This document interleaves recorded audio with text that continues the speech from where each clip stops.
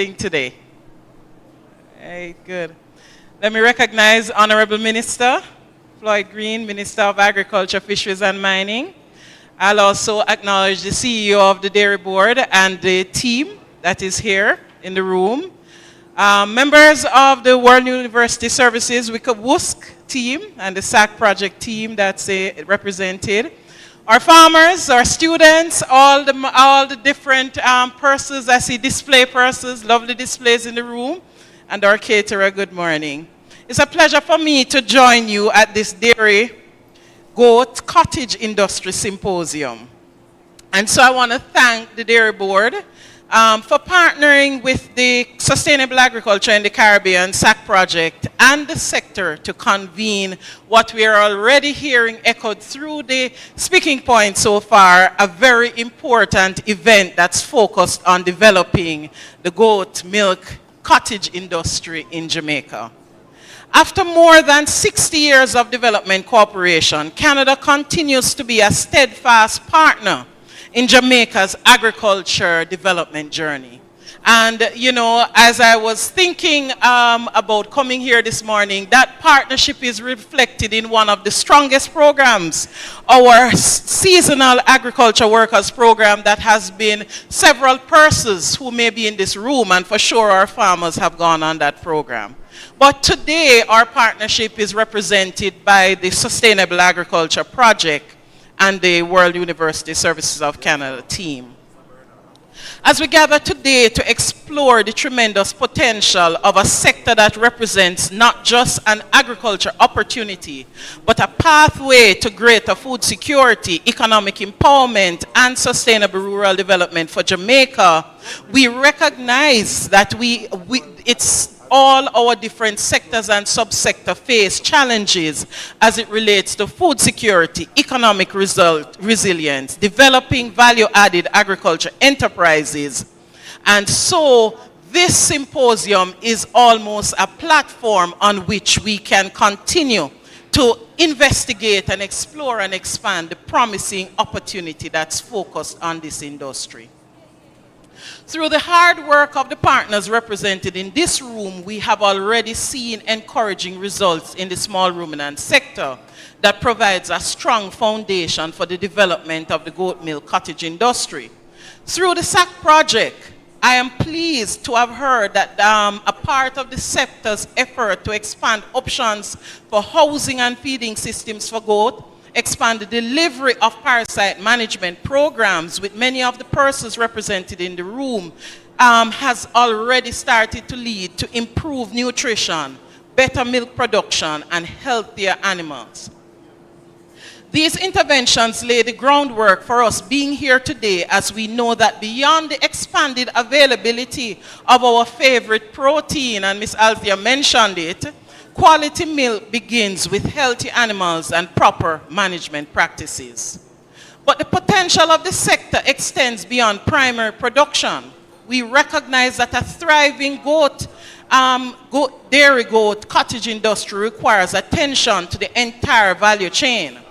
This includes processing capabilities, quality standards, product diversification, and market access, all topics that will be explored during today's symposium.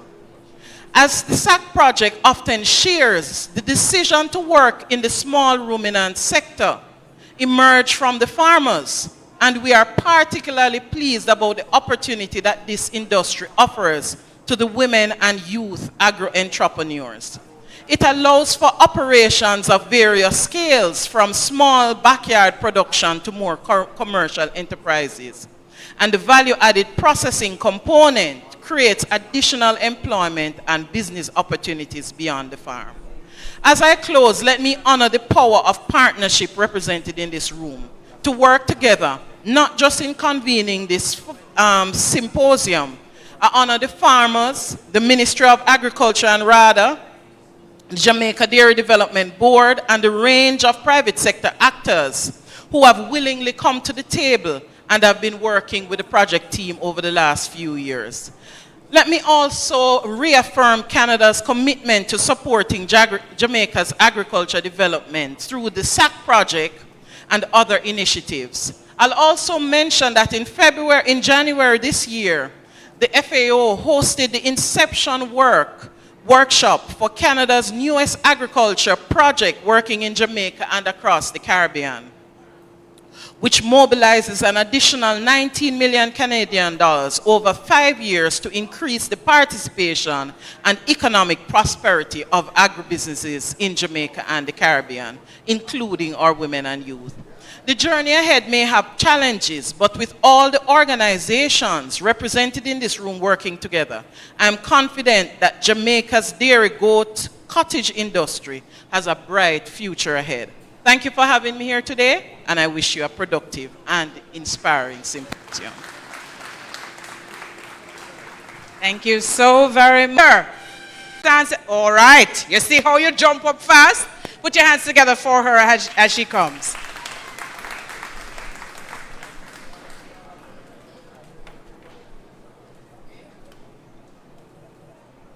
And we welcome the Minister of State and the Minister of Agriculture, Fisheries and Mining, the Honorable Franklin Witter. Put your hands together for the young lady as she makes her way to the stage. She's going to get her own microphone. Listen how easy this is. Come on, come closer to me. What does SAC mean? Good morning, everyone. SAC means Sustainable Agriculture in the Caribbean. Ah, absolutely fantastic. Here you go. So she's paying attention. And by the way, the sign is over there. So I was looking at it, but she wasn't looking at it. It means that she was paying attention. Put your hands together for her once again. Come and tell me your name. Jadiani Finity. And what year are you at Nakalva? Year 2. Year 2. Put your hands together. They're the future of this country. So we're going to be asking a series of questions, and some of you will be able to win one of these bags that I have. It's absolutely fantastic.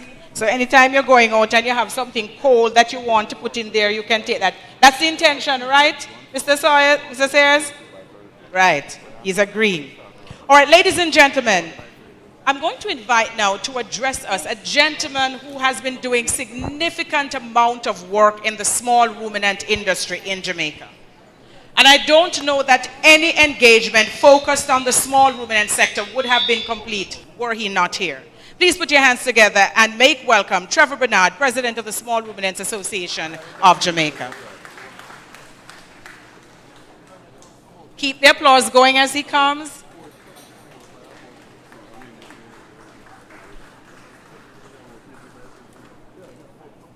Morning, morning, everyone.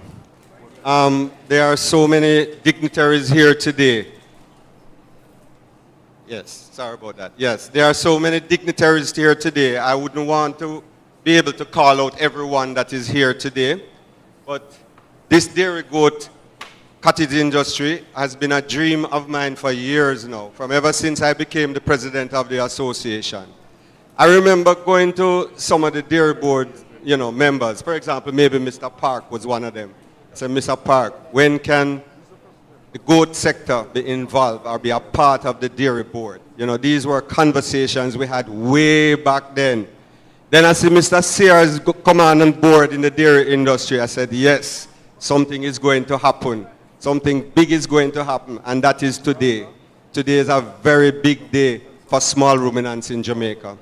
Because, this whole dairy goat thing has so much value and can impact, especially women in agriculture, which is the sector that I am very passionate about. Women in agriculture, women who are at home, or women who can just milk some goats. You don't have to have a lot of goats, 10, 20, 30 milking animals, and you can be here producing. If you look around the back, some of the people you see doing this milk stuff here are small farmers. It's not huge farmers doing it. And they are now realizing that you can, make profit out of doing the value-added side of dairy. And, it makes me feel very proud, excited. There's a lot of emotions involved to see all of this happening here in Jamaica. I don't think anybody understands how excited I am about this. I also want to say that this industry is a difficult industry. It requires you learning a lot. It is important to come to seminars, training. All of this is very important because it's very complicated. There's a lot to learn. That's why it's complicated. Because, you know, sanitation and all the different things that you have to know and you have to pay attention to be successful in this industry. And you know what even greater? The productive sector in small ruminants is growing, and it is just getting better and better. And all of us are interested in the productive sector. We want to produce more food and feed our nation. This is what we want, production, production. And I know the Minister of Agriculture, Devon Sears, and all of us, we talk all the while about production, production, production. And that's what we're going to do for Jamaica. Thanks, everyone.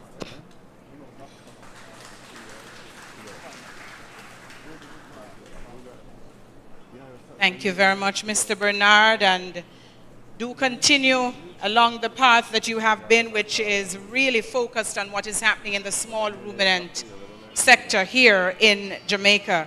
Let me just pause to welcome the chairman of the Jamaica Dairy Development Board, Dr. Derek Deslandis. He has now joined us. He's also the president of the College of Agriculture, Science and Education. Case, please make him welcome.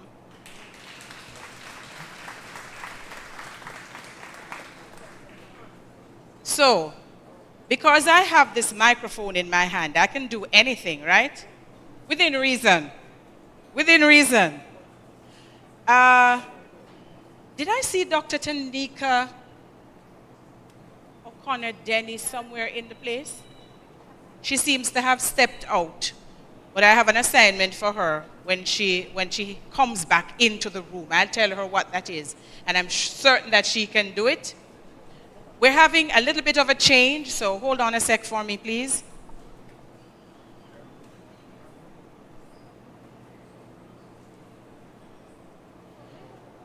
All right, and so, ladies and gentlemen, as I said, for this symposium, we're going to be learning quite a bit.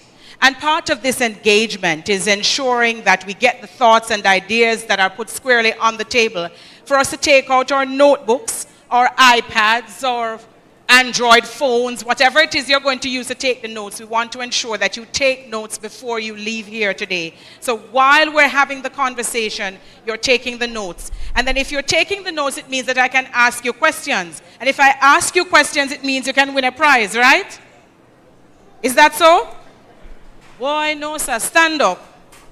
Let us see if we can do this old school way. Please stand. Because this is a little bit difficult. Minister Witter, you're fine, sir. You don't have to stand.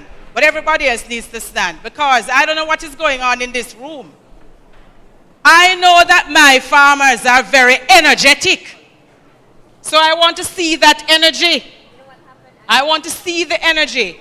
So I'm a teacher first before I'm anything else. I come from a line of teachers.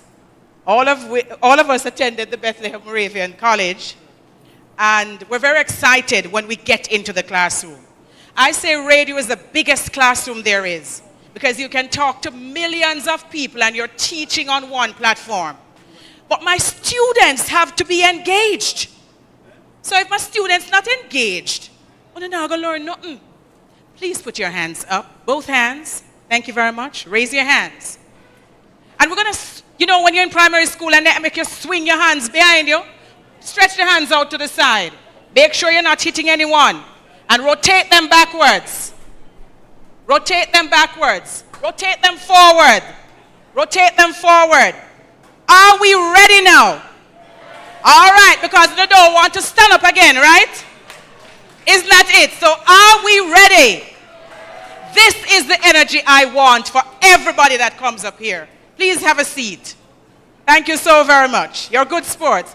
And so, ladies and gentlemen, we invite to address us the Minister of State in the Ministry of Agriculture, Fisheries and Mining, the Honorable Franklin Witter. Put your hands together for him as he comes. Yes, so Minister is going to come up, and then I will do a little giveaway while I buy a little bit more time, right?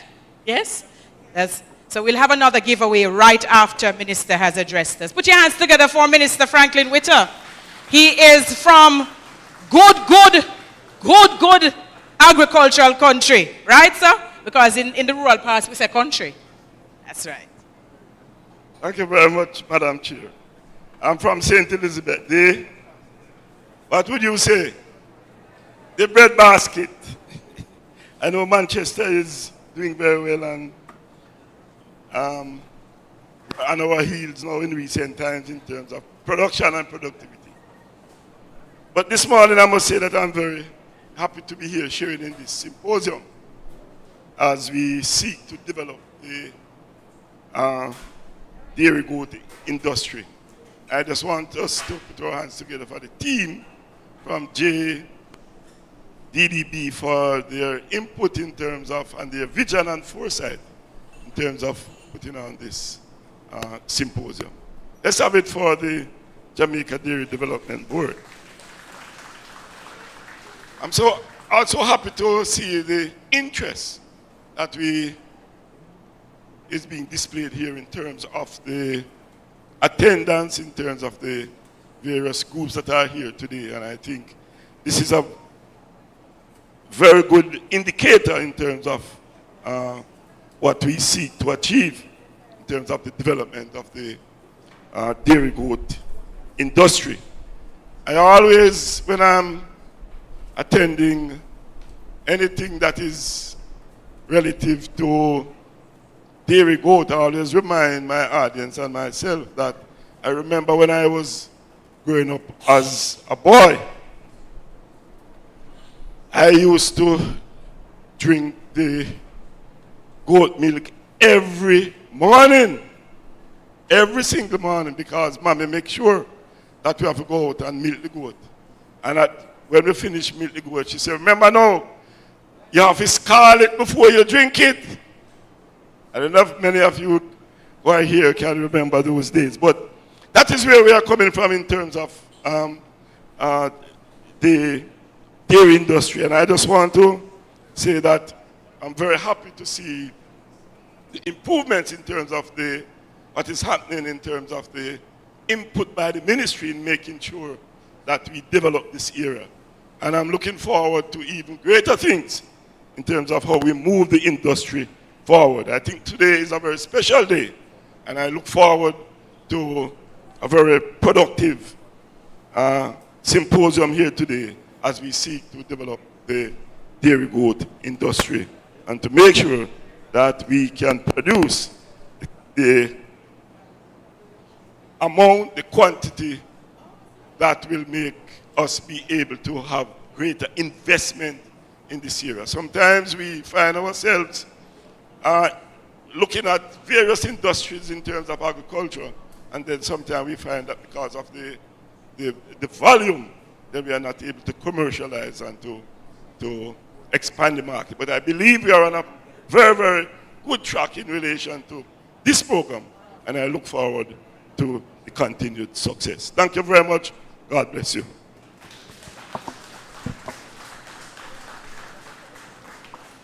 Thank you so very much, Minister Witter. Are you going back to your old ways? Okay, so may I get a better round of applause? Thank you so very much. You see, you know, there are lots of things that we take for granted. We take for granted that when someone comes up here, if they've been asked to speak, it's because they are always speaking. That's not the case. So when they come, we have to encourage them, right? Right? All right, there you go. So, ladies and gentlemen, our keynote address is going to come from a gentleman who really needs no introduction, but because I want to share a little bit more about him, I'm going to introduce him anyway. The Honorable Floyd Green is an attorney at law. He's member of parliament, has served as Jamaica's youngest minister of agriculture. He's a son of which parish? St. Elizabeth. So he too is from the breadbasket parish. I don't know how you manage to end up with a ministry with both ministers from the same parish, but it's all good because St. Elizabeth produces a significant amount of the food that we consume in this country. And even as I'm saying that, I want you to remember to bear them keep them in your prayers because they still continue to struggle post-burial. Floyd Green is a champion to the food heroes. He was molded by Monroe College, and further, his skills were harnessed by the University of the West Indies. He He read for a degree in history and a minor in political science at the UWI Mona, Jamaica, and then was awarded his Bachelor of Law degree with honors in 2006 from Cave Hill, Barbados, and his legal education certificate from the Norman Manley Law School, beginning his career as an attorney at law. And I'm not going to tell you everything about him because I know that he's anxious to come and address you. But suffice it to say, he is responsible for crafting Jamaica's new face of food strategy, which focuses on strengthening food security, developing agribusiness, introducing climate-smart technologies, and expanding exports. And he's currently serving as the Minister of Agriculture, Fisheries, and Mining. Ladies and gentlemen, please put your hands together and welcome Floyd Green. He is the Minister of Agriculture, Fisheries, and Mining. And before he comes, he didn't tell me to say this, but I'm going to tell you anyway. You can listen to him on Farm Talk on Power 106 FM every second and fourth Friday. And these days, Minister, we have you on Saturdays too. Put your hands together for Minister Green. Thank you very much. Can we have a round of applause for Althea Mackenzie, our host and a massive supporter of farmers. She doesn't pay me, but I have to plug Farm Talk. If you don't listen, please listen to Farm Talk. A lot of these discussions that we're having here today, some of them would have already taken place on Farm Talk. And it's a very wonderful resource. And as you heard, I'm on the second and fourth Friday, but they now have a Saturday program. So big things are going on, right? Because they're expanding. So good to see you out there. State Minister Franklin Witter, and the man who is always there working extremely hard, not just for the farmers, but for the people of Southeast St. Elizabeth. Mr. Neil Peart, I see you were promoted, representing the permanent secretary, like that. Chairman of the Jamaica Dairy Development Board, Dr. Des Landes, of course our Chief Executive Officer, Mr. Devon Sayers, and all the members of the Dairy Development Board. Could we give the Dairy Development Board a big round of applause? They are why we are here today, and it is looking extremely good. Our Deputy Director of the World University Service of Canada, Mr. Munish Persad, I saw the JAS is here as well. Mr. Bernard is here, the President of the Small Ruminants Association, Senior Superintendent Oral Pasco. And once we have a small ruminant function, we have to have Sir Pasco here. And I'm going to ask you to clap Sir Pasco because he was recently promoted to the rank of Senior Superintendent of Police. And I can take some boast. He was promoted because of his work with Pradia Lastly. So it means he is doing a good job in that regard. Other special invited guests, members of the media, ladies and gentlemen. And this morning, I'm really going to try to stick to my script because I won't be able to stay with you for all of the symposium. I do have, as you would have heard Althea mention, we are still in our recovery phase in Southwest St. Elizabeth from Beryl. And I do have the Minister of Labour down there today working with us and some people who would have gotten damage from Beryl. But today is a great day for Jamaica's agriculture future. A day where we not only speak about dairy production, but we take bold steps towards transforming it.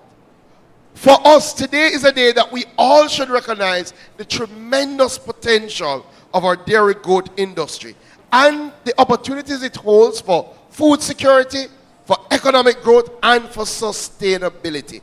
Anytime Minister Witter and I speak at an event like this, people say, boy, it looked like we're going to really grow up in the same house. Because we have one of the stories that's very similar. It's a story about goat milk. Any of you grew up drinking goat milk? If you grew up drinking goat milk, put up your hand. All right, all right. I just have identified all the healthy body people in the house. My grandfather, once I visited him, was adamant that I could not live without drinking goat milk. He believed it was the cure for everything in the world. And literally, he would go, he would do the milking, he would put it in a pan, he would carry it in the kitchen, he would scald it, and then he would serve it. And I'm going to be honest, I wasn't a fan. Right? But I still feel like I'm looking young and fresh. So I will say it is because of the goat milk. The good news is that the goat milk that we have today, the brands that you see around, don't believe me, just taste them. They are wonderful. And I want you to clap for the forerunners in our dairy goat milk industry. Give them a big round of applause. For us, this Dairy Goat Cottage Industry Symposium is a symbol of progress. It represents our shared commitment to expanding Jamaica's dairy industry and this ministry's relentless drive to foster innovation and economic opportunities for our farmers. The dairy goat sector has grown tremendously, and it is not by accident. In fact, it is as a direct result of the targeted support from our ministry and from the Dairy Development Board, along with the grit and hard work of our farmers. In fact, as it is now, we currently have 18 dairy goat farmers working with the Jamaica Dairy Development Board and 4 major cottage processors. Let's put it into context. These 18 farmers who are slowly focused on producing beef and cow's milk for the traditional sector have come on board and have decided to give dairy goat a chance. And because of that, we're seeing rapid expansion of the sector. I heard the CEO of the Dairy Development Board give some figures, but his figures were for the year before, not last year. So let me tell you, the year before, what year is that? In 2022, we produced about 3,000 liters of dairy goat milk. In 2023, we produced 6,000 liters of dairy goat milk. Last year, we produced close to 12,000 liters of dairy goat milk. This is a remarkable achievement, and again speaks to the potential of this industry and the opportunities available for those who choose to invest in dairy goat farming. And I'm so happy to see so many students here from CASE, because we are really hoping that you will take up the challenge and go into the dairy goat industry. You know, what we are seeing, and if you don't recognize, there is tremendous money to be made from the dairy goat sector. Goat milk is a high value product, and its increasing production can significantly enhance the profitability of the dairy sector. In fact, I don't know, does anybody have an idea of what 1 liter of goat milk costs vis-a-vis 1 liter of cow's milk? Or when you go to the supermarket, what is the average cost of 1 parcel of goat milk vis-a-vis the average cost of 1 parcel of cow's milk? Or a tin of condensed goat milk. Do you know we have condensed goat milk? Well, let me put some things into context. A liter of goat milk is about $400, as opposed to a liter of cow's milk, which is $154. In the supermarket, on the retail side, cow's milk sells for about $500. Goat milk sells for $1,800. Condensed milk, on the retail side, cow's condensed milk, $500. Condensed goat milk, $2,000. Tremendous opportunity. And clearly we're not saying move away from cow's milk, but we're saying increase investment in production, processing, and training. We can tap into the high value goat milk market, generating income for our farmers and expanding market access. Additionally, transitioning the dairy sector into a value-added product-focused industry is essential for long-term sustainability. The production of cheese, yogurt, condensed milk, and other dairy derivatives offers tremendous potential for market expansion and growth. This, of course, aligns with our focus at the ministry around agribusiness development. And remember, that is one of our strategic priorities. And as such, we have been putting resources in our REAP program with the 4-H and in our RADA incubators to help our farmers make the transition. So we don't want you to just focus on goat milk. We want you to look at goat cheese. Again, everything I've said about the profitability of goat milk, multiply it by at least 5 when you're talking about goat cheese. And if you haven't tried goat milk yogurt, please try it before you leave here. And I haven't even spoken about the goat milk soap, which they say is among the best in the world in terms of ensuring that you stay young and fresh. Right, Gigi? 100%. So for us at the ministry, we will continue to support our farmers. In fact, through our equipment lease program, several farmers and processors have already benefited from essential resources. So if you have missed it, part of what we now do, we have an equipment lease program through the Dairy Development Board where farmers, processors can come to us and they can lease cooling tanks, they can lease pasteurizers, because we understand that you need modern equipment if you're going to compete with the world. And I want to commend the team from Parts that are here. They would have partnered with us in terms of providing the cooling tanks and some of the equipment that we are now leasing to our farmers. We will continue to provide additional support. We will continue to expand the equipment that we have on the lease. We also want to work with our goat farmers to ensure that they're doing appropriate fodder and pasture development.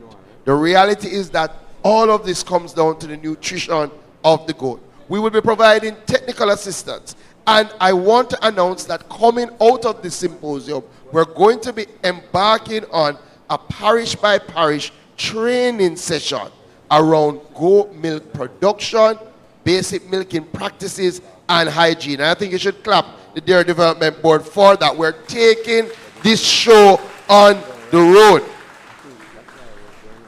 because ultimately we want to see more people get involved in the area. I'll just speak about a few more things that we're doing. Clearly, we're looking at our legislative framework and we're expanding the remit of the Dairy Development Board. And we've started some work about transitioning the Dairy Development Board into a livestock board that looks not just at dairy, in terms of not just at cows and cattle, but our full small ruminant program. We're also making changes in relation to the Dairy Board Act, which will be amended to include all milk products, including goat's milk, which is a critical amendment to ensure that dairy goat farmers receive the same level of support and assistance as cow dairy farmers. So, goat milk farmers, we're amending our Dairy Board Act so you can get the same level of support that we provide to our cow farmers.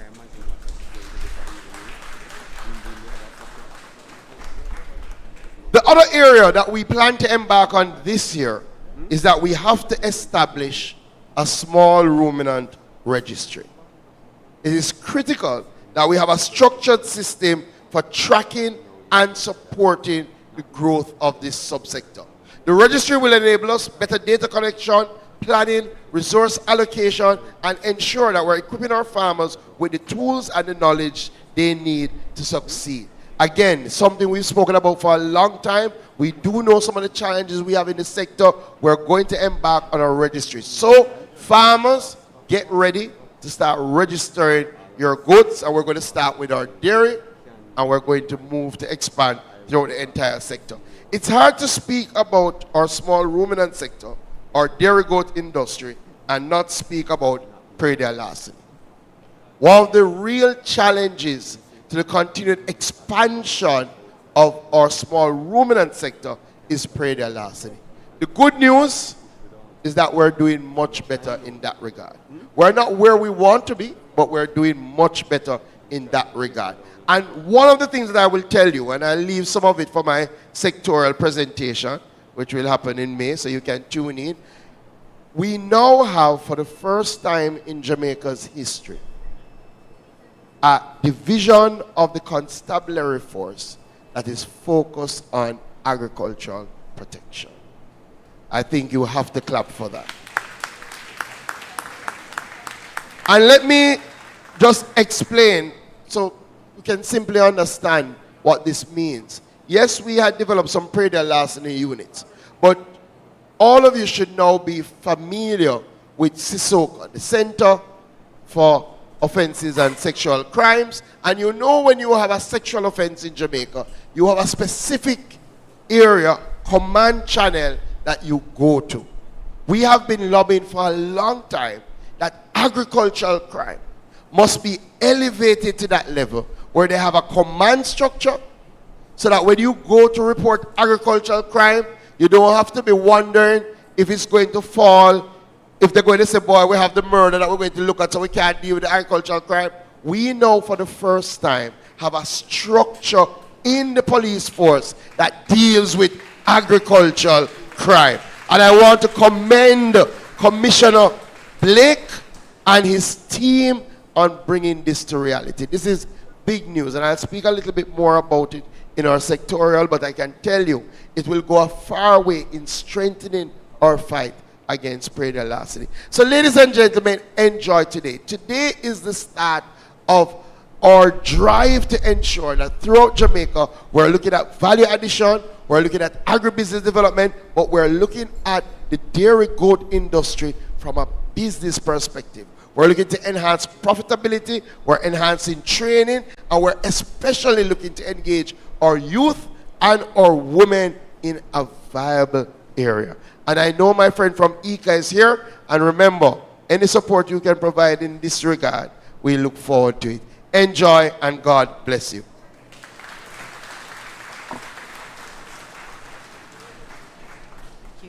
Thank you so very much, Minister Green. I'm certain you can do better than that in terms of the applause.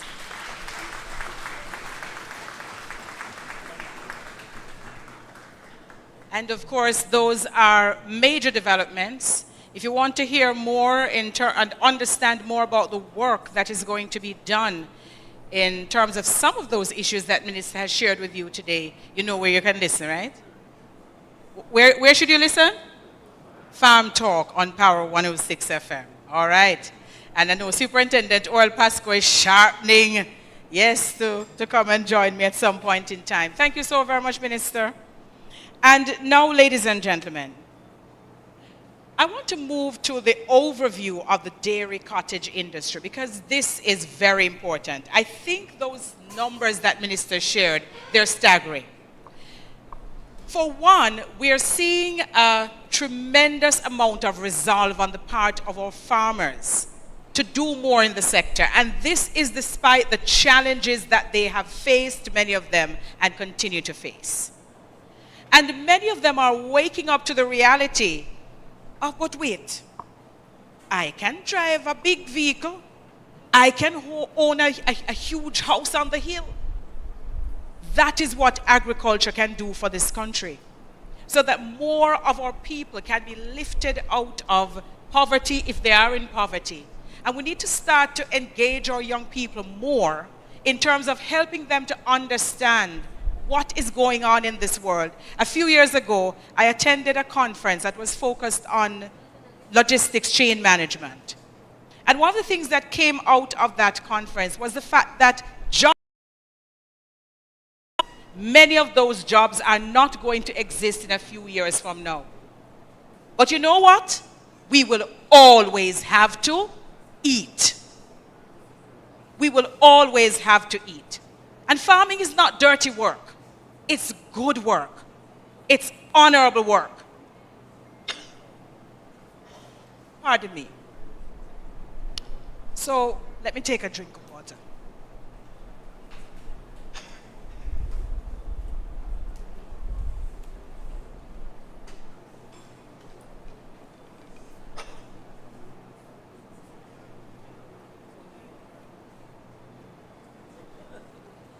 My apologies, and I'm going to lose the voice in just a bit. So what I'm going to do is I'm going to invite, don't worry, it will come back with a little warm water. That is what happens when you're passionate about what you're doing. You speak till all your voice gone. Right. But I love what I do. because of the farmers that are working so hard. And so, ladies and gentlemen, I know that this next lady who is coming to provide this overview has been working in the trenches as well, has been focusing her energies on doing the best that she can for those individuals who are in goat dairy. This, I understand, is her baby. And so she's the best person to come up here and do this overview. Ladies and gentlemen, please put your hands together for Marsha Martin Mackey.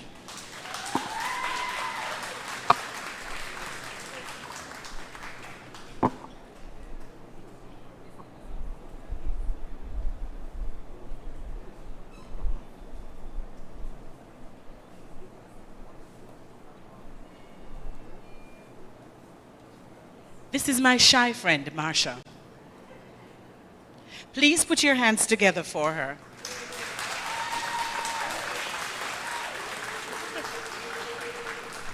And sometimes the shyest people among us are the ones who are working hard in the background. So put your hands together for her, welcome her, so she doesn't have to feel shy because she's going to be talking about something that she's passionate about. See the voices back?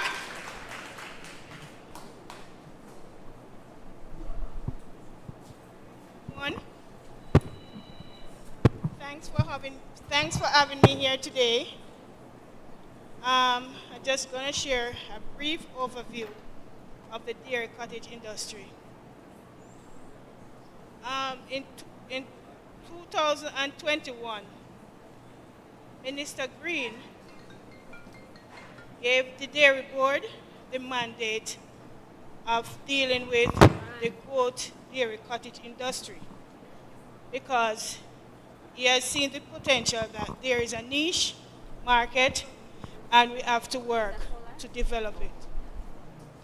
It takes 3 years from 2021 to start doing our research, background check. We have taken products to the various agriculture shows in terms of goat milk, goat byproduct, and other dairy cows, cottage products. The overwhelming support that we have gotten over the years has brought us to this symposium. The many calls, emails, text messages to our WhatsApp, to our Instagram, and our Facebook pages, and how can we develop this product and have it being spread throughout the 14 parishes. Some of the persons, when asked, where can we get these products? We told them, some supermarket in Kingston, which at this symposium we are trying to bring about awareness so that we can get more persons involved in the whole processing of the dairy product. If you have noticed, globally, the dairy goat cottage industry is widespread among most countries, India, Pakistan, Europe, USA, Mexico, you name it, New Zealand. And in Jamaica, is just 1% of persons doing goat milk. So when you look at it, most of our goat farmers are rearing goat for just meat production and not milk production. So goat milk on a whole brings about a lot of benefit because it brings about income to the farmers. The goat kid that you got, you can sell it and benefit from that in terms of meat production, as well as the feces for fertilizer. So there are so many benefits. And by working across most of the parishes in Westmoreland, Clarendon, St. Anne, we have noticed that this niche market is working well with rural women. because the benefit that they have gotten over the years, we have seen that this dairy cottage industry is to bring back the livelihood of their rural communities by reducing rural to urban migration and having women remain in the household and to support the family on a whole. So it's a way of alleviating rural poverty. And we have seen it, it has worked, because some of the farmers, when asked, they said the money would use to go toward helping their children to go to school, buying medication, buying back feed. So there is opportunity within this sector. But as we go further, the overall objective of the symposium is to garner critical information to commence the standardization and formalize the dairy cottage industry. The other one is to provide a roadmap as to how we will regularize value-added products and to provide critical information to key stakeholders, that is the producers and the processors. And in order to achieve these objectives, even though we are the one who are promoting it, but there are others who are the key persons who are responsible in helping to standardize and getting the product up to date. So we have the Scientific Research Council. They will speak on product development, shelf life, and labeling. So persons who are going into the goat milk production, they can better explain what are some of the things and challenges that you have to do. You have Ministry of Agriculture who would look at policy incentive for small cottage farmers. So there are small cottage farmers who wanted to buy equipment and so forth, and how to bring in equipment. This is the agency, along with Ministry of MICAF, Trade, they are the one who would be responsible for that area. Also, you have the Ministry of Health, who would look at laws, regulations surrounding food establishment for small dairy cottage industry processors. And you have Dr. Tanika Denny, who will tell you the link between goat milk and milk quality. Because as you know, goat milk, it is very sensitive. Because what you put in is what you get out. And there are certain sensitive grasses that they should not be eaten, because if they have eaten that, it will come out in the milk. So you will have a wider view of what to give them and what not to give them. And to the wider public, we have the other personnel who are displaying their booth, who will be able to go around and taste, look at the type of product that they produce, and work along with them. You have the RADA, you have Bodles, you have Small Ruminants, you have 4-H, you have Monique, so you have all the different type of agencies are here. So everyone can really start a product development. So it is not something hard, but at the same time, there are rules and regulations surrounding it, and these regulatory bodies will be able to give you an overview. So at the end of the symposium, participants should be able to have a clear understanding of all the deliverables that these agencies will deliver to you all. And we should be able to have new investors while providing network among the entire key participants and to maintain sustainability within the industry. So as a part of the Dairy Board mandate, we are here to ensure that we have fresh milk constantly. We are here to regulate the trade in the dairy industry, and we are creating an enabling environment to aid sector investment, among others. So that is why you all are here today. So we are here to create sector development and create sustainability and to have more product within the market. Rather than just having it from Kingston, we want to have it in the 14 parishes. We have a lady from St. Mary in this room here. Every agriculture show we have been for the past 4 years. She is Mrs. MacLeod from St. Mary. Could you stand, please? Right. So at every event we have, she go and she tastes from 4-H to grazing, everywhere. And when she go, she not only come by herself, she take a crowd with her. And she's one of them who would like to really go into that industry as well because they like the taste of what the product is like. So I really appreciate everyone here coming in. And I know at the end of this symposium, you will all see that you didn't came here in vain.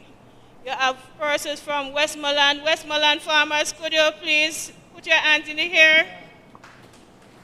So we have farmers from Westmoreland, goat farmers, Clarendon, hands in the air, St. Anne. So all of these persons, they are making tremendous contribution.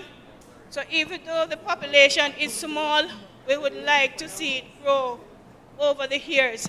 Because as you have heard the minister said, in 2023, the data was like 6,000 litre, then it went up to 12,000 litre. And the reason why we have that reduction in the 12,000 litre is it was because of burial. Because the animals were producing very well. But I can see that because of the hurricane, it created something that reduced the production tremendously after they were going good and the production has dropped. So if it wasn't because of that, I know that would have gotten a better figure. But hopefully this year, we will get much better figure in terms of the amount. So thank you all as I hand you over back to the producer. Ladies and gentlemen, put your hands together for Miss Mackey. And let me tell you something. We were both in here early this morning and we're having conversation. So she told me about studying in New Zealand and taking that back to Jamaica with her. There are many people who they will study overseas and they stay there. But she has come back home to make a difference. And as shy as she is, she stood up here and addressed you today. Put your hands together for her. So notice how we both have on jackets, because when we came in here this morning, I think it was chilly when we came in here this morning. It's not chilly anymore. And a lot of that has to do with climate change, because I am from Manchester, and I know that growing up as a child, it was never this hot. It's crazy hot. And so I know that when our farmers are going out in the field, and when they're going on the farm, they are facing more difficult conditions. And so we really have to salute them. We really have to salute our farmers and the work that is being done. So put your hands together for Ms. Mackey and for our farmers.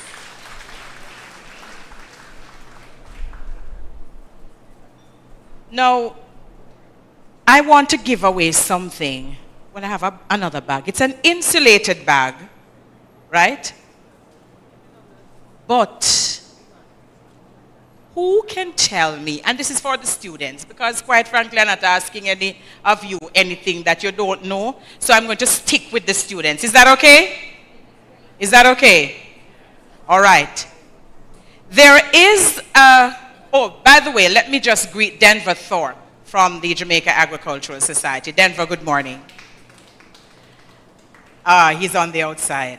Good to have you with us. There's a lady sitting in the audience who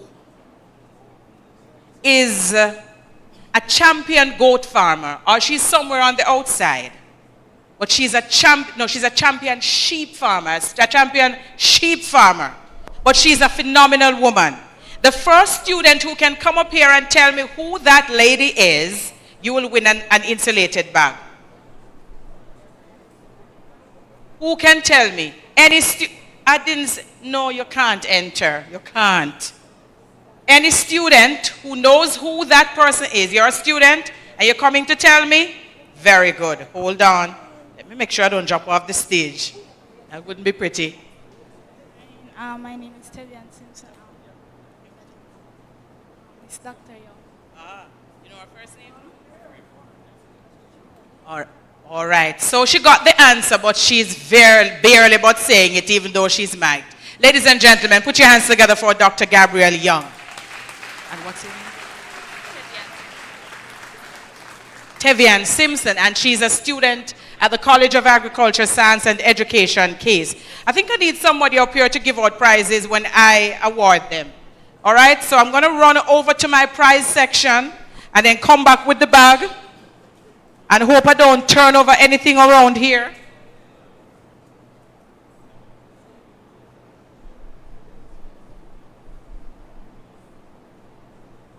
All right, so this is an insulated bag, so whatever you're taking back to case with you, you just drop it in that bag. Congratulations to you. By the way, it means that our young people who are in the sector are paying attention. So we really congratulate them on the work that they're doing. And Courtney Garrick, who carried the hot cup of tea for me, I might need some more. All right, thank you, Courtney.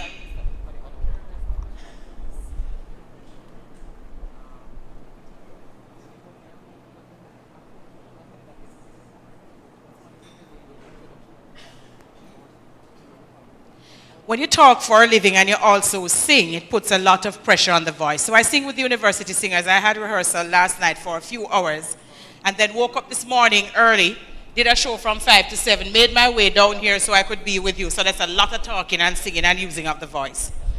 But I'm very happy to be here. And ladies and gentlemen, we're going to move into a session now that is focused on laws and, well, I'm moving ahead of myself. We're going to move to the dairy product development and shelf life, which is really very important because we want our people, once they get into the sector, to understand how it is that you extend the shelf life of this product that you love so much. And it is very important. I mean, I've tasted goat's milk, I've had goat's cheese, so I know it is good. But there are many people in this country who have never had that experience. And so for more of our people to have that experience, we're going to have to ensure that they understand how it is that you're able to preserve the products so that more of us can actually enjoy it once it is that the products are made. There's something else that I was told this morning, which made me very proud. So I'm Moravian. That's the church with which I'm affiliated. And Miss Mackey told me this morning that there is a group from Maidstone in Manchester, a group of Moravians that were the first people to do goat's cheese in this country. Isn't that amazing? And by the way, the Moravians were the first missionaries in the country as well. So I learned a little bit of history this morning. All right, I think my guys, they have set up so we can move into the sessions that are ahead. And we are now going to invite Dr. Grayson Jr. from the Scientific Research Council to come and share with us what we need to learn about dairy product development and shelf life. Put your hands together as she comes.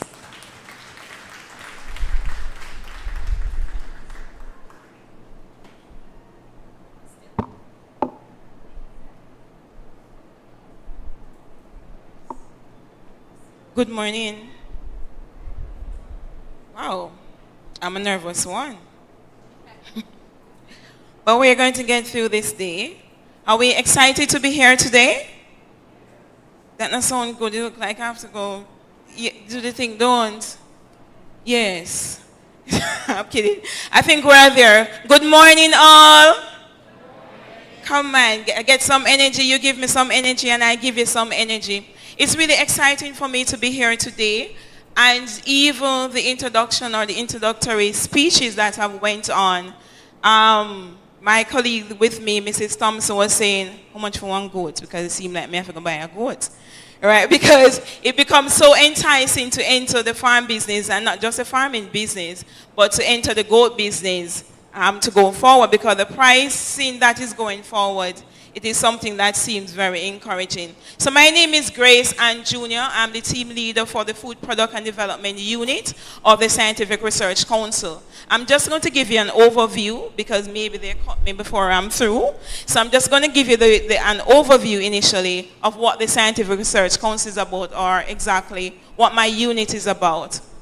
So we focus mainly on product development, product standardization, and what that entails basically is us taking your raw product, your primary product, and putting it into one value-added product. We have been hearing about value-added products. So the cheese that you have on the market, the lotions that you can have on the market, the soaps that you can have on the market, that is the Scientific Research Council. So we have the brains, we have the power, we have some of the equipment. I heard Mr. Green mentioning about the rental of some facilities and equipment that we can have basically that can work alongside with the equipment that SRC and the technology that SRC would have for you to have a product that is comparable to what is out there on the commercial scale. So at times there are persons that you can come into us with your idea. We will move that idea. Say you just want a soap, so we can tweak out that idea. What kind of soap is it? Is it a sensitive soap? Is it for the skin? Is it a general purpose soap? Even in the food product, what type of food product are you thinking about? So we do things like that so we can have an idea as to what the product or the value-added product that you actually need. And from there, we will speak about the different feasibility of the product. Is it economically feasible? And again, it's something that has been touched on recently, in that we are getting an amount of goat milk. Each year we are increasing by 100%. We started from 3, 6, 12. I'm hoping by the end of this year we'll have 24. We reach 24. So when you have all that raw material, because one of my concerns, and usually one of the concerns in the commercial market, is to secure your raw material resources. And it makes no sense for you to enter a value-added chain and you cannot secure your raw material resources. So it is something that is really paramount for us to ensure that we can get that goat milk to do the value-added product. Yes, at times we may have 2 goats or 3 goats producing quite an amount of milk, and we believe that we can enter. It is that we have to pool at times different farmers and to reinvest actually to get the amount of product that you need to enter into the commercial space. So I'm just going to run through my presentation, as I said before, so that we can get some ideas, some do's and don'ts in going into the product development avenue. So firstly, I can't see your screen, I see mine.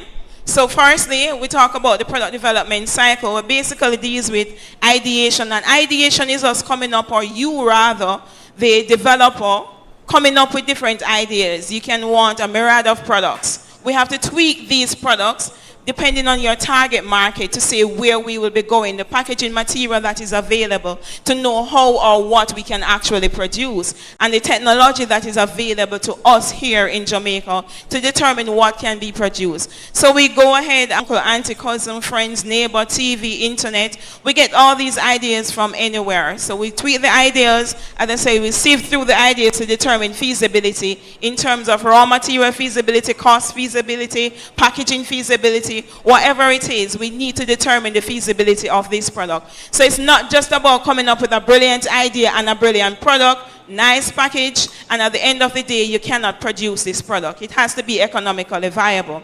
So we sift through these ideas, and then you may come up with a prototype. We call it a prototype. It is not a product until it is on the supermarket shelf. Right through the work of it, we call it a prototype.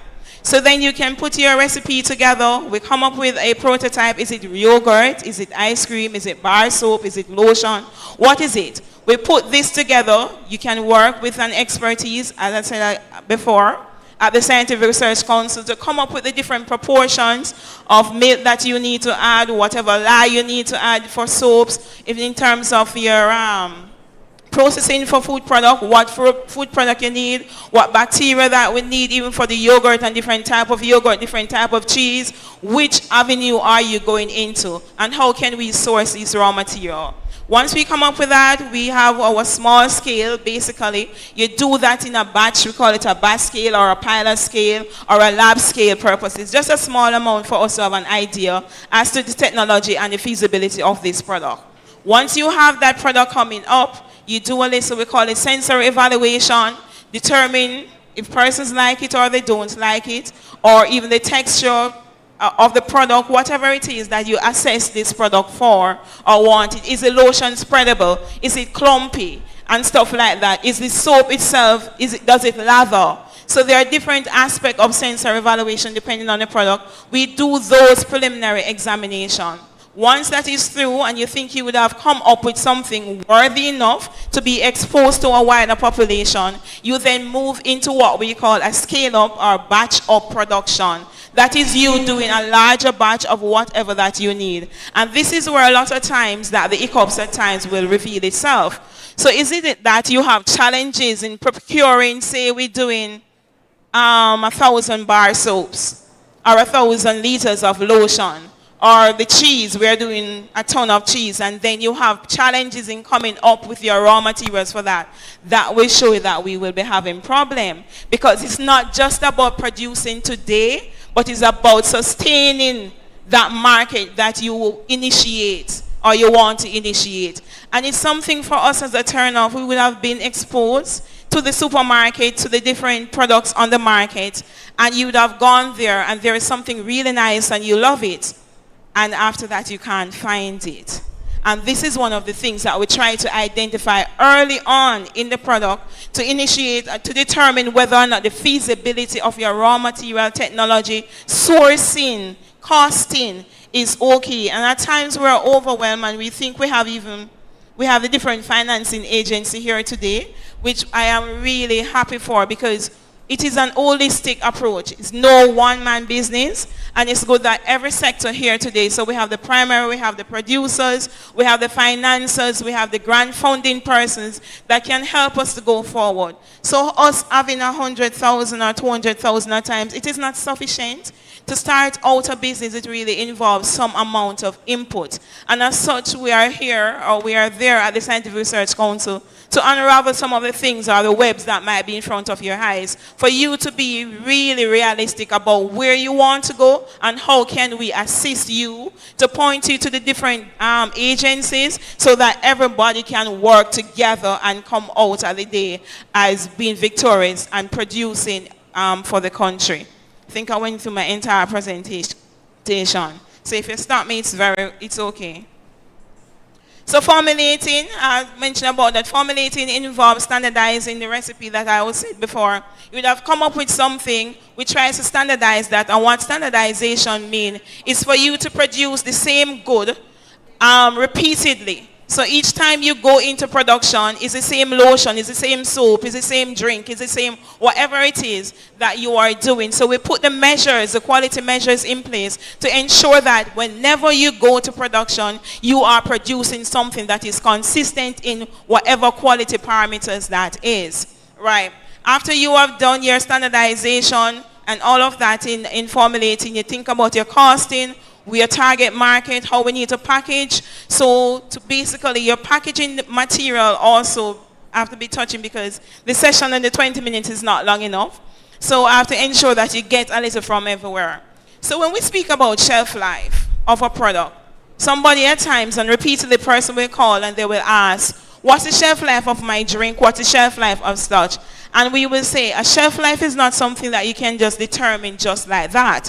There are a number of factors that determine the shelf life of your product at the end of the day. The processing that you use. So is it that you just, we spoke about, and earlier it would have been mentioned about scalding the milk, the goat milk, you scald off this goat milk, and then you do that. And person might be wondering, why I don't just have it? No, you can't. Right? Because there are some little things that we can't see. So grandma, grandpa will say to scald it off. Right? If it is that you have that goat milk, cow milk, whatever milk that it is, just exposed there, you'll realize over time that there are certain odors and there are certain things that might be growing. Right? So we need to scald it off, and basically when we scald it, we extend the shelf life and the product become more wholesome for human consumption.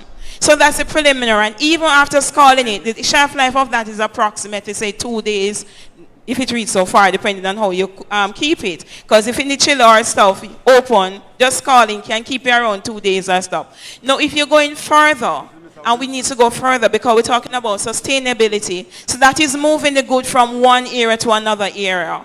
And for us to move from area to area, we need to package, we need to process. So it depends now, how are you going to process this? What's the target market? Do I intend just to move from Westmoreland to Kingston? Do I intend to export this good? And as such, it depends on your target market that you determine what packaging material that you will determine to use. If it is, because if you're exporting, you have to factor in lay time, the time that you will send in transportation, all of that you have to factor in. So you have to get something durable. So you have to go through, I think I'll have the type of packaging, but maybe I don't get there. So you have to ensure that we see a lot of times the cardboard box type, Tetra Pak. Are we aware of those? And it's not just pretty. It's something that is essential because milk is lovely not just to us but to bacteria, yeast and mold. So we all love it, right? Living creatures love milk. It is very nutritious to all. So we have to pack it like that. So you have a plastic lining. Basically the plastic lining prevents the moisture, the exchange between the different atmosphere. You have aluminum lining that prevent the oxygen from moving through the different atmosphere. The cardboard lining in it, give it that sturdiness so it can stand up, stay on the shelf, and be there. So everything there, you might not see that all of these layers are there. It's there within the plastic, but it is actually there. And it's there for the extension of the shelf life of the product. So when you'd have gone through this processing, you would have gone through most of the time for dairy products, the eating methods, basic stovetop pasteurization. The shelf life is not as much. Maybe you get 2 weeks, depending on your packaging of it. Packaging a bottle, a PET bottle that is. Keeping it chiller, maybe you can have it for 2 weeks. Maybe for a yogurt, maybe you have a month or thereabouts on it. When you go to the Tetra Paks, these can give you a longer life and they can stay on the shelf just as is. And it's because of the process, what we call is ultra high temperature. Right, ultra high temperature. So you expose the product to high temperature for a short period of time, usually a second. Right, so you have different type of pasteurization that you can use. The ultra is usually the recommended because you expose it for a very short, so you maintain the integrity of the milk as best as possible. And then you have the shelf life. Processing, I think I went through that and stuff like that. Let me get to my other slide. Did the slide change? All right, so I'm going to speak a little bit about microbes. Right, so we have 3 different categories of spoilage or food spoilage or microbial spoilage. Physical, chemical, microbial. Physical, as its word suggests, is something physical inside the product that will render it to be spoiled or unsafe for human consumption. Chemical is things happening in the product. It can be even from the line or within the product, certain things forming chemicals within the product, making it unsafe. And microbial is the little things that we cannot see that will render the product unsafe for consumption. And why is it? There are certain parameters that are necessary for microbes to grow. Temperature is one, and they will tell you don't keep your food out. Those, I think all of us should be, our food handler's permit will let us know that there are certain things, so we should all be aware of these parameters. Moisture, nutrients, temperature, the pH or acidity of your product. These are hurdles, are measures that you can apply to your product to assist with the extension of the shelf life of the product. Milk on its own offer all of these. The pH of a milk is basically 6.4 to around 6.7, which is a loving, nice, loving pH for microbes, right? So that is one of the reasons why we have to kill them. The nutrient content is very loving. You have a vitamin A or minerals or potassium or so. It is very loving, right? And have all the niceties for it. So if we try to control and we know what your product is and what your product brings to the table, then we try to put different hurdles within the manufacturing processes that can actually help you. One of the limiting factors for dairy products, I would say, is the fact that it's a protein, It's mainly protein. And with that, you don't have much measures or much, we call them preservative, that will be applicable for high acid food, such as our other beverages that we can use to extend the shelf life. So for dairy products, it's mainly processing that deals with the extension of the shelf life. Packaging and processing. Once you do and adhere to your good manufacturing practices, your washing, your sanitizing, and all of that, that will help you with the extension of the shelf life of the product. I'm seeing sleepers in the audience. So general environment, you can get contamination from anywhere, from the general environment, just from your hand. If you didn't wash or wear your gloves properly, or after you use your gloves, you just use you handle other stuff and handling the other of the animal. They can get contamination from anywhere.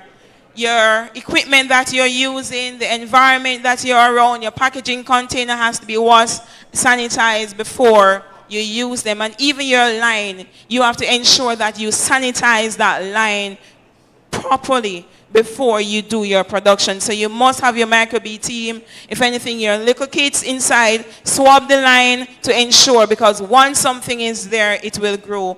Microbes take 20 minutes to grow, increasing double their size, double their amount, proliferate. So we have to be very careful about that. So at times when we even leave the factory overnight, we can understand what is happening inside there. So, person might think putting the stuff in the fridge will help it. Not necessarily. It will slow down the rate, slow down the growth, right? We call them cycro.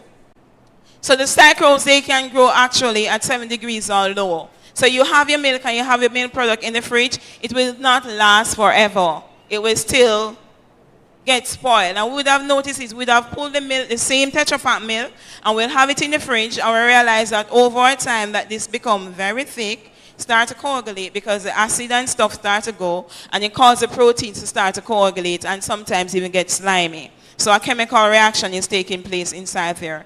Even pasteurization that kills and denatures our enzymes, we will still have some amount, because it is not sterile, we still have some amount that still contributes to the growth and hence reduce the shelf life of your product. So some of these that we can see is the off flavor. We will call this rancidity, this foul odor at times that we get of stuff. Anything that is high in fat, we get it our peanuts, our milk, anything like that. We get that foul odor from it. We have the coagulation of our milk, as mentioned before. It becomes very viscous. We see when we're pouring it out, become very viscous. So these are things. So in the industry, there are different things that we will add to our product to extend the shelf life of the product. And for it to be more, I'll say, more acceptable to our consumers, that we get it. And some of these additives, a lot of times person will say they don't want anything, they want it to be all natural and stuff, but it depends on where you're going. It depends on your market that you're targeting. It is possible to have with technology, as I said. So if the technology at times is limiting, if packaging material is limiting, it is that we have to basically consider what you have at hand and what market and what economic gain that you want from this product. If it is that you want to export at times, we have to use these additives. In the cheese industry, sometimes we use colorants. We know the nice cheese, desi cheese, that's not a natural color. It is a colorant that we use to have that appealing, and it is what a lot of us really know and associate cheese with, right? Which I won't even get into that aspect of it. But the color, I'll just speak to the color. It is an additive. All additives that is used within the food industry and any industry, any commercial industry, it is regulated, right? It is not something that they manufacture. If it is that you don't have somebody, a chemist or somebody aware of the industry, they might just put in more than the amount, saying that they're trying and they want this to be well good. And they may have heard about, we call it potassium sorbate, is a commonly known one. They may have heard about potassium sorbate, that is a preservative, and we decide that we're going to put some potassium sorbate in this milk because we want this to have a long shelf life. It does not go like that. There are certain environments that the preservative or the additive acts within. For example, we have different stabilizers, running ahead of myself as usual. You have different stabilizers that we can use. For example, in the yogurt industry, we can use for the body, the texture of the yogurt. At times, person may add pectin to it. They may add xanthan gum to it. And they may add gelatin to it, whatever it is that you want to add. And it is that the pectin, when you add the pectin or the gelatin, it needs heat to help you to go. So you have to determine what state do you add it, because you can't really add heat to the product. So you have to know your ingredients and what you want at the end of the day. Xanthan gum at the end of the day don't need any heat. So it's an easy one. Come, let I put you in anywhere in your process. So you have to know your raw material. And if it is that you want to do anything, you have to ensure that you would have done your background research so that you don't just do things willy-nilly and at the end of the day you're frustrated in not getting the end output that you actually would want. Okay, so food additive, so it should maintain your color, it should maintain the quality of the product, it should be characteristic, that means it should be food safe. And it shouldn't be something that you're using to hide any flaw in your process. That's the background. It's not a hide, it is not a cover. Right? It should be non-toxic, or flavor, of odor, and soluble in whatever medium that you're using it in. Alright, so these are just some of the additives that we use, basically. So we have our mono and diglyceride that we use a lot as emulsifiers. In our dairy industry, in our, for the lecithin also using as emulsifier. Emulsifier, we know, is just getting the fat and the water together so that we have a smooth thing and we don't have the separation between the different environments. We have other stabilizers, so that the carboxymethyl cellulose that we use at times. And one of the important compounds that we also use as a food additive is sodium citrate, which is a pH buffer that assists us basically to maintain that pH so we don't have fallout, because the milk industry, it is very, I call it a tricky. If you tip the balance too much outside the pH, we have things happening that we don't want. We have experiences in our food development lab scale trials and many a times. So when you have that buffer, it helps you to maintain the appropriate pH for the protein, so we don't have separation. By you finish and you think you're through, after a day and you observe the product, you realize you're having falling out. And that happens because basically we don't have a buffer in the system to help to maintain that pH balance within the product. Potassium sorbate, as I've mentioned before, it's here as an antioxidant at that time that is added to our products. But as I said, you have to have a specific pH level for it to be effective. Potassium sorbate is usually utilized within the 6.5 is pushing it a bit. It depends on the article that you make reference to. So at times, person will use it, but as I mentioned before, your pH of your milk is usually 6.4 to 6.7. So if I have a 6.7 goat milk and stuff, and I add this product inside of it, this additive, I am getting no effect. I'm just adding it, and it's just added cost, because the medium, it does not sustain the activity of this product that I'm having. So you have to have idea as to what this what you're using. Even though you might have an idea and you have read this, you have to read around whatever it is to ensure that whatever you add, an additional cost that you're incurring, that is actually having the effect that you want. I would have mentioned a different, spoke about pasteurization, different method of pasteurization. We can do it at low, we can do it at low or high, and basically we have the drying method even for our milk to basically extend the shelf life of our milk. I would have also mentioned beforehand the packaging material that is usually utilized for our dairy industry is this type of packaging where you have the cardboard, the plastic, and the aluminum foil to help with the extension of the shelf life of the product. I'm running through here because I'm being cut. You have the retard packaging also that you can use. Again, you render the product sterile in a retard setting.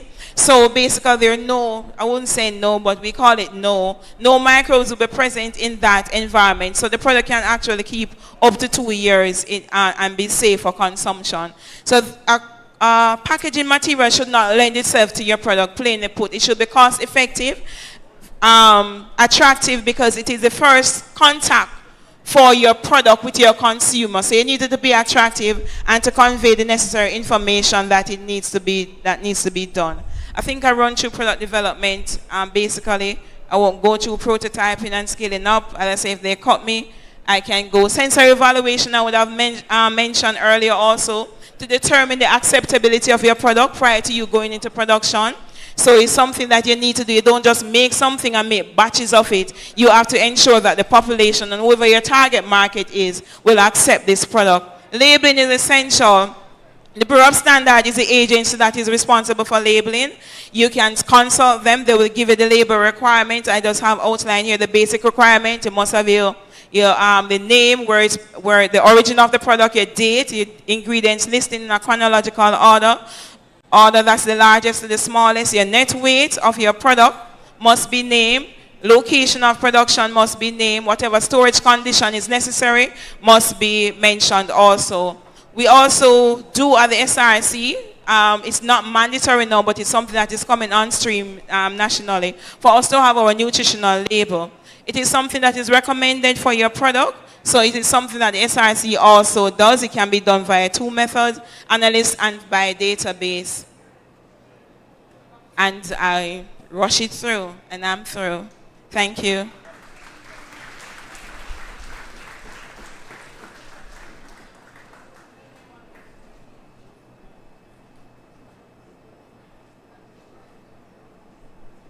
Thank you so very much, ladies and gentlemen. Put your hands together for Dr. Grace Ann Jr., the Scientific Research Council. You know, sometimes you would think that I work with these places the way I call up the name on the program that I do. But the Scientific Research Council really is one of those organizations that if you're going into any type of manufacturing and you want a proper formula, a properly formulated product, then you should reach out to them. They do a lot of hand-holding. Am I right, Doc? Yes. So they do a lot of hand-holding and they share their expertise and their knowledge with you, which is exactly what we just got from that presentation. There's a lot to consider, and sometimes we only focus on the finished product, but we don't have a sense of how much work has gone into making it what it is. Put your hands together for her once again. All right, so one of the things that I haven't done since we started, because I didn't see everybody, but I have a team of young people working with me that are really very efficient, from getting me the hot tea to ensure I stop coughing, to providing a fan so I'm not hot. They have been doing a fantastic job. Let me just say thank you to Jody Bowen. Jody, thank you so very much. All right, so ladies and gentlemen, one of the things that I want to do now is to focus on the list of exhibitors, and we have more presentations to come, but I want to point out who is here, and I want you to network with them, not now, a little bit later on. The Jamaica Dairy Development Board, of course, World University Service of Canada, WUSC, the Ministry of Agriculture, Fisheries and Mining, they have a customer service desk here, Parts Department, Outland Herders, Cabra Ranch, Trin Jam Farm, Ruby Goat Dairy, GG, the Bowdlers Research Station, RADA Manchester, Monique College, Farm and Animal Nutrition Solutions, FANS, Small Ruminant Association of Jamaica, and the Ebony Park Heart Academy. And if we have left off your name, please let us know. Put your hands together for all of them working together to make this event what it is today. I'm certain that you have been enjoying yourself and you have been soaking up the information, because that is what this is all about. All right, so we're going to be moving now to our next presentation. And this one focuses on laws and regulations surrounding dairy cottage industry producers.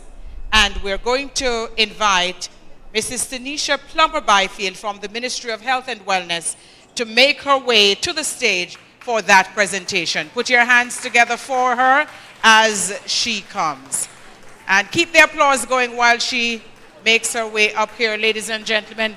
Encouragement, they say, sweetens labor. That's right. All right, she's agreeing with me. Thank you very much. I'm so happy that protocol is already established. I could say good afternoon, everyone. Don't let me tell on you, Good afternoon, everyone. Great, they're sounding better.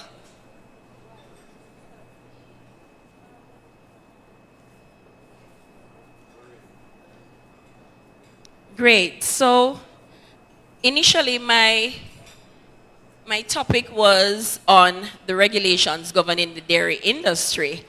And a few years ago, I went and I did veterinary public health in Trinidad. And while studying there, I ventured into another course, which was to do value-added products using goat milk. So imagine how excited I was when I came this morning and realized that our focus is on goat milk. I was ecstatic. And I'm happy to know that that is our primary focus for today. I will be presenting on the laws and regulations monitoring, thank you, small dairy cottage industries. And before I go, in keeping with our MC, I love to have an interactive session. And so we will start off with an icebreaker. And my icebreaker for today, I want you to think milk. Let's go. What do cows produce during an earthquake? Very quickly, who could give me the answer? I didn't know gifts were given away, but I brought 2 tokens. Yes, sir. I saw that hand first, and he did say milkshake. I do have a token for you, sir. And I have 1 more to go. Why do cows have hooves instead of feet? Think milk. First person to give me the answer. All right, let me go closer. Think milk protein. Why do cows have hooves instead of feet? I see that hand. Exactly, because they lactose.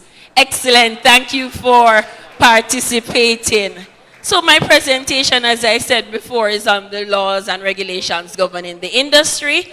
I am Tenesia Plummer Byfield. I'm the Parish Program Specialist for Veterinary Public Health here in Manchester. So my objectives, it's pretty difficult to do the laws in 15 minutes, but I will try my best. So my presentation objectives will be on to give a brief overview of the existing public health regulations that we use to govern the dairy industry. I'd also like to give an insight on the requirements of the dairy small-scale industry operators under these regulations, and to provide a few documents or to indicate a few documents that you would need as an operator that is also included under these regulations. So forgive me if I'm going a bit quickly. I'm trying to keep up with the time. Okay, so our parent regulation that we operate under is the Public Health Act of 1985. We do not, at this point in time, we have not enacted our dairy regulation just yet. So, to suffice, we use the Public Health Food Handling Regulations of 1998, which would have seen revisions going up to 2013. Also, we'll be looking very briefly at the Public Health Nuisance Regulations of 1995, and to a lesser extent, but quite relevant, the Public Health Tobacco Regulations of 2013. And I did try to concise that all in as best as I possibly could. For an introduction, milk. I realized that we are also partnering with partners from Canada, and so I think they'll be pleased to know that I took my definition for milk from the Dairy Products Regulation of 1979 for Canada.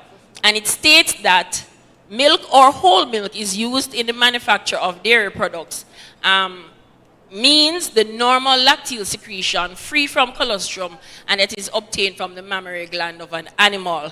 The reason why I selected it is because the initial part says it is used in the manufacture of dairy products. Now I have a friend in Trinity who would say, how can trees produce milk? Because in the industry, we now have almond milk, we have rice milk, we have soy milk. And according to the definition, milk should actually be the normal lacteal secretion coming from a mammal. And so you can appreciate why I would love to utilize that first part of the regulation that says the manufacture of dairy products. And then it goes on to talk about milk being a normal secretion. And of course, it must exclude colostrum. So for our farmers, please remember, it is illegal to include colostrum in milk. Milk is the first form of nutrition that is made available to infants. And as we all heard, it is rich in fats, proteins, minerals, vitamins, and it is holistically a food to itself. And so, rightly so, it is covered under the food handling regulations of 1998. Under this regulation, Regulation 2 states that food includes water, ice, any substance manufactured, prepared, sold, or presented for use in food, or drink, or flavoring, or condiments. And so we can see where milk clearly is and can be identified as a food under the Public Health Food Handling Establishment regulations. It also defines food handling establishment as a place where food is prepared, sold for human consumption, and it includes their varying categories from retail to food service, right? So dairy facilities and dairy operators or processors are considered to be food establishment operators. And high-risk foods under this regulation indicates non-acidic foods, which would include foods that are moist, protein-based rich foods, and in order for them to be product safe, they are required to be at particular temperatures, right? And the regulation also states that that includes milk and milk products. And so it is quite relevant for us to use the Public Health Food Handling Establishment to govern the dairy industry, and that is what we do at present. All right, so what do you do as an operator? The first step under Regulation 3 is that every person who is desirous, and that is the key word, desirous of operating a food handling establishment, you must apply to the medical officer of health in the parish in which you propose to operate from. So you can't hope to operate in Manchester, but you live in Clarendon, and then you're going to apply for it in Clarendon because I live in Clarendon. It doesn't work like that. You should apply for the license in the parish that you intend to operate from. And the key word there again is desirous. I'll get back to that in a bit. Now, in Regulation 4.3, it says the license is valid for 1 year, and the operator may do the renewal under Regulation 4 within 30 days of its expiration. Regulation 3 speaks to the fact that, right, we mentioned that already. Right, so moving on very quickly. Regulation 3 says, what are the requirements for licensing? You need 2 recent photographs of the applicant. You need appropriate application form that is found in the second schedule. It is also provided at the health departments, and if you are electronically savvy, you could go online to the Ministry of Justice's website, go on to the Public Health Food Handling Regulations, and it will be there for you to print. It also indicates that you should have a floor plan, my apologies, showing the layout of the food handling establishment and the equipment and devices that you wish to use therein. Section 3.2 also goes on to explain that there might be other particulars that might be required by the medical officer of health and also by the public health inspector that is operating on behalf of the medical officer of health. So what is the tool that we use? To be very precise, in my 15 minutes, I'm only going to focus on the food handling establishment regulation, the food handling establishment inspection form as the primary tool. And those gray areas, I do understand, even with 1010 vision, you might not be able to see all of that. But you could see the gray areas. For you to get a license on all your inspection forms, you must satisfy those gray areas. And those gray areas would include the food sourcing, food protection, it speaks to personnel, it speaks to water, plumbing, toilet hand washing facilities, it speaks to insect, rodent, and animal control, and also other operations to include removal of toxicity products in the establishment. And these are some of the critical areas that I'll be taking into my presentation, taking from this to go into the presentation. All right, so upon receipt of your application, the medical officer of health shall cause an inspection of the facility to be done, and this is the primary tool that is utilized. So what are the requirements that are needed? Under Regulation 5, you must have adequate lighting and ventilation. And I selected this because the regulation was so specific that different areas should have various types of lighting, and believe me, our inspectors are fully equipped to assess whether your lighting is sufficient or not. Am I right, Manchester? Great. All right, so at least 540 locks in the areas where food is handled or where food handlers are working with utensils or equipment is what is required in terms of your lighting. The flooring must be impervious, durable, non-slip, and it must be free from cracks and crevices. And of course, you want to construct your flooring in a manner that facilitates cleaning. The walls and ceilings should be durable, they should be clean and in good repair, and with washable surfaces painted in light color. You also want to ensure that you have adequate toilet facilities for employees and customers of each sex. And I guess with this now era, we need to include gender. Moving along. Conveniently located, and it must be accessible and in good sanitary condition. The final thing in this section is that it states that you should have adequate supply of potable water, and this should be throughout the establishment. Now in Manchester, in the country, you know, we have like water issues here and there, and so by policy we have advised that our industry operators, dairy and food handling establishment operators must have a backup water supply to ensure consistent supply of water at all times. There's also, under subsequent regulations, the necessity for the adequate chlorine residual reading of being 0.2 to 0.25 is a requirement also. In terms of hand washing station, now, the law speaks specifically to this, and you know, it is identified that the most common way in which food becomes contaminated is by, nobody knows? The dirty hands of food handlers. That is the most common way in which food becomes contaminated, and for that reason, it suffices why Regulation 35H would say that the installation and maintenance of a hand wash station must be in every 40 square feet of a floor space in your establishment, in the private areas where you handle, prepare, store, or sold, or food is served from, right? So you will find that larger facilities may have more hand wash stations than others based on obvious requirements, the 40 square meter requirement.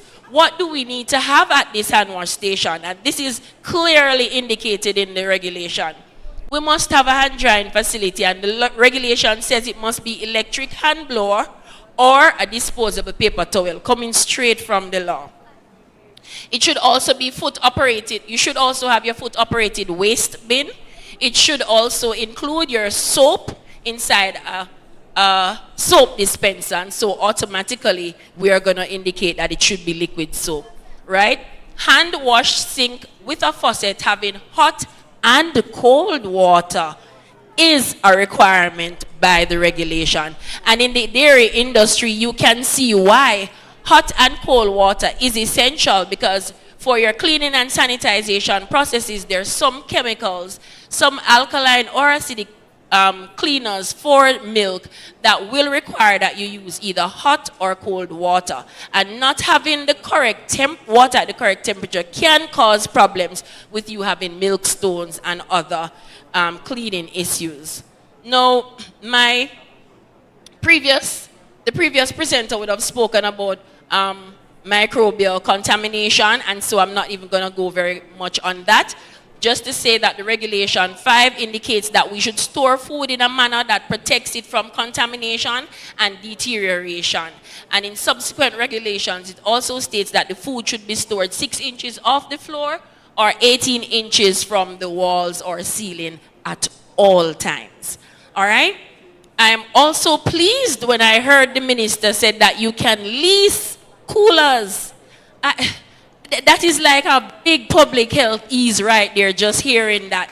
So, thank you. So the public health, the food handling establishment should be located also in an area where it is free from pests and vermin. And that is why it is essential for you to apply prior to operating and not just start operating, then apply and ask for an inspection. Because many times when the officer comes, there is not going to be a tussle as to what needs to be done and what can be done based on how you already did your structure and design. So to prevent that, it's best that you consult with public health first and then you move on.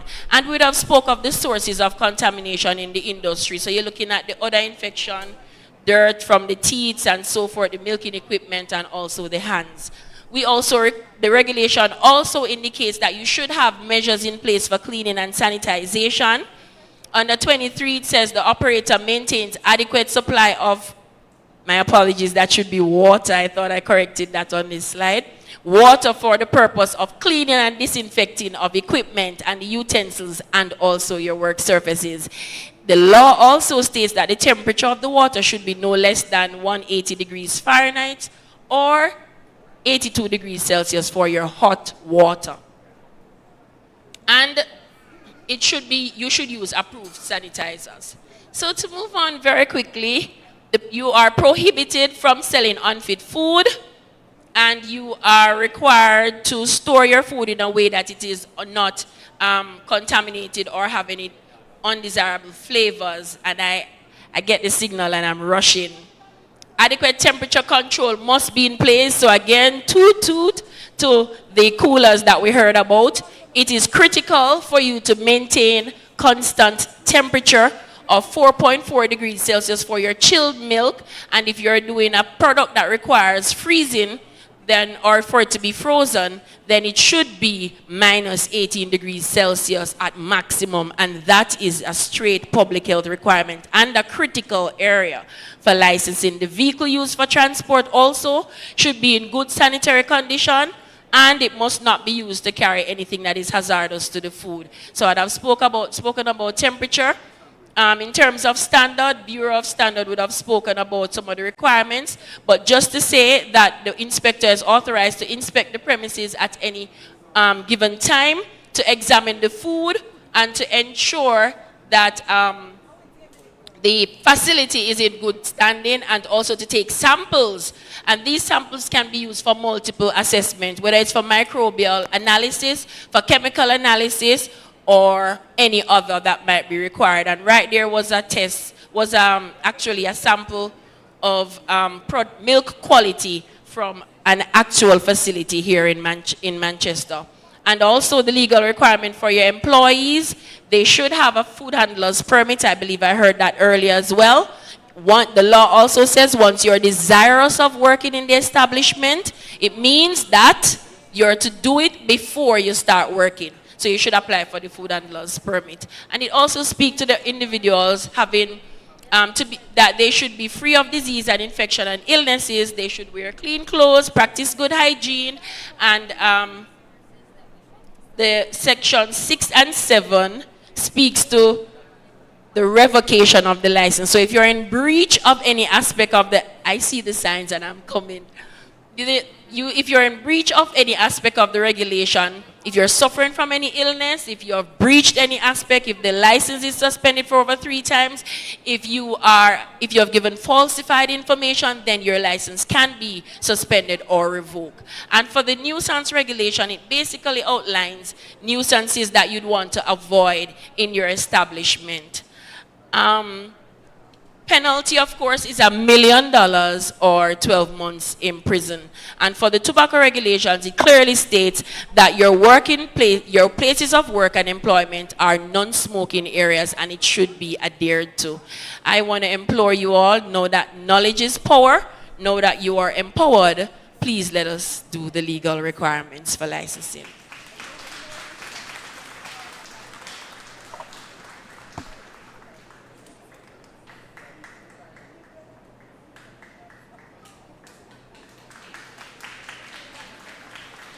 This team proud right there. All right, thank you so very much for that presentation. You know, there is so much that we do take for granted. Like I said, a lot of work goes into ensuring that we have good, high quality, safe food on our tables. And so these regulations are really very important, and I'm happy that we've been able to share the information. So put your hands together once again for Mrs. Tanisha Plummer-Byfield from the Ministry of Health and Wellness. Thank you. Now, ladies and gentlemen, we are going to have just one more presentation before we break for lunch. And after that presentation, I'll give you some instructions in terms of what to do. Can you just hold for me, please?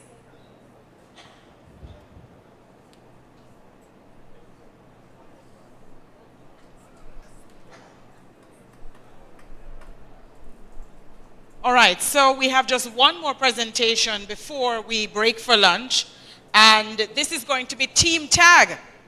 Yes? So we're going to have two people who are going to do a presentation. And it is important for us, as I said, to understand what the issues are.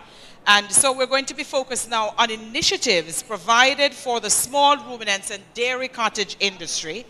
And like I said, team tag, you'd have been introduced to Daniel Peart earlier on, but for the first part of the presentation, we're going to be joined by Shane Cunningham, Director of Policy, and that is, of course, focused on what is happening in the dairy industry.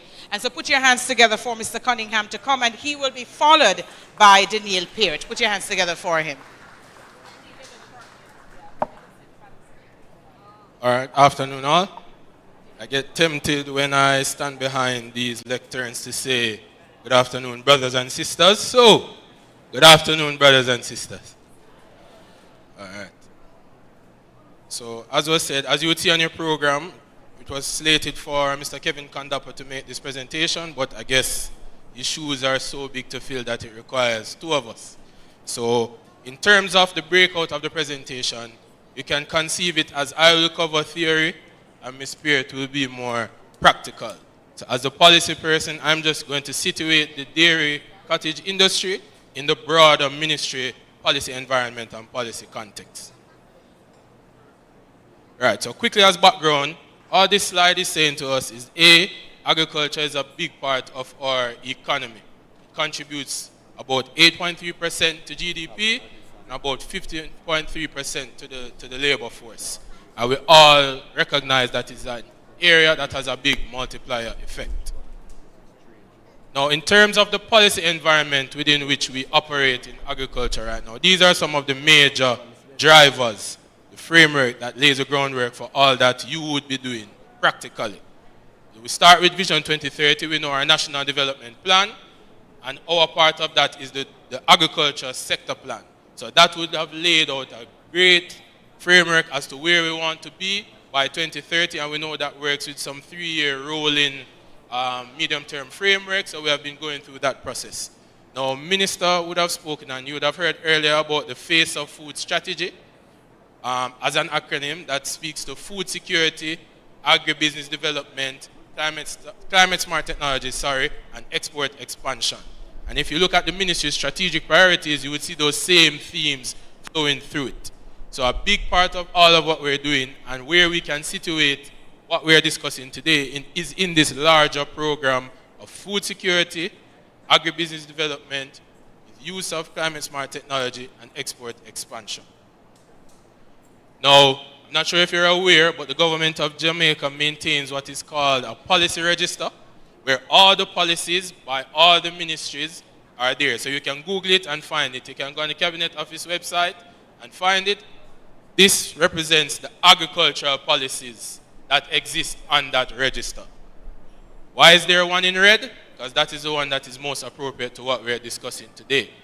Our National Food and Nutrition Security Policy and Action Plan actually speaks to the development of cottage industries. So under the food availability objective in that policy, it states that government shall promote increased availability of nationally produced nutritious food at competitive market prices through several things, including focusing on small producers, farmers, fisher folk, cottage food processors, etc. So within the big higher level policy space in the ministry, this work that we're doing can be situated. We're not just operating out there. These are things that are in the space.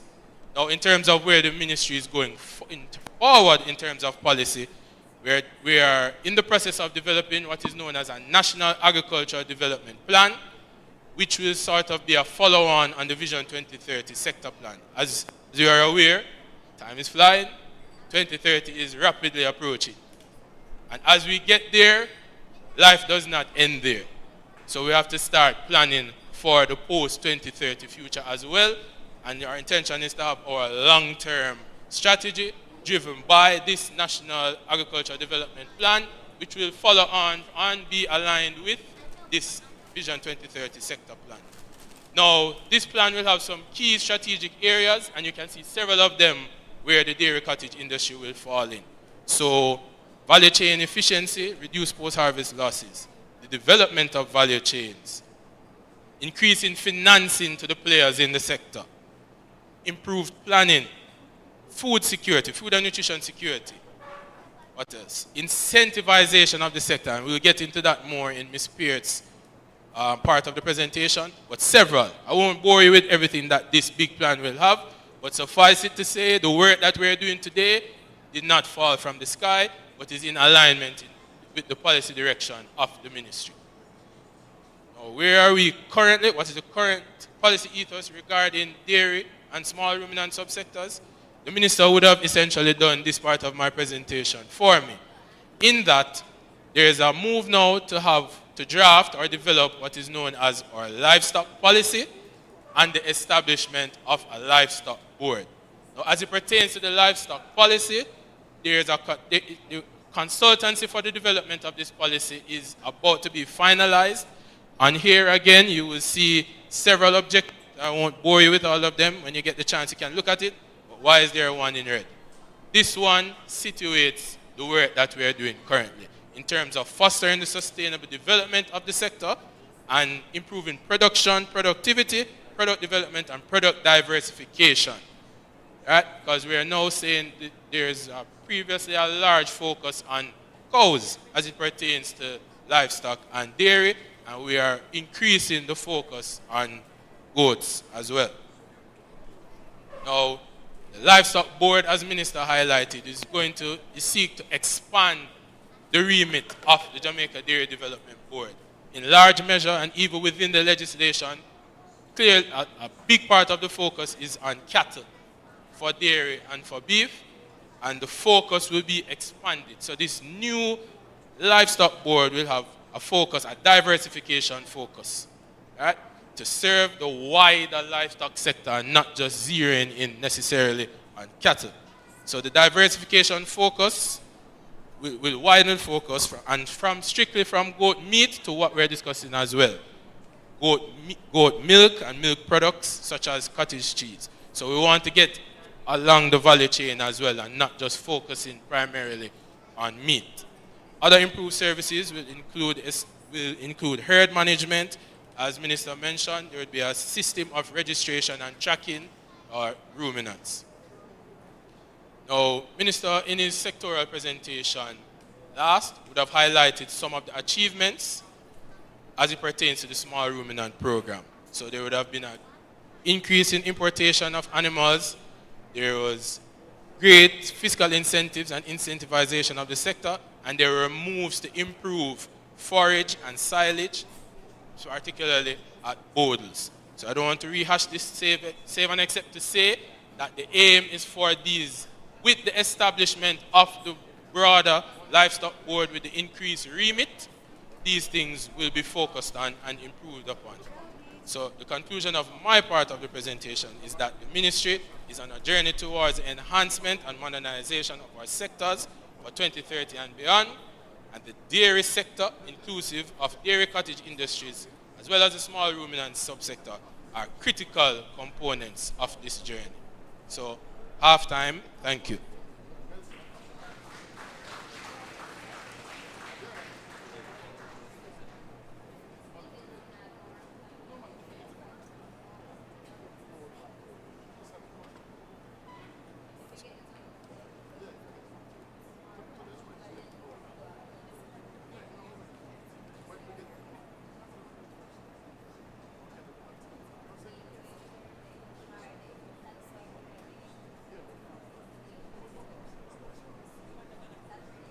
Thank you, Mr. Cunningham.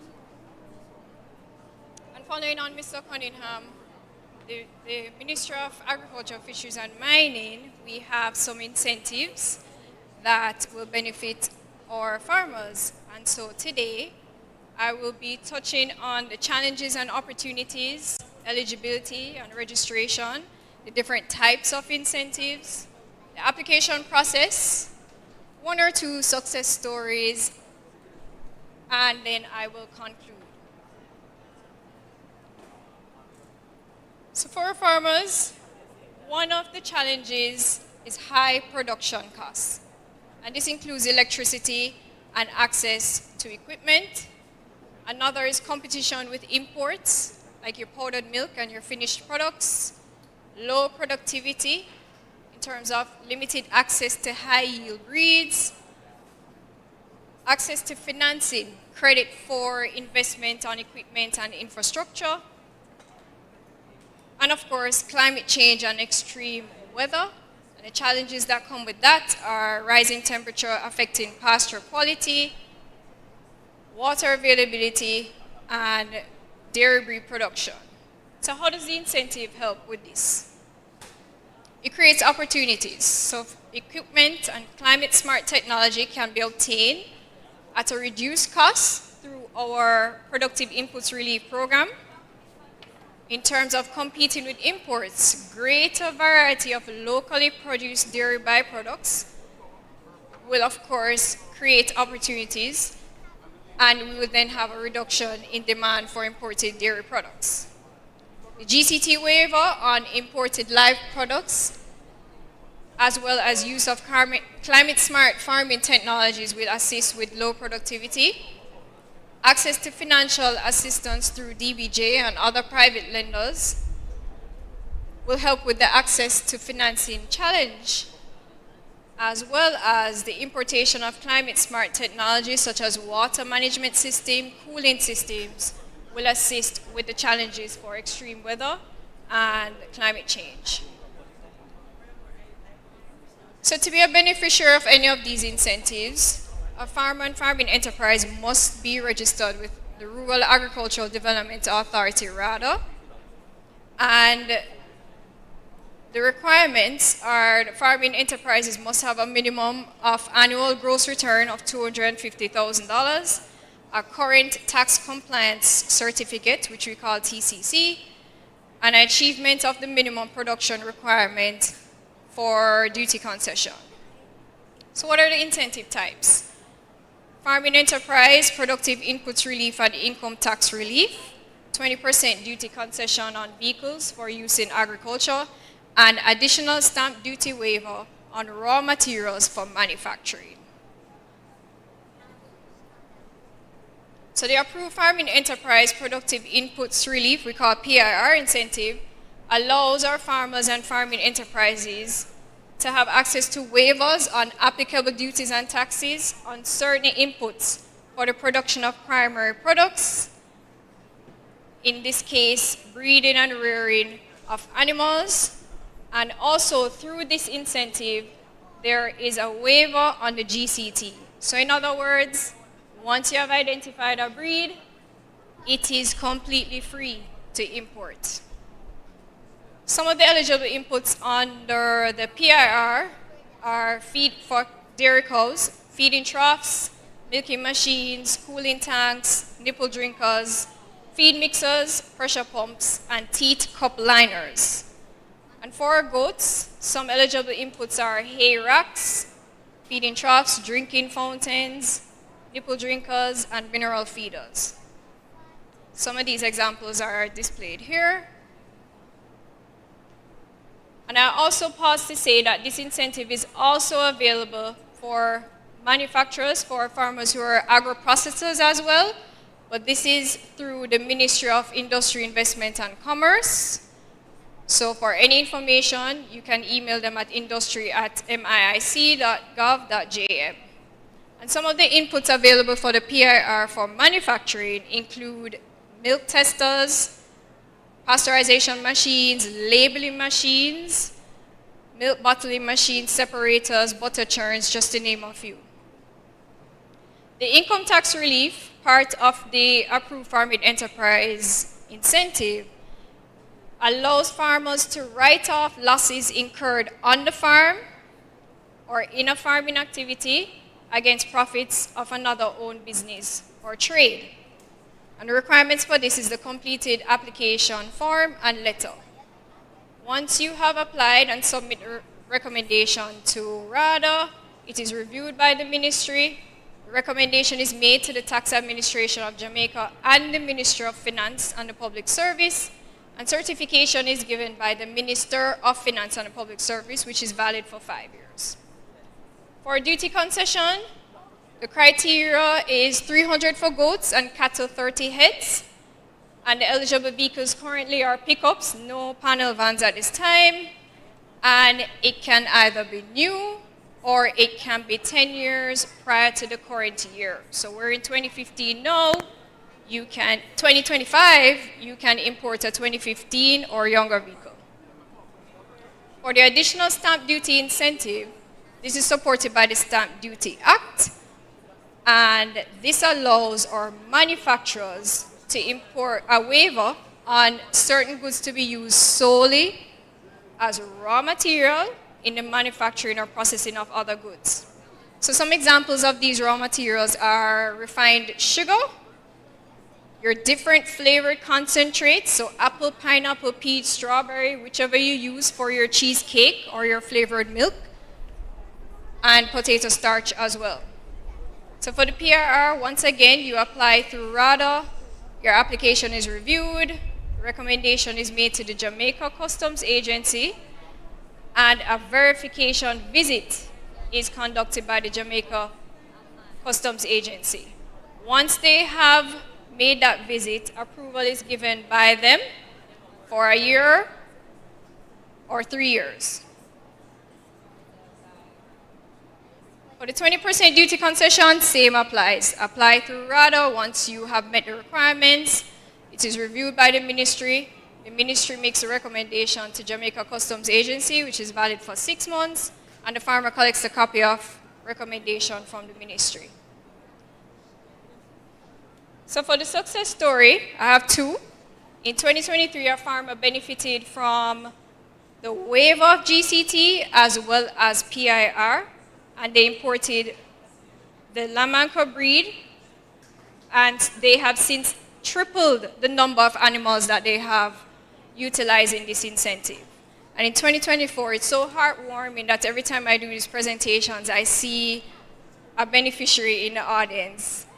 So for 2024, we had a farmer with over 300 heads of dairy cow that benefited from the duty concession, and he has utilized that incentive for ease of transport for his inputs as well as equipment used on the farm.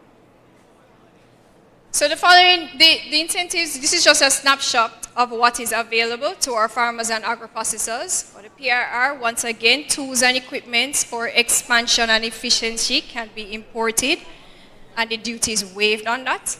The duty concession for fiscal relief on the cost of vehicles purchased for use solely in agriculture.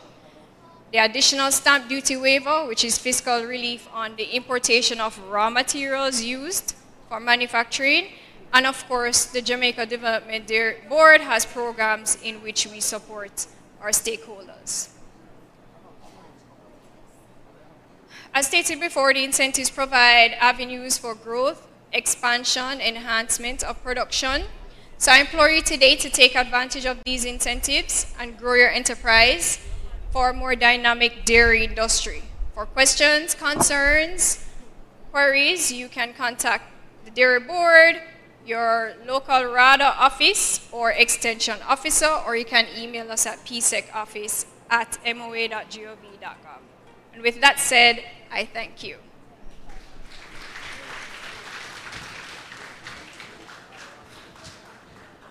Thank you so very much, Ms. Peart. There is so much that I'm learning.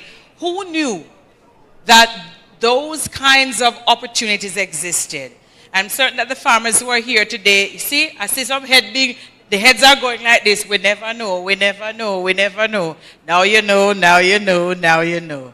All right, so what we want to ensure is that you reach out to the Ministry of Agriculture, Fisheries and Mining through the different agencies. Find out exactly what is going on. The Rural Agricultural Development Authority, RADA, is a good place to start. Maxine Brown, don't you have that information on hand for the farmers? She nods her head. She's livestock specialist with RADA, and you'll hear from her a little bit later on. But ladies and gentlemen, there's a lot happening in agriculture and fisheries that we really want to get our farmers to understand that this is about you. This is about what you're doing for the country. And these incentives are there. There is assistance there. You just have to make the move to get it done. My late aunt used to say, who have raw meat seek fire. So you have the business. You have to make sure that having received the information, you then go out and try to see how these programs and projects can assist you. Put your hands together once again for the ministry and the work that they're doing in that regard. All right, so I know that I had indicated that we would be taking lunch after this presentation, but we have a further delay. Do apologize for that. So here's what we're going to do.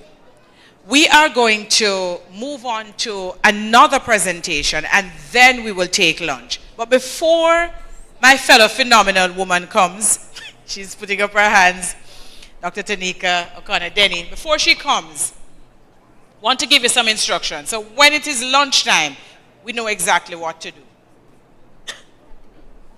When lunch is here, this is where it's going to work. This table here, which is table number 1, table number 1 will be served. I'm going to get additional instructions in terms of another table that is supposed to be served. Is it this table here? Right. We'll figure it out. But outside of that, this table will be served, so they are not going to move.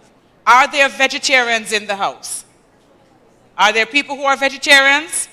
All right. So all of you who are vegetarians, when you are going to join the line first. So you get your meals, you come back to the table. And then we will move it table by table so that you get your meals. You understand what is happening? Very good.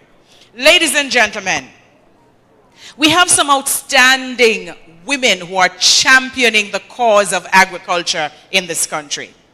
And the Jamaica Agricultural Society continues to recognize them for the work that they're doing. Earlier, I did tell you that we had Dr. Gabby in the house, and she is a phenomenal woman. But our next speaker is also a phenomenal woman, so recognized by the Jamaica Agricultural Society. Please put your hands together and make welcome Dr. Tanika O'Connor-Denny. And Tanika, I must tell you, that's right, Tanika, that's the spirit. Yeah, she's ready and ready to go. So Tanika, I must tell you that I like the shirt that you were wearing earlier. I have no problem with this one, but I want... That's right, girl. That's right. So that's your assignment. I'm a fan of agriculture too. Put your hands together for her. Hi everyone. Boy, you see me take shoe off and run come up here and see me out of breath now? I'm so out of shape. You'd never believe it, right? Because I'm always out there on the farm working. But boy, I tell you. All right, thank you for that warm welcome. You know, this lady has a voice to soothe a raging beast, right? But she also keeps you awake. That's the nice thing about it. So you're not falling asleep. So here what I'm now. So, when Dairy Board told me I'm going to condense something that you normally take like 8 years to learn in 15 minutes, I said, boy, them don't know me at all. If there's one thing about me, I have the gift of gab. I love chat. There's a reason why when I went to Case, I did agricultural education. Never mind, I never really taught that long, but I love impart knowledge, right? All right. And I don't like to be on the stage, but I noticed that the camera is stationary. So that's a problem. So here's what I'm going to do. You're hungry. The belly is rumbling. The attention span isn't really there because the glucose not really there for the brain function, right? So here's what we're going to do. I am proposing that Dairy Board sets up an online education forum where I go into detail about the role nutrition plays in milk production and milk quality. And what that's going to do is about 60 other slides we have, Don't worry. And all of them are going to show still. So that's going to allow me to just breeze through it real fast. They're probably going to email the slides to you, so you still have the knowledge. But I really want to spend time in a back and forth discussion with everybody. How that sound? Nah, man. Look like sound really. I said, boy, we know everything about nutrition already. No? You sure? Sound never answer me. How that sound? Yay! All right then. Perfect, perfect. Yes. You can, oh! All right then. So, hold on 1 second. So let me put this right here.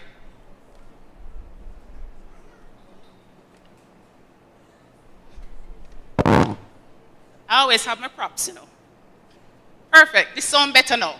All right. So, utterly delicious. So you see, we have lovely rubies, GG, Trin Jam, and Cabra Ranch. So say goat milk delicious, don't it? But here what?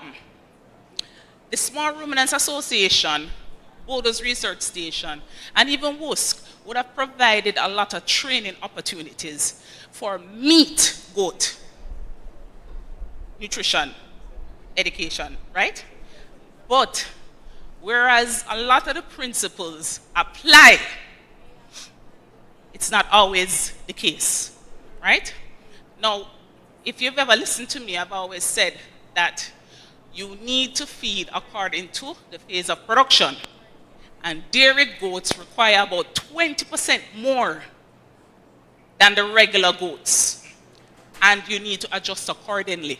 So a lot of the dietary advice that I would give for meat goat sometimes does not apply for dairy goat production. All right, so I know you can read it, but why is nutrition important? Somebody answer me. When you think about yourself, why is nutrition important? Why you have to know about nutrition? I see a hand up there. What you put in is what you get out. And it's not just for the animals, it's also for yourself. Because you see me running up there and me tell you I'm tired. You know why I was tired? I'm anemic. So even though, well, the body condition score kind of moved beyond a 3.5 right now, going on to a 4. But even though I'm relatively young, I look fit, I work a lot, because I'm anemic, I can't get enough oxygen, so I get short of it quickly, right? So that means I have to take some iron supplements. Same thing for your animals, right? So, nutrition is important because yield and composition depends on it. And nutrient imbalances is going to affect it. So if it is that you don't have any calcium, how are you going to produce milk? Look how much calcium in a milk. And if you don't give the goat any water, how you expect her to produce anything? Eh? And you there telling the goat that you want whole heap of milk fat. Well, you're not even giving the poor goat the resources to produce the fat. And it's not your fault, you know. You're so used to just letting out the goat. And you say, boy, that is it. And sometimes you might give it a little bag feed. And you say, yeah, man, that's supposed to hold her. Right? So Dairy Board has asked me to come help out you guys. Right? And I'm not going to tell you that me know every single thing. But I promise you, anything I don't know, I'll research and come back and come tell you. All right. So this shifted a little, but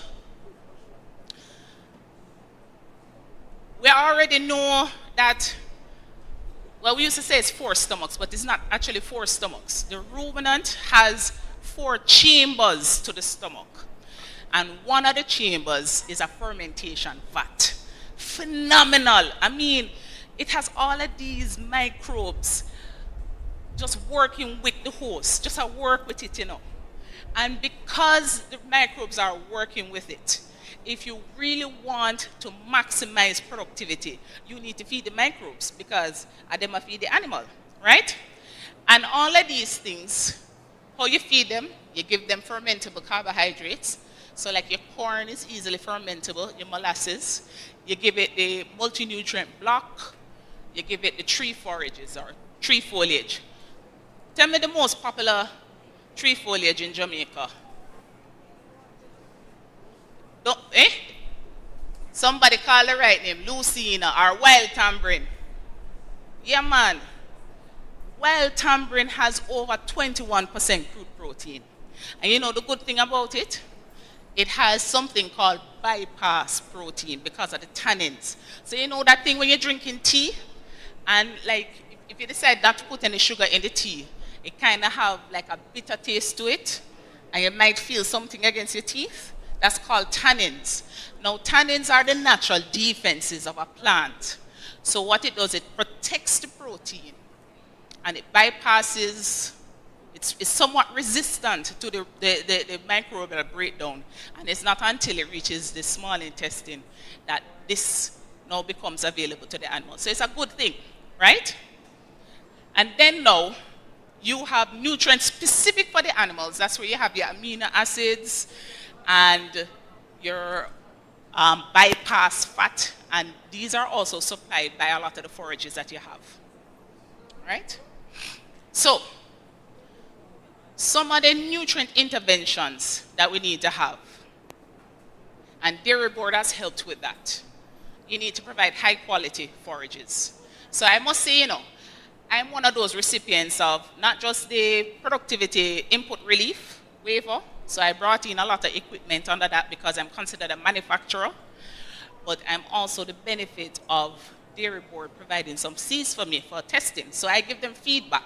And I have an NIR machine where I can tell them, boy, you know, I've done 4 cuts of the Mombasa and I'm still getting 13% good protein. That means that this is a forage that has potential here in Jamaica, where we know that sometimes, because of fertilizer costs, we're not always able to fertilize our pastures properly, right? So I'm a testament to that.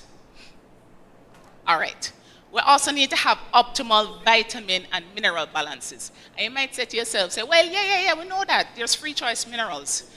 But stick a pin in it. Remember I said, a lot of the existing knowledge here in Jamaica is geared specifically towards meat goat production. And the minerals and vitamin mixtures need to be tweaked for dairy goat production. So that's something that we need to consider. All right? So if you're energy deficient, you know, you think, you know, I do nothing. That happened to me enough, you know. When I in college, you know. Let me tell you, me used to go case. I'm used to me good food. Me never used to this thing about flash out and bun. Me I say, so poor me. Me me go Wilma's, you know. And you have to go, you know, you start wake me up 4:30 in the morning. I used to have Mr. Crawford there telling me, say, I must de-stone pasture. And I must hand milk. pour me, and then what you come give me is flash out and bun, or some white rice. We couldn't manage them to something there. Some used to always tired because I used to just eat barely enough to survive. So you see right now, me weigh 175 pounds. You see when me did their case, I 120 me did weigh. See the brother right here, so? Him never have nothing for me. Me did well, maga. So I used to always take naps. So I never used to stay awake in a class and things. See? So it's the same thing for the goats, them, you know. There it is, you're not feeding them enough. You really expect that goat to turn around now and give you milk? You're bright and feisty. Protein deficiency also leads to milk quality. Now, I want to say something. A lot of the farmers here, when them talking, them say, why, what's the crude protein of XYZ? That is okay for meat goat production, you know. But you see, when you start talking about dairy goat nutrition, you have to be a little bit more nuanced than that. Now you start talking about amino acids, right, which is a building block of protein. And then see me mention right there near infrared spectrometer. So see one here? This measures the light bouncing off of the molecules, organic molecules, and it can tell you exactly what is the nutrient profile of the grass that you're feeding to your animals. So what you're trying to do, the reason why you're going to read it, when you have a nice, pretty pasture with a lot of fobs, you know, all of the legumes, you want to give first preference to the mothers that are lactating, that's giving you the product that you're going to sell. So they get the best quality. And then the animals that get the worst quality are your dry animals. And you did know, which is kind of ironic. Right now, the horse people them get better hay than the goat people them, but it's really the goat people them supposed to get the better hay. You didn't know that? Yeah, kind of ironic, isn't it? Because of the size of a cow, of a goat, they can't eat as much volume as a cow to compensate for low quality forages. So per pound, the amount of nutrition that you need to give that animal is much more. 15 minutes done already? Yeah, look, okay. All right. So the per pound, you need to give that animal so much more. And then on top of it, remember that while that animal is milking, the fetus is pressing against the rumen. So the environment is even less than what it was when she's a dry animal. So that's the reason why you need to give her pound per pound the most nutrient dense material that you possibly can. All right, so water. And I talk about water quality, and see me props them here. One of the things I may just carry it up here for sure, don't it? All right, so we have a water testing kit. And I'm not saying you have to use this one. You can even use a pool testing kit. But, after question, I win this?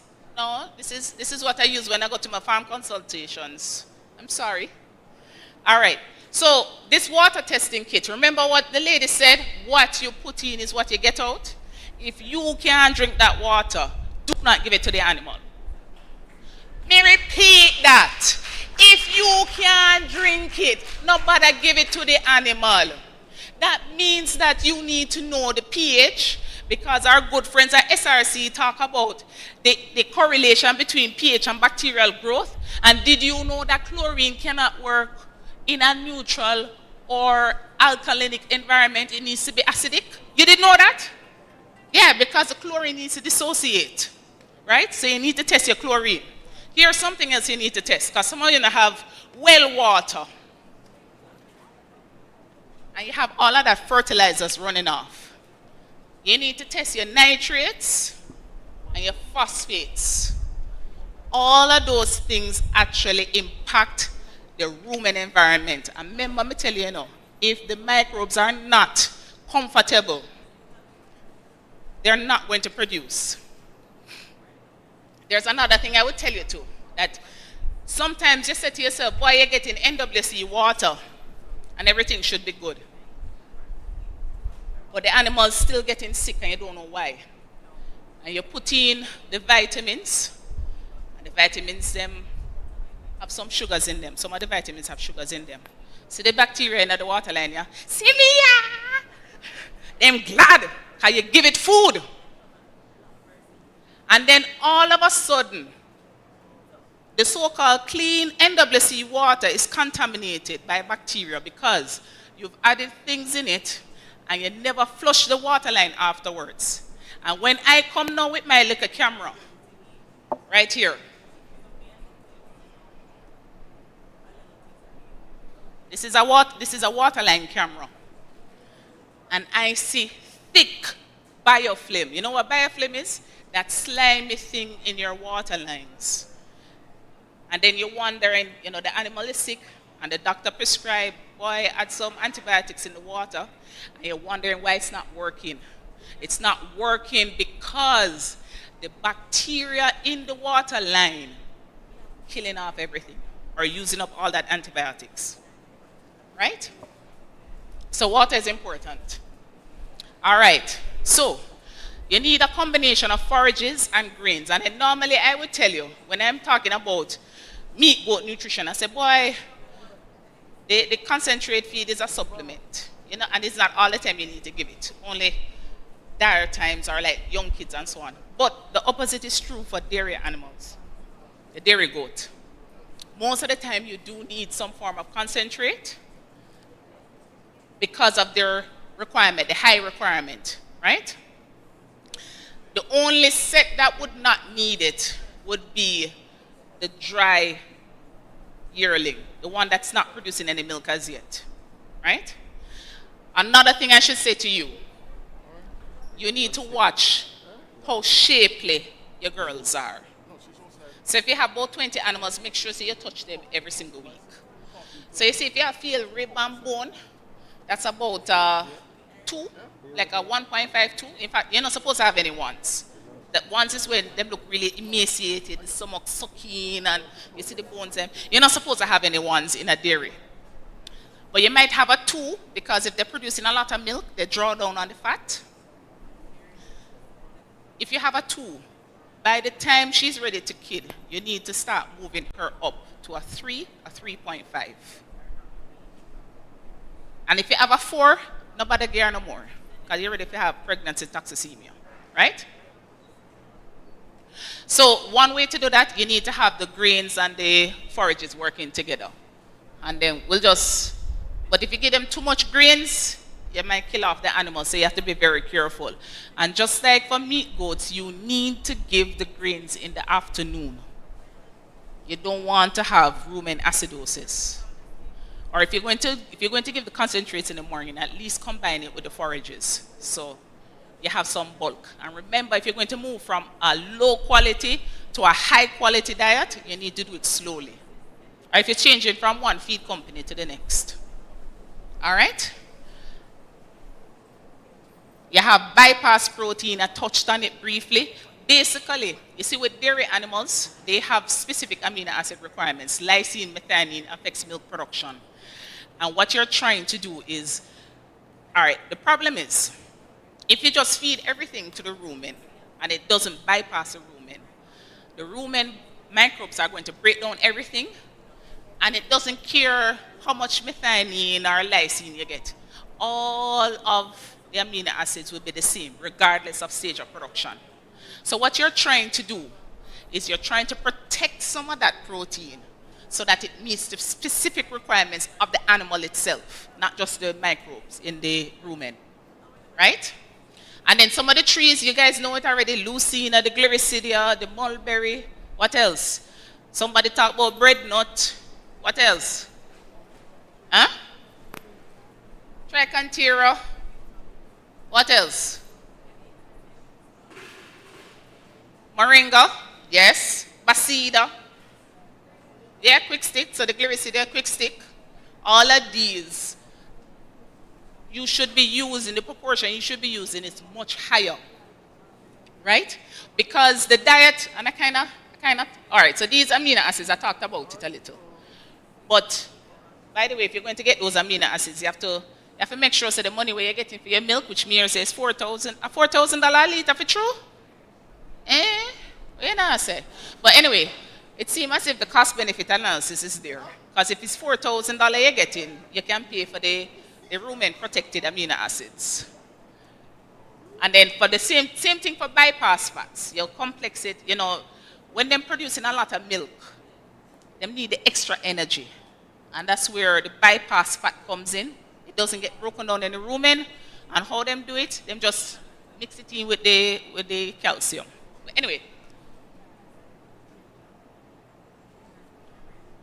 All right.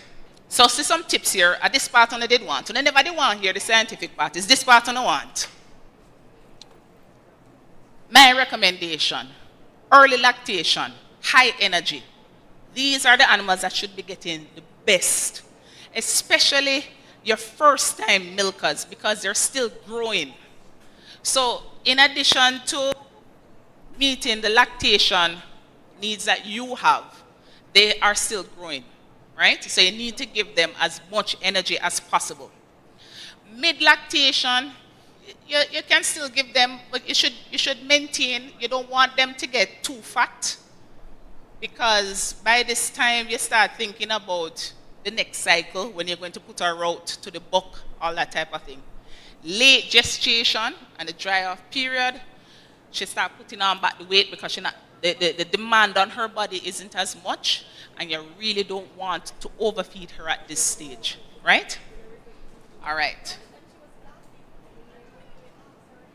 So here's a practical example. Hopefully they're going to send this to you.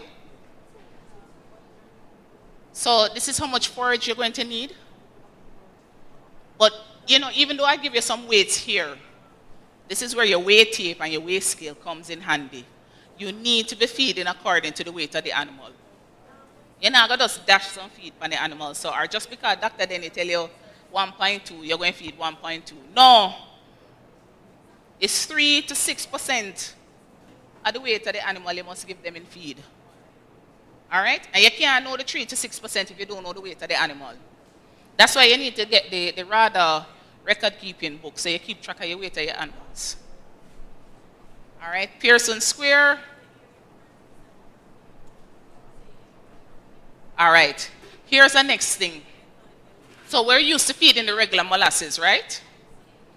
But you can enhance that molasses for the dairy goats. You do it through sulfate of ammonia. We have it as ammonium sulfate here, or urea. But may I beg you, make sure say if you use urea, it dissolves properly. One time I was at Bodles making multi-nutrient block, and there was a section that never dissolved properly. And the poor animal, about 3 of them lose from urea poisoning.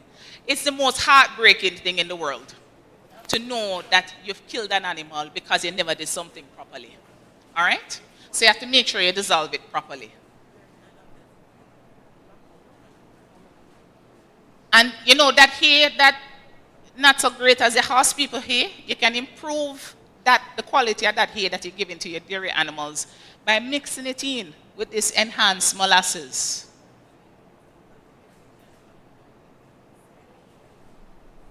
All right. So remember I told you that dairy board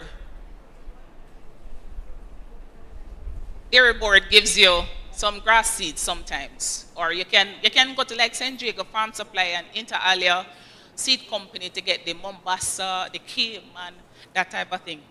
And you have different stages in which you're going to feed it out. So stage 1, don't feed it out. You'll get nitrate poisoning. Stage 2 and 3, you can do for silage production. Stage 4 is for hay production. And boy, dog, yam your supper if you reach a stage 5. But you can add some molasses to it and kind of fluff it up. Because you can't afford to waste grass. All right. So forages is the foundation of rumen health. You're going to get this. If you don't hear me talk already, Mr. Bernard always interviewing me. I'll talk about the benefits of silage. And here, I won't bore you right here because you have some mixed audience right here. They're not business about nutrition. People from public health, they're not business unless they want to get a little goat for themselves. Right? All right. So, in summary, milk yield and quality depends on? Eh? I know hear on can read it, you know. On hear them better than for me own. No look on the four eyes them. What? Balance energy and protein supply. Why? What you put in is what you get out. Remember, you know, I don't know if you know this. Remember, you know, you hear them talk about lactose. What is lactose? Sugar. So all of that forages, starch, the glucose, all of the different carbohydrates get broken down, and it enables the animals to produce the lactose that you get in the milk, right? You need to ensure that you have minerals and water, because remember that milk have minerals in it too, you know. All of those glorious properties, they're exposing about the benefits of yogurt. You won't get the benefit of yogurt if you're not giving the animals proper minerals. All right? And you need to have efficient milking techniques. So the public health people spoke about it. You know, you need to wash your hands. You have to make sure that the others don't get any bacteria going up in it. And next thing you see, you have mastitis. And you have to be calling Dr. Giles or Dr. Young or Dr. Graham over there. So if you say, boy, the milk, now, the breast swell up big, and when we touch it, it's hot. And then when them look, you have mastitis. Right? All right, and then proper amino acids and trace minerals are the key. All right? And then, of course, if you integrate proper nutrition in every single thing you do, please, may I tell you now, if I want to love go up on the internet, I want to read a few things, and instantly I'm a nutritionist. I must stop it. Why you won't call me? Eh? You don't have my number? Don't worry, man. You soon get it afterwards.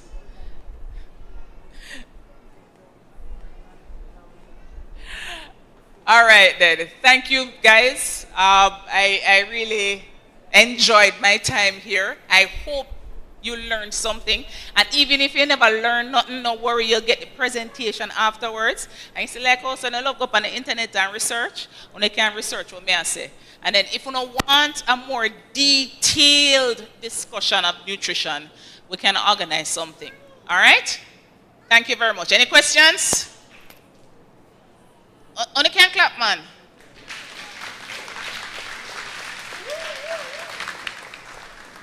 All right, any questions? A shy on the shy? Or me did poor or no? Or hungry or no hungry? Hungry or no hungry? Someone mustn't feel insulted then? No, only to learn something? Wait there, hold on there. Somebody have a question. Thank God, you take shame out of me eye. I'm going to be doing goats for the first time. Should I start with the regular native goats? Yeah, so she's doing goats for the first time. Yes, I would recommend that you start with the native goats because they're a little bit more forgiving. I know Mr. Bernard spoke about the Kiko, that they're very robust. You can start with them also. But Kiko, K-I-K-O. Yeah, but the native goats, start with them first. It's just like me. I'm doing silage and hay production. Me start off small, you know. You see, every single thing me learn per one 14-acre piece of land before me go to me 200 acres. And me can tell you, me have one presentation where me talk about the mistakes I have made. Yeah, man, I want small piece of, that's too small, man. Trust me, well small. It can't, to justify the equipment when me buy, it can't sustain it. But the mistakes that I have made and I have learned from are invaluable. And sometimes, this is a little bit of free advice, not to do with nutrition. Sometimes we are so eager to start a business that we just go hard. You know the word about go hard and done? No. Slow and steady wins the race. You must be the tortoise and not the hare. And you need to start, if it's the first time you're doing something, start with something that's a little bit more forgiving. And that's why I like the native goats. Any other question? No? that's why I like the native grass too. Yes. I'm a big fan of the Guinea grass. Everybody always knock it, but you know the Mombasa is just an upgraded version of the Guinea grass.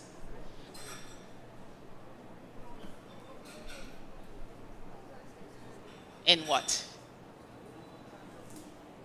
There. Oh no, I mean, you know, the best person for talk to is see Ruby there, Gigi, Dr. Young, Dr. Graham over there. So I wouldn't know about the animals part, you know. Even though I'm an animal nutritionist, me smart. Me know say me have a deep pocket, so me stay in my lane. Anything else? The food, right? Me smell food. Yes. Me smell food. The belly a rumble. The blood a come down from the brain into the stomach. Alright. What's the best natural way of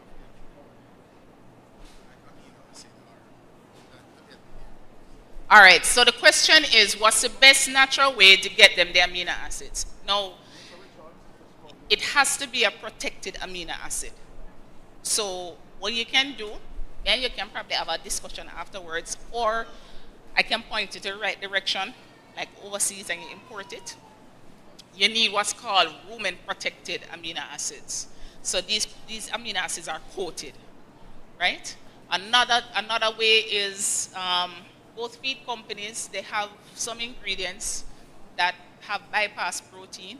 But remember this, I think nutrients have a dairy ration, you know, I'm not sure. But you have to make sure that it's a dairy formula, right? What I would recommend is a group of farmers come together, have a customized feed formulation, and then go to either the companies and say, boy, we want a custom formula, and we're prepared to order at any given time 5 metric tons, which is the minimum quantity you need to order for a customized formula. Yeah. Okay. All right. So me just get my walk-in papers. You see, Madam Althea couldn't tell me anything, you know, come turn me back to her. You see how me bad? All right. Thank you, guys. I really enjoyed it. Thank you so very much, Dr. Tanika O'Connor-Denny. Absolutely fantastic presentation. We thank her so very much for that.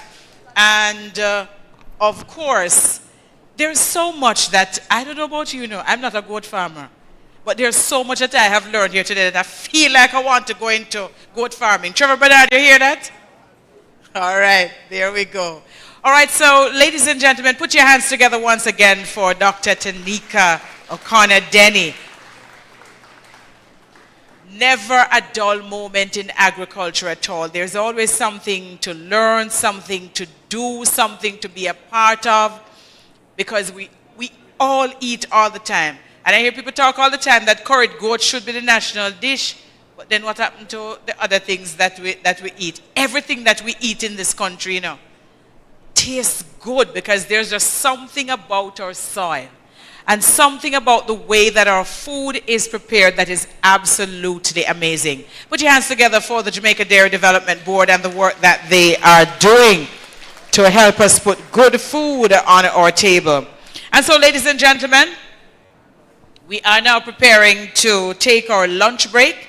And so we'll have other presentations after lunch, but before we take that break, let me just acknowledge our list of exhibitors: the Jamaica Dairy Development Board, World University Service of Canada WUSC, the Ministry of Agriculture, Fisheries and Mining, Parks Department, Outland Herders, Cabra Ranch, Trinjan Farm, Ruby Goat Dairy, GG, Bowdler's Research Station, RADA Manchester, the Monique College, Farm and Animal Nutrition Solution, Small Ruminants Association of Jamaica, Ebony Park Heart Academy, and there's something else that we should tell you. JN Small Business Loans, they are here, and so you can inquire about how it is that you go about accessing financing. Put your hands together for them and for all of our exhibitors who have made it here today. All right, so I don't eat a meal without saying grace. Sometimes you're so hungry that all you can do is lock your eye and say, thank you, Lord.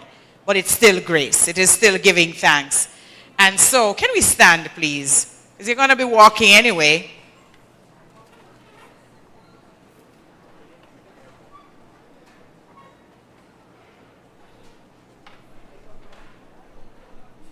And so, Lord, we give you thanks for the blessings of this day. Thank you so very much for the food that has been provided for us. Bless it to our bodies in and through your name. Amen. All right, so you can have a seat. Do you remember what my instructions were? This table here, you're not going to move. And I think there's another table over there, table 6, that is not going to move. But everyone else is going to have to get up, do a little bit of walking. May I see the hands of the vegetarians once again? If you are a vegetarian, make your way to the back at the serving station there so you can get your meal. So we're going to start with our vegetarians, and then we are going to move to the other tables. By the way, ladies and gentlemen, throughout this lunch break, you can network. I would imagine that you have been getting to know the people at your table.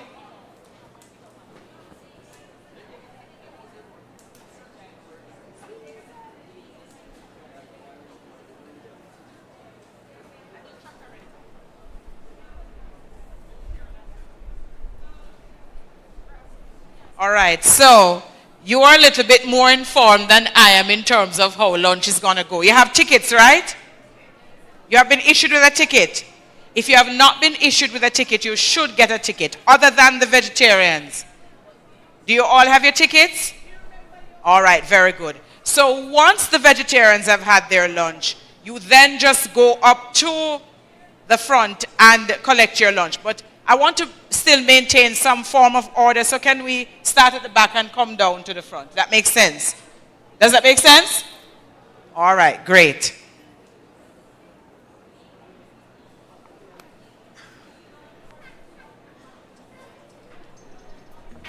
Hear our voice, O God, today in our prayer, and accept our thanksgiving. Father, we thank thee for all that you have done and for what you're doing now. Oh, oh, yeah, yeah. The Lord is my shepherd, I shall not want. He maketh me to lie in green pastures. He leadeth me beside the still waters. He restoreth my soul. He restoreth my soul. Splashing, dashing, restless sea. Never still you seem to be. Sometimes happy, sometimes sad. Sometimes lovers over your head. Splashing, dashing, restless sea.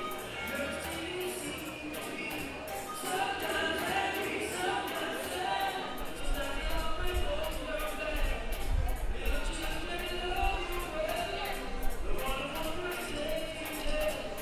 Love to watch you doing more. In the time of never know.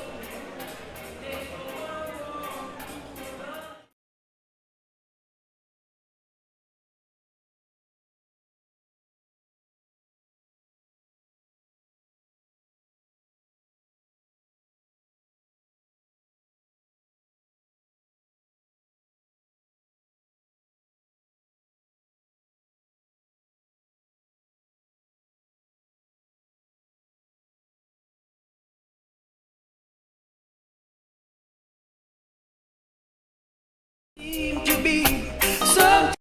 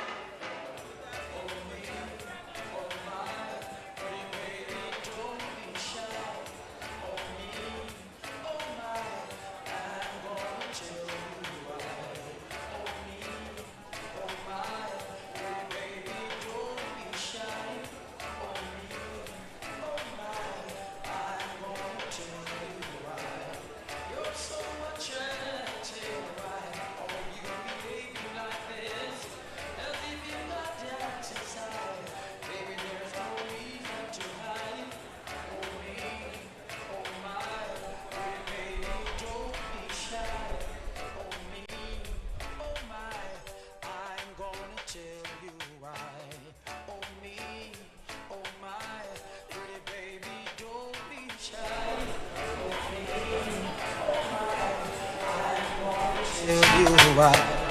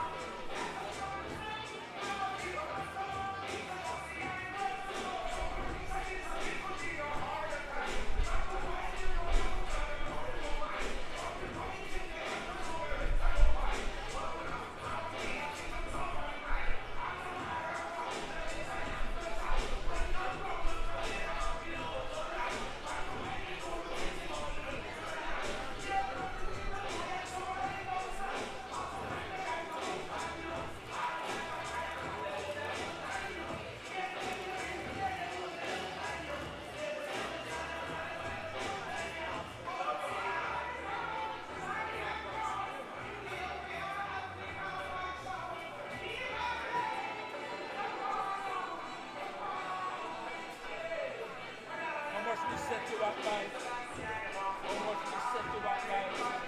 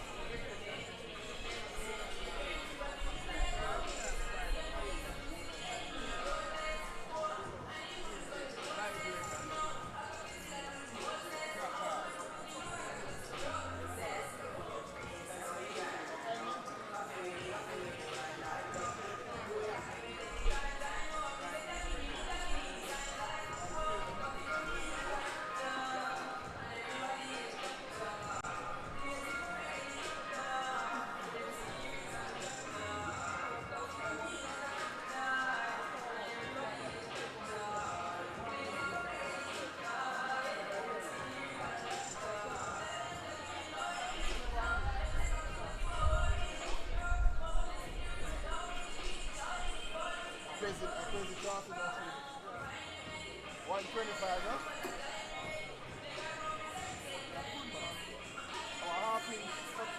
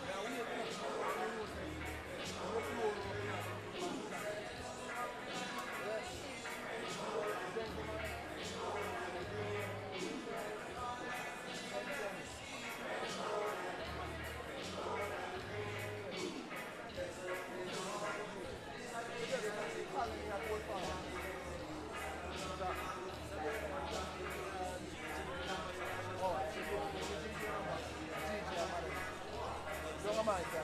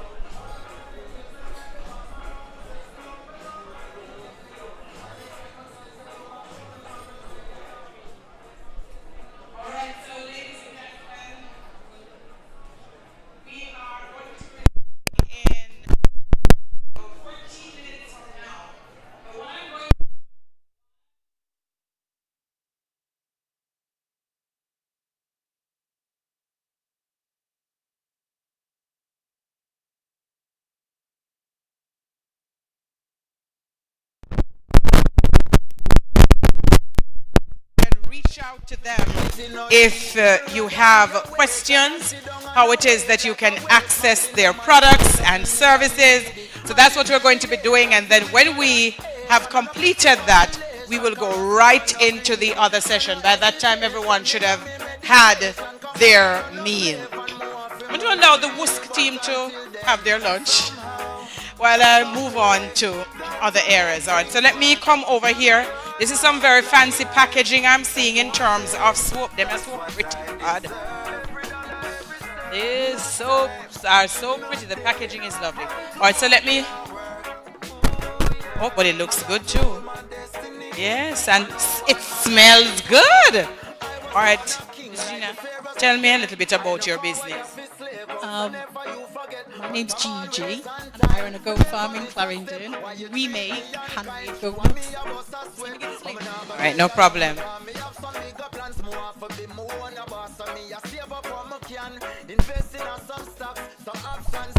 It's a smart idea to people get to feel what the soap feels like on the. It smells luxurious. It just smells really good. What got you interested in going into this line of business? We had a lot of goat milk, and we were trying around with lots of different things like caramel and ice cream and the soap, and we realized it has amazing properties for the skin. People really love the recipe that we formulated, so we use very high-end products. So the ingredients, the majority of them we try to source in Jamaica, Jamaican brown sugar, Jamaican coconut oil, Jamaican castor oil, sea salt, other things, shipping with the essential oils, with the quality, so it has a aromatherapy benefit, also has holistic benefits from these oils. It's wonderful for psoriasis, acne, dark spots, a bit of fine lines and wrinkles. Well, this is good, and of course the packaging is absolutely fantastic, so I expect you to continue to do well. Thank you very much. Take care, Gina. All right, the ladies here are eating from Trinjam Farm. All right. Good afternoon. Tell me a little bit about what Trinjam Farm has on offer. Hi. Trinjam has soaps, a few soaps. We do lotions from time to time, but we don't have any on displays today. We have goat milks, we have cheeses, different flavor cheeses, and we have fruits. And of course, a little bit later on, we're going to be doing some taste testing. Definitely. People be able to buy from you today? Yes? Maybe. Dr. Gabby says, maybe. We might not have enough, but we are located in the supermarkets, Island. What's your name? Giovanna. Giovanna, thank you so very much. All right, so let us move on. We have JN Small Business Loans on location. Which one of you ladies is going to talk to me? All right, so you're writing, so let me come around to the one who looked like she don't want to talk to me. Who is looking so shy? What's your name? My name is Chanel McLean. So tell me about this association with the Jamaica Dairy Development Board and how it is that you can assist farmers. Okay, so currently we have agriculture loan on that starts from 15% to 20%. Stand up a little because I'm losing sound. Come to me. Because I'm not hearing you at all, and I want everybody to hear what you're saying. All right, go ahead now. All right, so currently we have agriculture loan going from 15% to 20%, starting at 200,000 to 1.5. So farmers that farms yam, carrots, cash crops can access this loan. Of course, I'm certain that you're working on something with the Jamaica Dairy Development Board as well. Yes, we have BBJ loans going up to $15 million.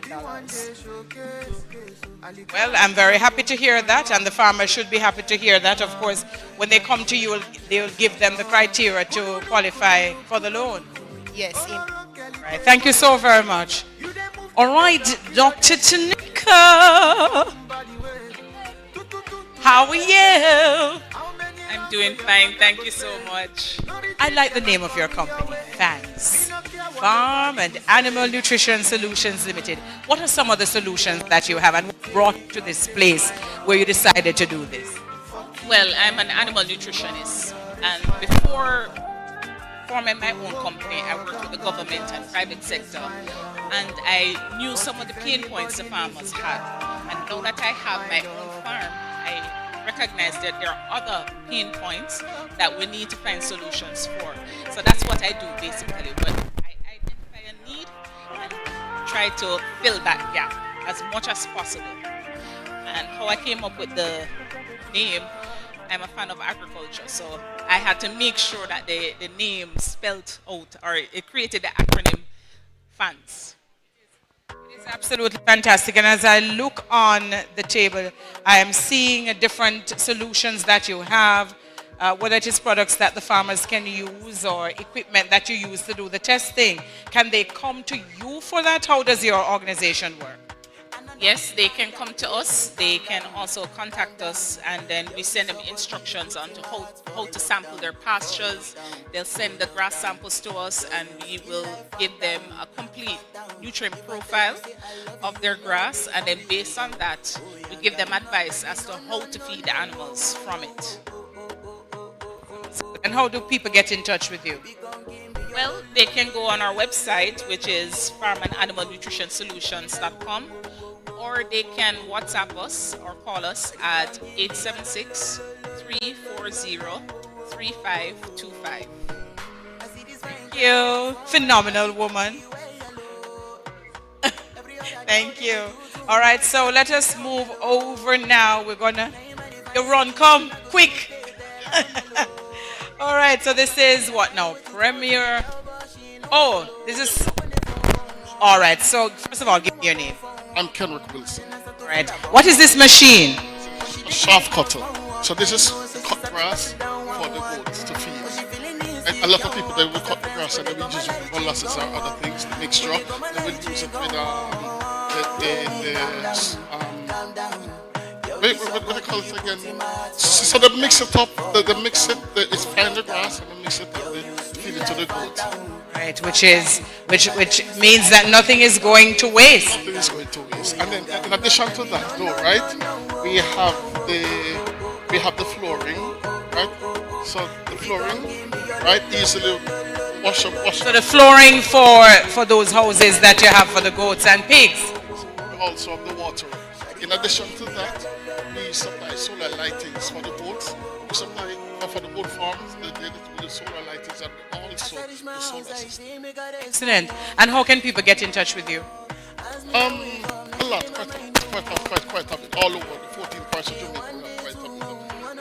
You know, we get coming in contact with us because of it. And I can tell you, the shaft cutter, it works excellent.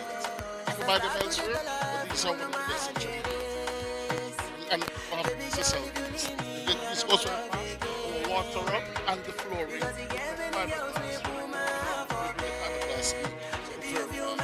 Thank you so very much. And we're going to move over now to the gentleman with the craft. And they're looking fabulous. Just remind us of your name. Clive Longmore. Mr. Longmore, why did you decide to go into this line of business? Everybody else is selling goat meat and doing goat cheese and goat milk, but you have decided, let me use the hide. Well, this business is a self-taught business, and when I left school, I could not find a job, so I made sure I created one for myself. Excellent. And how long have you been at this? I could say all my life. Oh, and do you think it is something that you would encourage young people to get into? Most definitely, because this is what sustained me financially and otherwise until this day I'm about to retire. So it's a good venture to go into. And I hope that you have somebody to pass on your legacy. I think I'm too close to the speaker. Well, I would love if they could... Come this way, sir. Yes, go ahead now. What I would love if they could teach it in schools. That would be good. Even from the primary stage, you know, get the children's minds active. And that would be very good. All right. And are you selling these items here today? Yes, they are for sale. All right. So, ladies and gentlemen, I see crossbody bags, I see handbags, I see wallets. So, go into your pockets and support. Thank you. All right. Take care.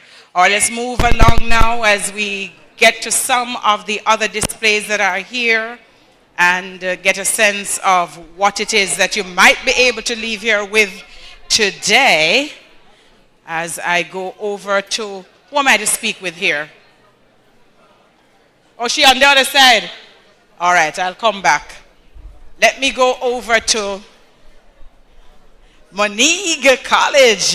This is Amoy. So I'm Amoy Trowers. Right, so I have it right, don't? All right, how you doing, Amoy? I am fine, thank you. All right, so tell me what you have on display here. Today we have on display, we have pickle, chocho pickle, we have papaya jam, June plum pineapple jam, and the Otaiti jam. And where we have June plum sauce, guava sauce, and pineapple sauce. And to my left, I have pumpkin punch, and we have goat cheddar cheese and goat ricotta cheese. To show off around here. So all of this is being taught at the Monique College? Yes, this is being taught at the Monique College, where we do a course called Climate Smart Agri-Food Processing. Right, and how long is the course? It's a 2-year associate degree. And you are just on the completing that course? I am on the final leg. What has it been like? Because there are other young people in here who might be looking for these kinds of opportunities. If you are passionate about not wasting fruits and stuff like that, this is the program you would want to join, because it teaches you how to value-added products and stuff like that, and not to waste what we have in Jamaica. For example, you know, when it's mango season or Otaiti season, all of that go out of season. But when you come to do this course, it teaches you what a byproduct you can make from these fruits. Right, so will we be able to sample some of your cheese a little bit later on? No, the cheese is not for sampling because it's just a week old. Ah, got you. What age does it have to be before we can consume it? We're carrying up to about 6 months before sampling. Right, sounds good. Thank you so very much, Amoy. You're welcome. Right, take care. And who is this young man? My name is Kevin Campbell. And you're in the program as well? Yes, I'm part of the Climate Smart Agro-Processing course. And what got you interested in wanting to do this course? Oh, my passion started at Ebony Park Art Academy, and I decided to continue in the career of agro-food processing at the Monique College. Certainly sounds good. Thank you both for sharing with us. This is the RADA booth. All right, and what do we have on? Good afternoon, sir. Sorry to disturb you. What do you have on display today? Okay, so we have agro-processed items. These items were made by persons in Manchester. The Home Economics Officer at RADA does the training, and then when the items are at a certain level, we take them back and we sell them at our agri-mart. So we try to boost productivity with regards to agro-processing.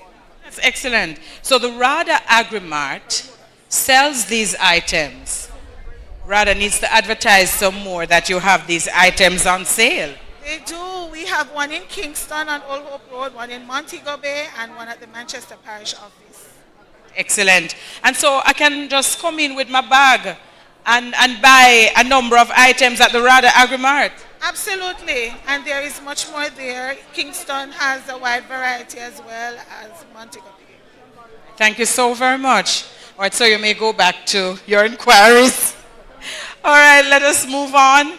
We are going to be heading back to stage in just a bit for the rest of the presentations. Good afternoon.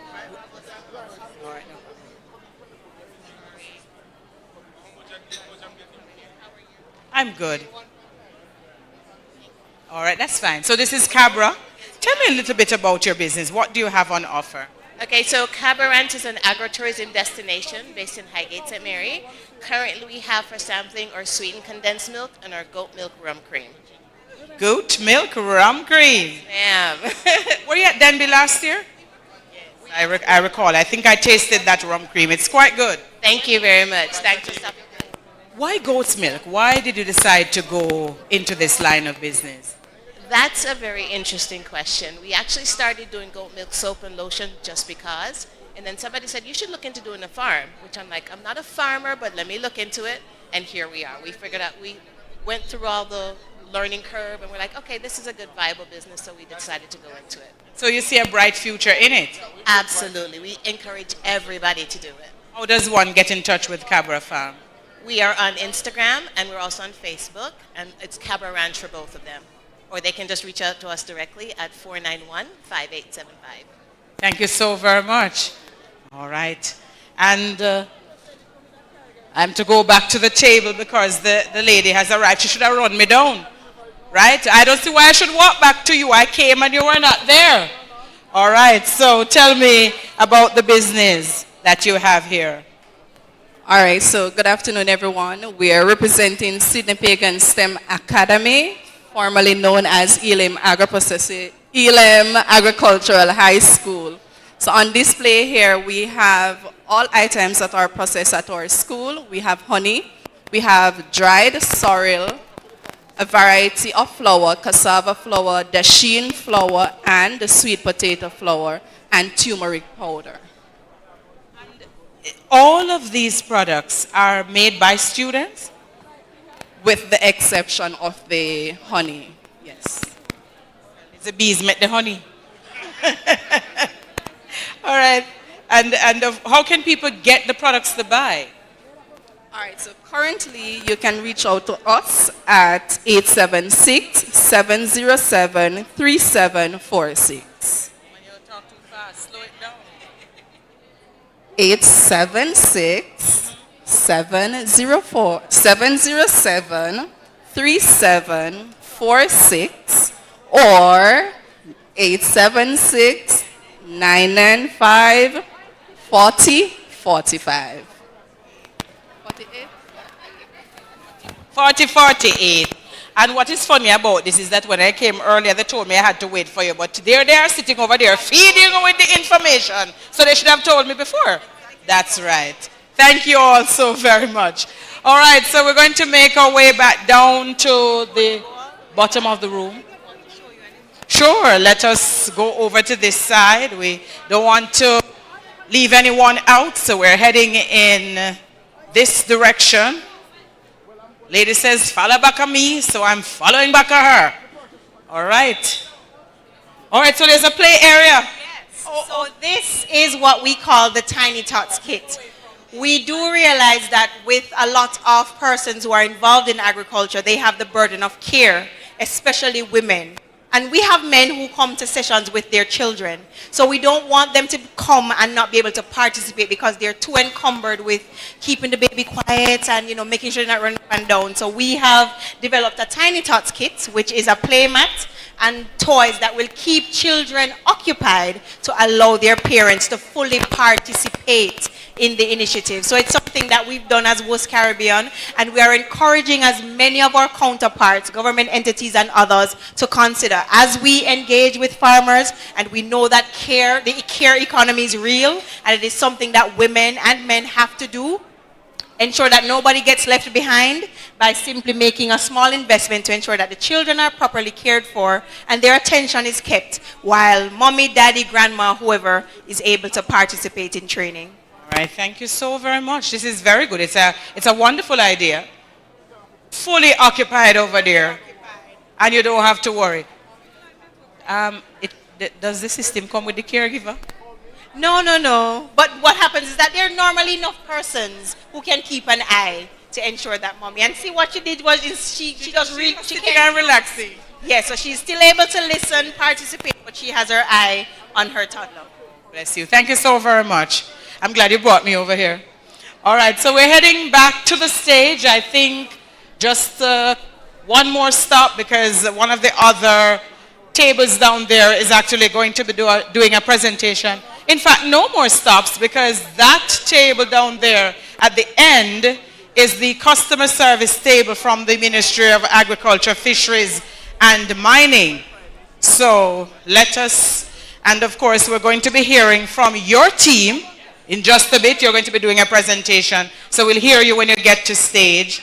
But for those individuals who want to get in touch with the ministry, how do they do that? Hi, good afternoon, everyone. So we're from the customer service branch. So you can call the ministry or you can send an email to customer service at moa.gov.jm. And we're on all the social media pages, Instagram, Facebook, and Twitter, now X.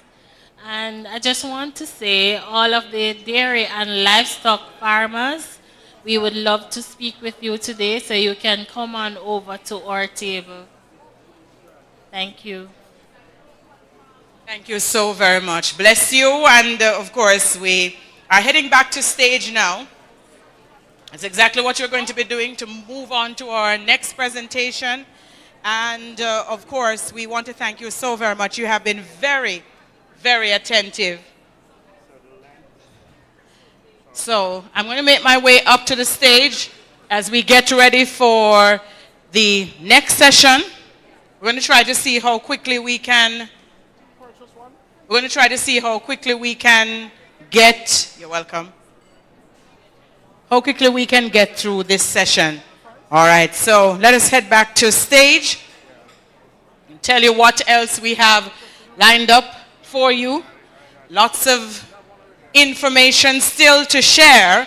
And so, ladies and gentlemen, let me first of all thank our list of exhibitors, the Jamaica Dairy Development Board, the World University Service of Canada, the Ministry of Agriculture, Fisheries and Mining, Parts Department, Outland Herders, Cabra Ranch, Trinjam Farm, Ruby Goat Dairy, GG, Boulders Research Station, RADA Manchester, the Monique College, Farm and Animal Nutrition Solutions, FANS, Small Ruminant Association of Jamaica, the Ebony Park Heart Academy, and JN Small Business Loans, all of them represented here this afternoon for what has turned out to be an absolutely fantastic session. So, ladies and gentlemen, having been fed, are you ready for part 2? Yes, I think we are ready for part 2.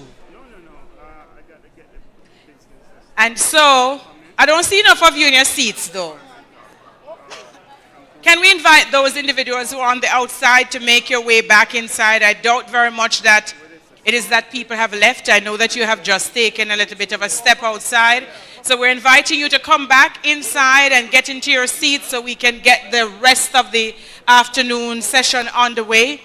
I am reminded that there are people who traveled far to get here, and so we want to get them out of here in good time, early enough for them to be able to make their way back home before dark. All right, I know that whoever that vehicle belongs to will sort it out in just a bit. There we go. All right, so can we get back to our seats, make our way back to where it is that we are going to be listening to the rest of this session from. We don't want our overseas guests to get on stage and there aren't enough of you in the room to pay attention to what they have to say, so can we invite people back inside?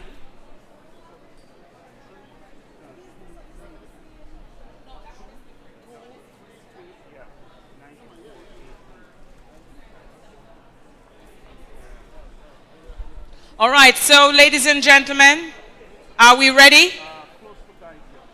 No, sir. You all ate, right? Let me see the hands of all the people who ate a meal just now. You see, it's only your hand up, so nobody else ate, you know. You saw that bad?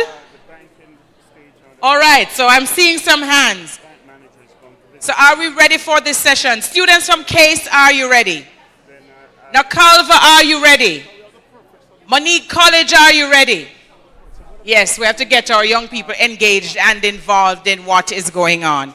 And so, ladies and gentlemen, I'm going to now invite to come and address us Mr. Mike Johnson from Parts Department Limited. And yes, that is the actual name of the business. Parts Department Limited. Makes a whole lot of sense. He's going to come up and talk about goat dairy equipment. And you'll understand when he gives the information why the organization is thus named. Put your hands together and give him a warm, wonderful Jamaican welcome.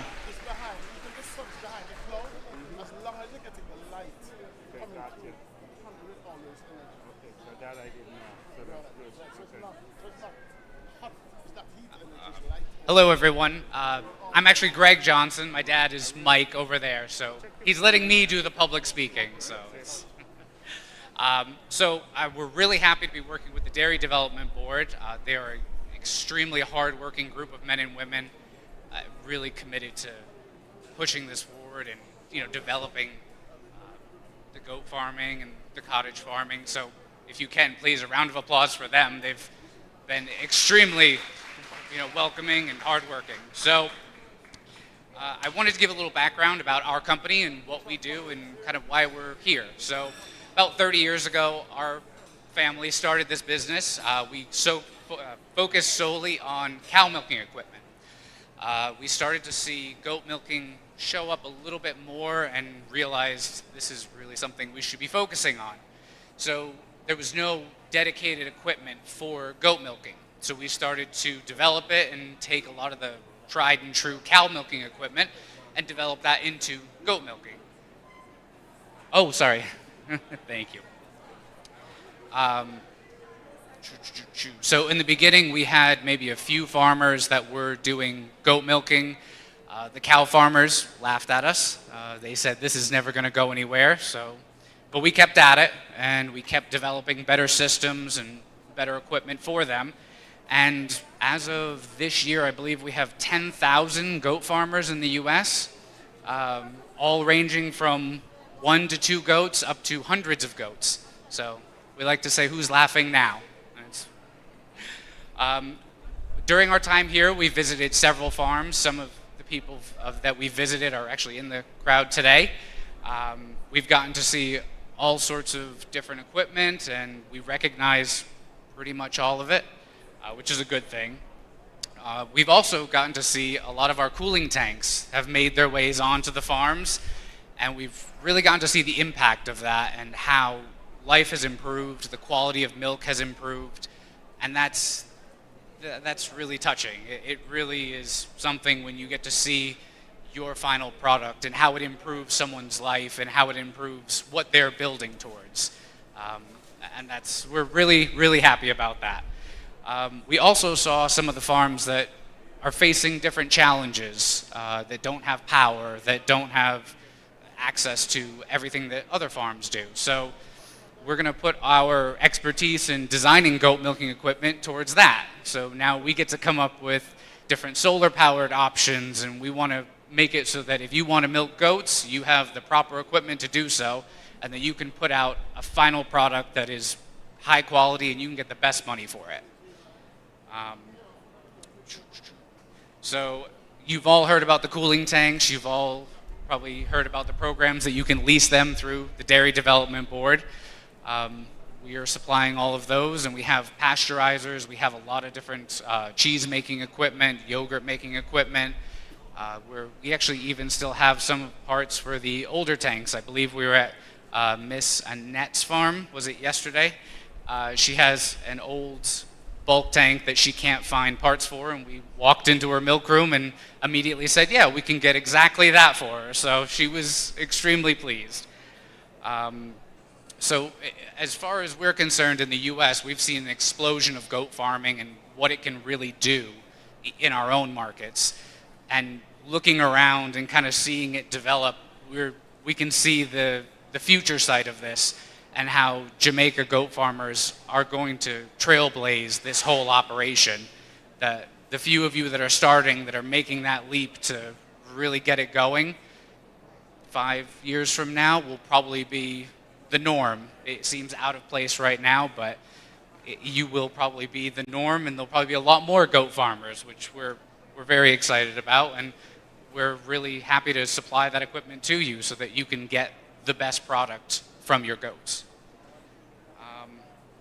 So I just wanted to say that from what I've seen and the support from the Dairy Board and everyone that has kind of spoken before me, the farmers here truly are set up for success. Just everyone that I've heard come up here speaks with such passion, and you can tell that they are pushing just as hard as you are to make this work, to really get you the best possible outcome.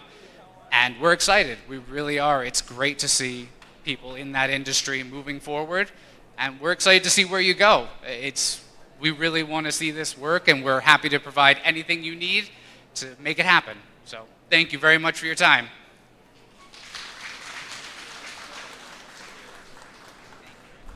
Welcome. Thank you very much, Mr. Johnson. Put your hands together for him once again. And make sure that you go over and have the conversation with them before they get out of here, so you maintain the contact. Once you have received their contact information, then you need to speak with your ministry representatives or your RADA representatives to find out how it is that you can access the parts that they have or the equipment that they have. Put your hands together for them once again. All right, and so ladies and gentlemen, we're moving along.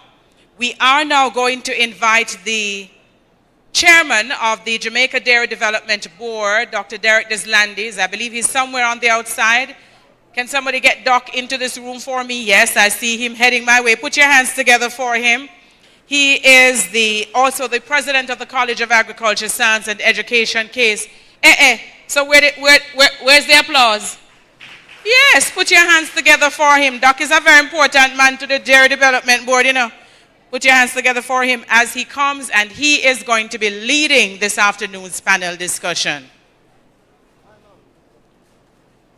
You know, I don't know.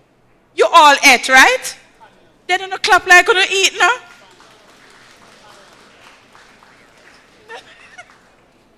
Afternoon. All right, good afternoon. The room looks very scanty. So can I invite one person outside to come inside, please? Let us show some respect to the wonderful ladies we have leading the sector. It is probably the only subsector of agriculture led by women. Believe it or not. So can you just come in, please? Now, we're going to have a panel discussion. And I want to invite, but they know the name, right? Right out there?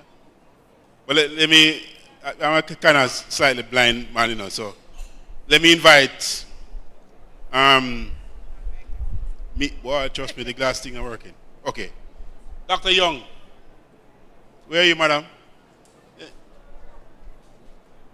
But Gabby, you say you must come up here, so you hide around the corner on the side. Gigi. Come this way, miss. Miss Ruby, where's Miss Ruby? Come, Miss Ruby.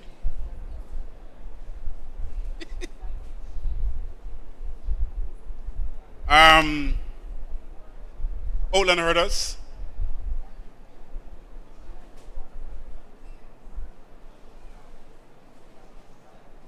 Outland Herders. No, not your wife, boss. No, you sit down right there, sir. Ladies, time to shine.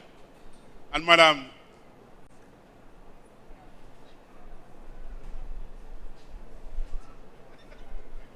thank you, Judy.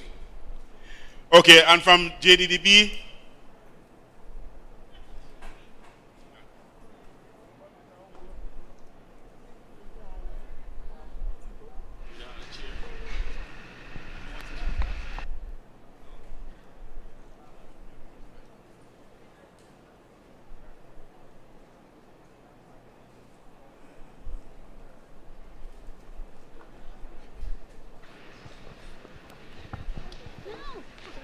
no chair.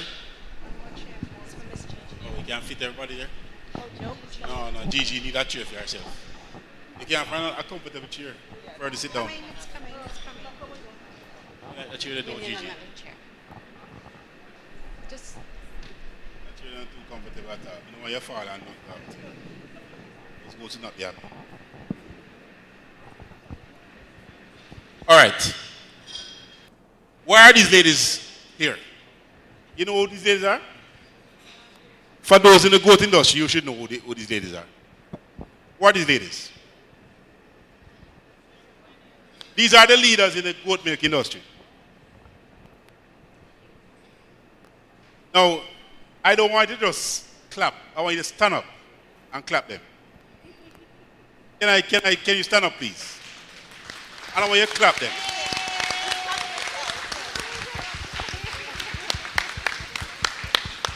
Over the years, Jamaicans, we tend to ignore the contribution of women in the farming and agriculture industry. And women have been quiet. I mean, back in my day, my stepfather used to go and plant, and my mother used to go to the furniture market and sell. So it was a team, and that still happens even today. But today we're going to talk about a very special case. We want to understand, for example, because goat milk the demand for goat milk is on the rise globally. And Jamaica is no different. And there are many of us who grew up, well, not me, I don't like milk, goat milk. I never liked it when I was growing up. Now I like it, but when I was growing up, But I know my sister used to go and milk the goat and drink the milk. The question is that, why have they decided to go this route? What has brought them to this space? So I'm going to ask each of them to give a brief synopsis of what drove them in this direction. Because essentially, this is virgin territory. As an industry, we have goat meat, we have the breeding market, but the goat milk is fledgling. But it represents the area with the greatest potential, especially for the value-added components of it. So I want to take the time, wait, we're on there. Okay. So, Trudy, you want to start us? Well, all right. The question is, what led you into this industry? Why did you start? What was your motivation? We want to understand. Okay, so my motivation was actually from childhood. I always, my dad had a really small farm. I'm from Trinidad and Tobago. We had a small farm in Tobago where we had goat and sheep. And I've always liked goat and sheep. Plus they're my size. They're not big. So that's why I like them. And it has always been a dream of mine. Even when I went to school, that's what I focused on. When I did to do residencies, further studies, it's always something I focused on. It's because it's just a dream I've always had. So I had a dream.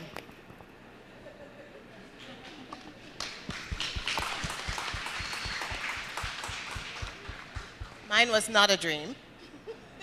I happened upon this, randomly making goat milk soap and lotion, and somebody, actually my brother, encouraged us to do some research about coming back to Jamaica and open a dairy goat farm, which I immediately said, absolutely not. I'm corporate America. I don't touch dirt unless I fall down. But after years of research, we looked into it, figured out it was a viable industry, and here we are. I'm loving it. From a straight business. Absolutely. So Dr. Young was from passion and love. But you're straight, but then she has converted to a business as well. Yes. So I kind of want to go back here a little bit, Dr. Young. What is it that, when did you make that transition? When did you convert that passion and love to business? That's a great question, but throughout my whole life, every passion I've had has become a business. It's something I've always done. My mom will always tell people my mom came to NB last year and she said to people, they said, oh, your daughter's a great salesperson. And she said from 6 years old, she was selling avocados and mangoes on the side of the street. In our rural area where we grew up, I'd set up a little tarpaulin tent and I would sell mangoes and avocados. So I believe business, and I don't know if I'm half Chinese, is that in my blood, but I've always partnered businesses with whatever I love to do. I'm always trying to buy and sell something. I don't know why. All right, Ms. Ruby, talk to us about what brought you into this industry. So I'm just looking out at all of you and remembering a comment that my husband, Byron Walker, who some of you know, made a few years ago. He said, you know, if we start an industry here, that will be our biggest gift to Jamaica. 12 years ago, I looked around and saw a lot of goats, and I'd go to the store, and there was no goat milk and no goat cheese. And I couldn't understand it. And then I read a book about a man in the United States who did something similar and started his own goat milk business and goat cheese. And I read this book and I thought, maybe I could do that. So 12 years ago, I started milking Mr. Bell's 2 goats, making cheese, and then ran around like a crazy woman trying to find someone who would buy those 2 little containers of goat cheese from me. And then it evolved to all of us now doing this. And our business is 12 years old this year. And it came out of just looking around and seeing goats and seeing no goat milk and goat cheese in the store. I knew nothing about goats. I knew nothing about cheese. I knew nothing about running an independent business. I had run nursing businesses, but not retail and all the things that all of us deal with. So it's become a passion. I do love goats now. And it continues to be a wonderful experience. And especially the people that I've met, both as customers and colleagues. That's the origin.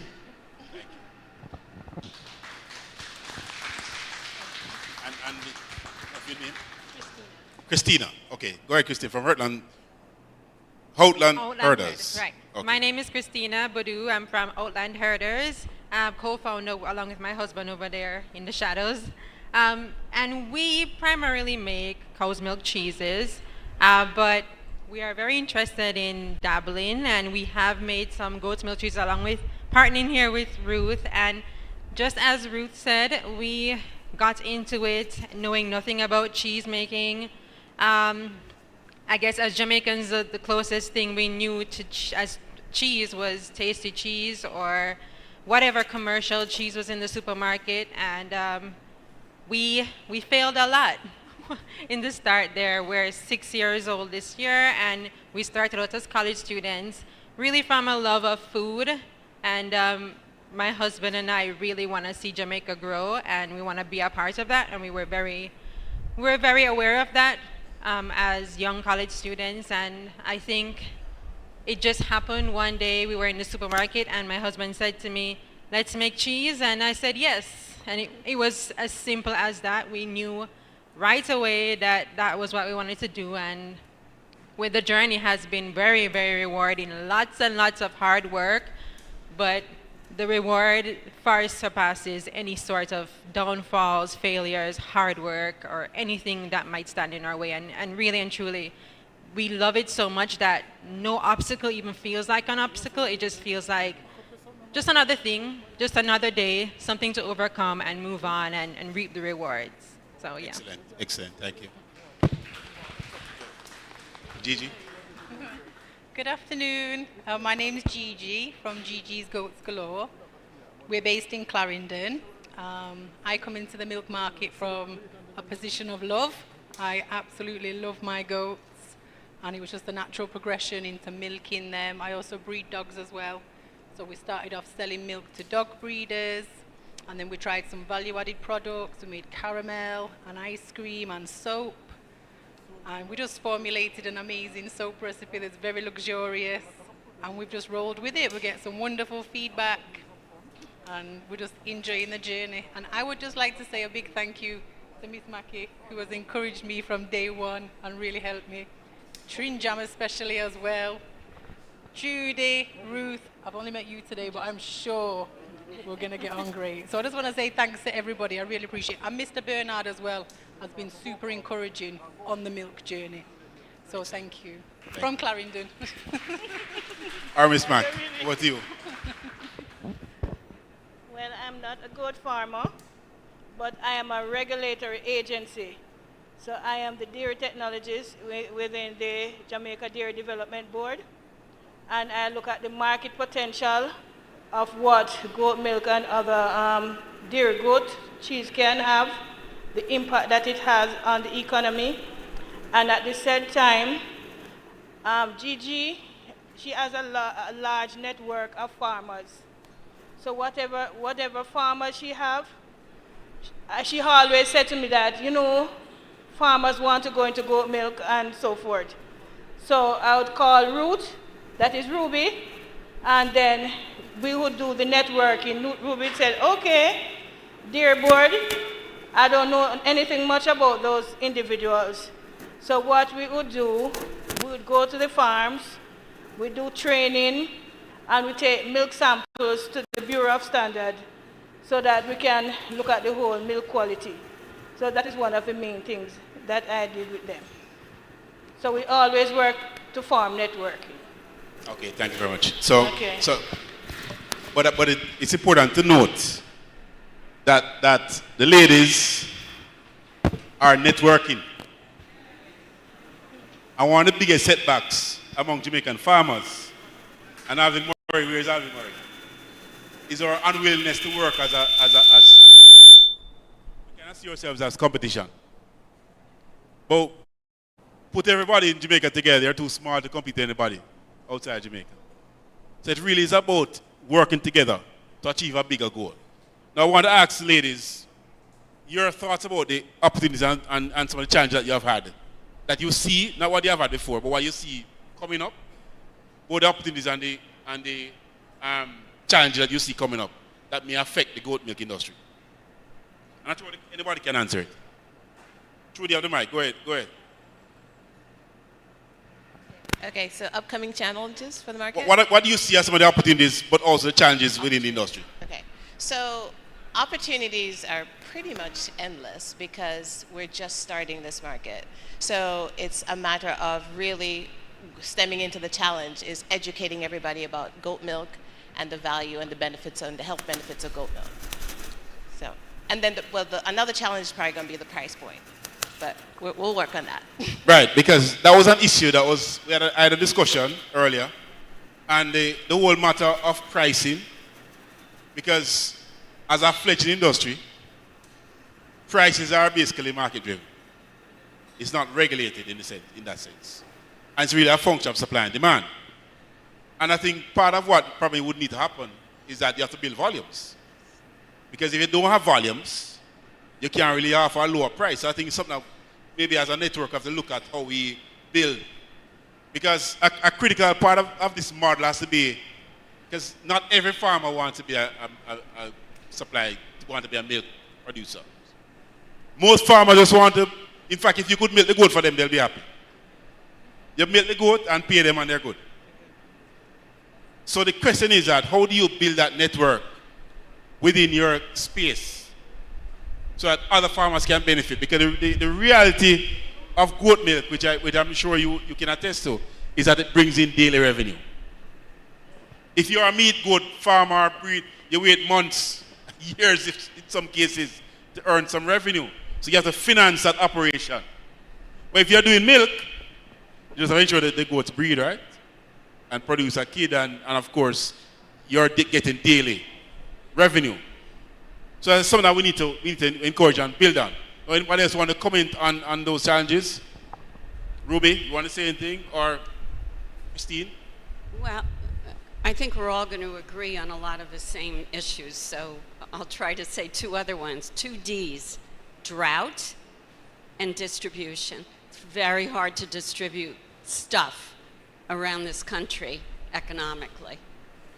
And that is to the retail outlets? Wholesale retail? Or to Okay. individuals, or a restaurant, or whoever, or to each other. Okay. It's very expensive.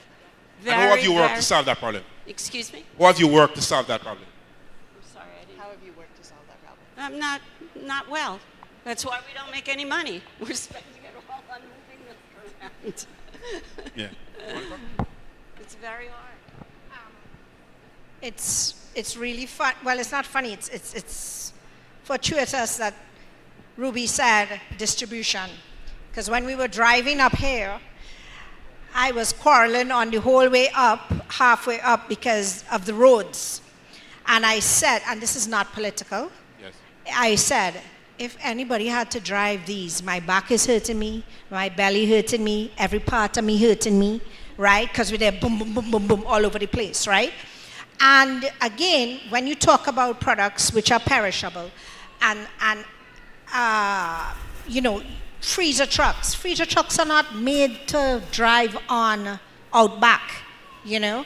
So I see we're going to have a big problem with distribution. As you said, that's one of your biggest costs. So how do we overcome that? What we did is we have our cluster within walking distance of us. Yes. All right. So my whole cluster with my milk farmers basically can walk to the farm within 5 minutes, right? So it's a set of neighboring farms right around me. So that's how we deal with that. So we don't have the issue of distribution problems as much. We have the issue of now is getting it out. So that's what we did. Our distribution is built around a center around us. So that's how we dealt with it. And how have you handled moving into the retail outlets? How you managed getting into the supermarkets? Right. So you asked, how do we manage getting to the supermarkets? Again, if I try to do it as an individual, or the farm tried to do it as an individual, we would fail. I think we would fail. One, the cost would be too high, and two, just the logistics. We wouldn't be able to reach as far. So what we did is we got a distributor to distribute for us, because we can't. What we do, we use a simple principle that I learned with a company that I work with, is that the distributor has to send their truck there no matter what, right? So what we do is we send the milk, we bulk up, send the milk every Monday and Tuesday. The milk, the yogurt, the cheese, whatever it is we have, take the orders, send it there on Monday, and then they distribute it to the 13 other supermarkets first, because we couldn't do it. We're not big enough to do that yet. So, and I don't even think, when you look at the model, even if we got much bigger, it's still not cost effective. It would be cheaper or more effective to go to a distributor, and they take a percentage, but it's still more effective. Of the sales? Okay. Yeah, they do. Okay, thank you. Anybody else want to comment on this? But Dr. Young, what you have given is a very good solution in terms of how you can address this particular issue, because there are persons whose sole responsibility or job is to be independent distributors, and they distribute goods and biscuits and buns all over the country. Very, very good. I did want to add one. Is my mic on? Hello? Yeah. I just wanted to add on to what Dr. Gabriel was saying, redistribution. I think when you're just starting out as a value-added producer, you're probably not in the space to afford a distribution company, or maybe you have enough kind of willpower or drive to go out and do it yourself. Maybe you're young, I don't know.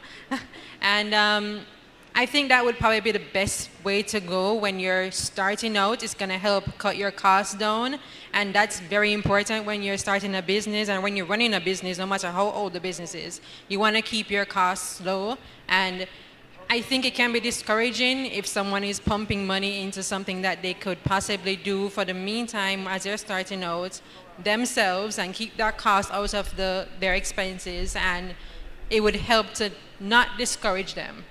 And, you know, they'll be able to retain more profits and not feel like, oh, all of our money is going into this, that, or the other thing. And they can actually see that money coming in and be motivated by that to carry on and keep going with the business. Okay, thank So you. just a side note. Let me ask a question, because I'm getting wrap-up signal. So we have 2 more questions that we want to throw out to the panel.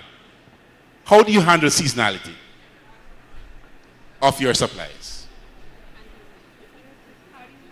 How do you handle the seasonality of your supplies? Yeah. Okay, on the goats, they're not going to give you milk 12 months for the year. Okay. So, but the challenge, Gigi, is that if you are selling milk into the market and you only sell during certain seasons, that market is not going to be sustainable. So the question to you is, how do you manage that process? So we technically try to eliminate seasonality by continually breeding and always having a schedule of when we're going to have mothers. So we're going to always have milk. So you primarily rely on your own goats? Say that one more time? You only rely, you mainly rely on your goats? Correct, yes. Okay. But Miss Ruby relies on goats from other farmers? Mainly, yes. Okay. So how do you manage that That's process? why this is very good news when I hear this. Yes. So you need to expand your goat population. Because the demand now, there's not a huge difference in-season tourist versus off-season. There's demand year-round now. Yes. I don't know whether everybody else has found that too. There's not a huge difference. But are you getting enough supplies to sustain the business over the period of a year?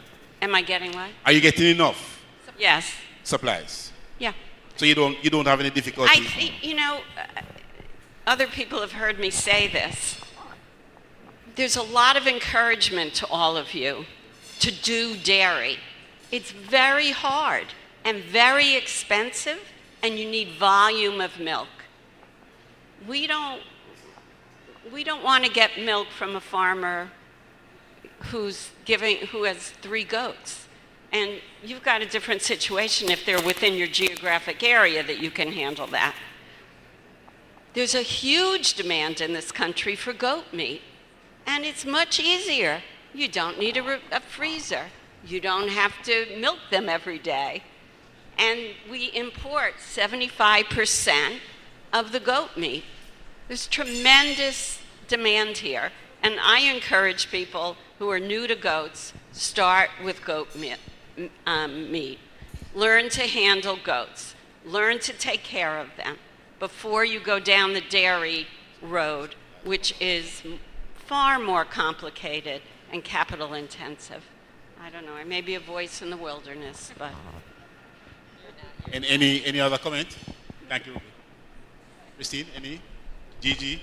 Maki, any? Seasonality, well, I mean, as some of you may know, we don't actually have a farm. We source our milk from dairy farmers across the island. So if you're talking about seasonality in the sense where milk production goes down, is that? Yes. Yeah. Well, first of all, we always need more milk. We always need more milk, no matter how much milk we get. It's like we always need more.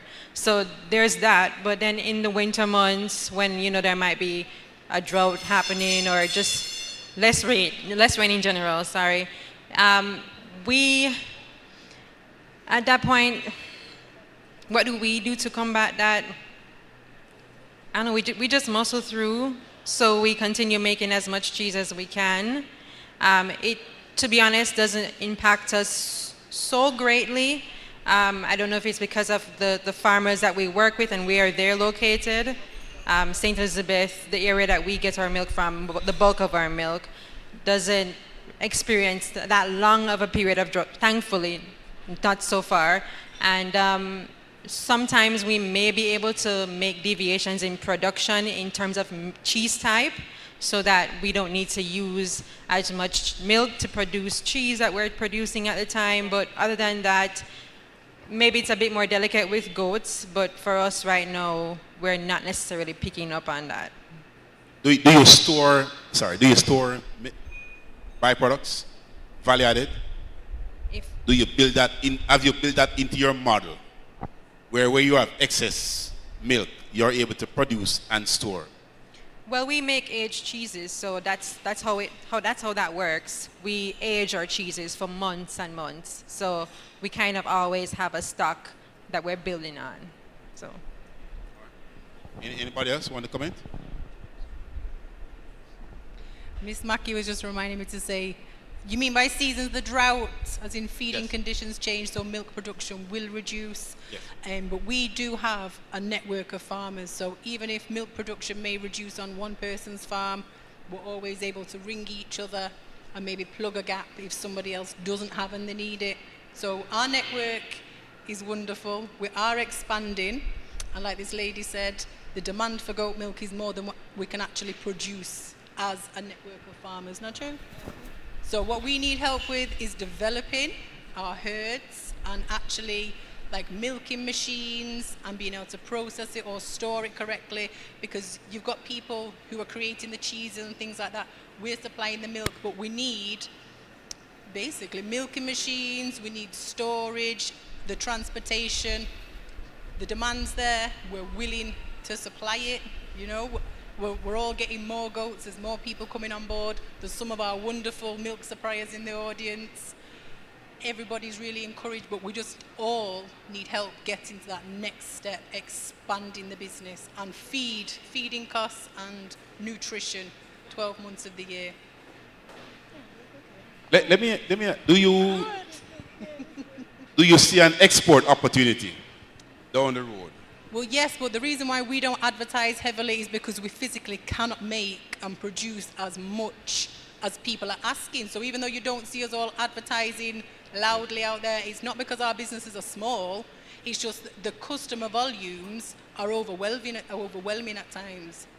So we could, all of us, definitely ramp up our milking production, as in the goats, our milking parlours, our machinery, our processing side of things.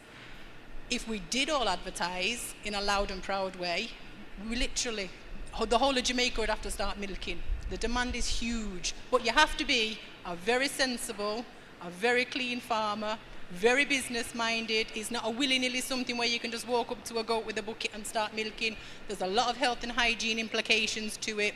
There's a very huge business side to it as well, because you know you have to feed your animals, house your animals. Some people have employees that milk the goats or drive and collect milk and those things. So if people are going to think to go into it, it's not something to take lightly. Like this lady was saying, try your hand at raising goats first. And when you're very good at goat management, you know, nutrition, medication, treating goat, herd management, housing, then think about transferring over to milk. But if you do transfer, it's definitely worth it, and it's a wonderful, and as you can see, the whole of the milk team, everybody's really friendly and nice and supportive. Yeah. Excellent. Now, there was this is a tricky question, Gabriel. The largest milk goat producer, the largest milk goat company in the Caribbean, is a company in Trinidad that milks 6,000 that has a 6,000 animal farm. I mean, do you see that potential in Jamaica? Hello? Yeah. Definitely. Oops, I'm so sorry. Definitely, I can see that potential. But I know the farm very well. I actually know all the goat farms down there. What I want the audience to understand, Gabby, I want them to understand what milking 6,000 goats looks like. Yeah, that's a business in itself. That's all you're going to be doing. One of them has a milking parlor, a rotating milking parlor that milks the goats for him. It's robotic at that size, because really to find labor for something like that, I wish you luck. You're not going to get that. So he moved to robotics. But it is something that can happen in Jamaica. But I want to say something to Dr. Deslandez with this. I'm not too enthusiastic or fooled by a number. Telling me that somebody has 6,000 goats at milking, but if each goat is giving me 1 liter milk, I'm not interested. Let me say that to you. Now, if you tell me you have 100 goats milking, and each one of them giving you 6 liters, now I'll talk to you. Yes. So it's about efficiency for me, not just about numbers, right? We need to focus on that as farmers. Not just about the number of goats I have. That means nothing to me. I'm being very honest here as farmers. I see the same problems with the cattle. It's a productivity question. It's a what? The productivity question. Yeah. You come back to the productivity. Yeah, it has to do with efficiency. I don't really want to know how many goats you have or how many cows you have. That's not what I want to know. I want to know how efficient your system is or how efficient your production is. I would rather you to, and efficiency then leads to money in your pocket, right? I would rather be milking 50 goats giving me, what is that? Let's say 5 liters. So that's 250 liters a day, right? Than milking 1,000 goats giving me 1 liter. Follow? Yes. No matter what, because the efficiency is important for productivity and a business. Did that answer your question? Yes, it did quite well. Because I wanted to expose the audience to what's happening also in the Caribbean. Oh, yeah. Well, yes. Yeah. So this guy milks, well, it's not 6,000 he milks. His herd is 6,000. But again, you're going to have some animals that are dry, some animals that are lactating. So it's a whole process and cycle he goes through and selects his breeding. Grenada has a very vibrant goat milk industry also in the Caribbean. Dominican Republic, St. Lucia. A matter of fact, in those countries, goat milk is a lot more acceptable than it seems to be in Jamaica. Now, one of the challenges that I see, and I think we need to look at this, Mark. It appears to me that we need to understand the size of the market we're dealing with and people's reluctance to drink goat milk. And to work out what could be done to change people's mindset towards a great acceptance of goat milk. Is that something that you see as important in terms of the future of the industry? Because right now you're kind of shooting in the dark. We know that people drink milk. Whether it is 10% of Jamaicans or 40%, we're not sure of that number. But I think it's something that we need to probably look at to see how do we better understand the industry. What it is that is required? What's the level of demand? So we know, for example, what is the demand for milk in general. Because I can tell you between the local industry, what we import, it is $60 million US. That's the value of the total milk industry. But what we don't know, how much of that represents goats? So in addition to all the challenges, how do we move in that direction? What do we do? So anybody who can answer, and then I'll open the audience to ask questions. Okay. Ms. Pratt, you want to? Yeah.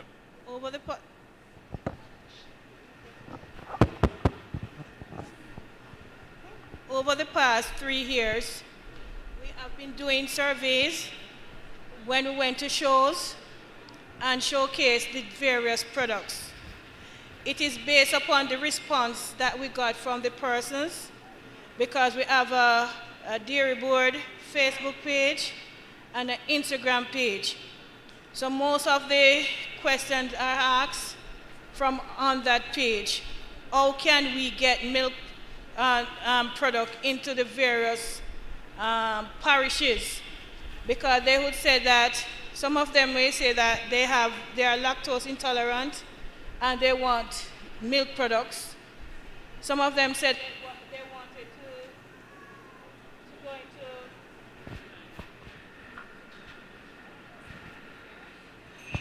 into. Some of them may say that they want to do like goat milk powder processing and all those other things. So we are doing a market research, and based upon that market research, that is why we came about the symposium here, to bring forth awareness how we can get more persons involved as well as other processors from different parishes, because the ones that we have, even though we have processors, we need for it to be extended across the 14 parishes and not only contained in one parish. So our biggest challenge is right now, as we are here, we invited Parks Department from Connecticut, because I know that part of our problem that we're having, especially the dairy goat farmers, is like transportation. Because when you look at it, if you are to milk the animal and to take it from one point to the next, transportation is going to take over a lot of your money right there. So we are trying to partner with them to see how we can get the little mini milk truck and some goat dairy tanks, so that they can have the milk and can store it at a longer time, and the milk truck can collect it and go to the different processors. So to help in reducing the amount of money spent on transportation. You know, that's the history of Jamaican milk industry. Right. That's what used to happen historically in Jamaica. That farmers had 2 cows, different places, and the milk truck comes through and picks up the milk from each of those farmers. And that's how we used to produce 39 million liters of milk Right. up to 1992. So we have had history of doing that. So it's something that certainly for goat looks like a good opportunity that we need to try to revive. If there are any other contribution to this question, if there are no other contribution, I'm going to open to the audience to ask questions.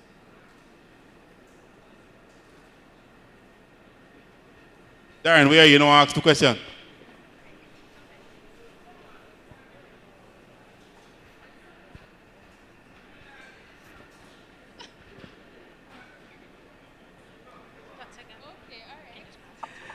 Good afternoon, everyone. It's not really a question, it's more a comment based on the discussion that was taking place.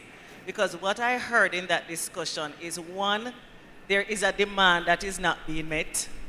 Two, there is need for efficiency and not so much trying to get a lot of different persons in there.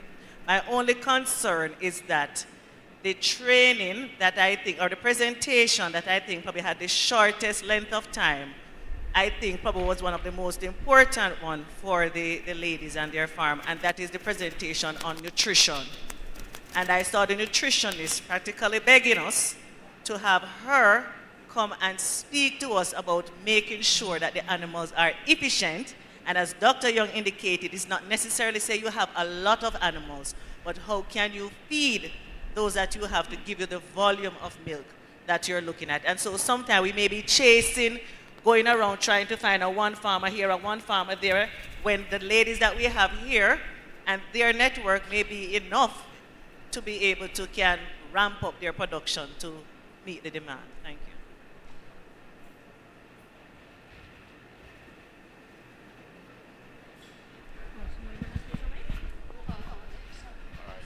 Thank you. It a tape? All right. Good. So, good afternoon, team. And ladies who love you up there. I was saying to myself that I wish I had brought my partner here so that she could, look at you guys. You really look good and motivated. All right. So, my sitting there listening to you and thinking, what came to my mind is waste. How do you manage your waste? All right, so yeah, man, look at it. So you bring the product to the stores, etc., etc. But it have an expiration date. After the expiration date comes, what do you do with the product? This question is not necessarily for you, but I am from Westmoreland and I have some young milk farmers down there. I heard someone say the small farmers, they might need to. They don't really have any time for them. They need to ramp up your thing.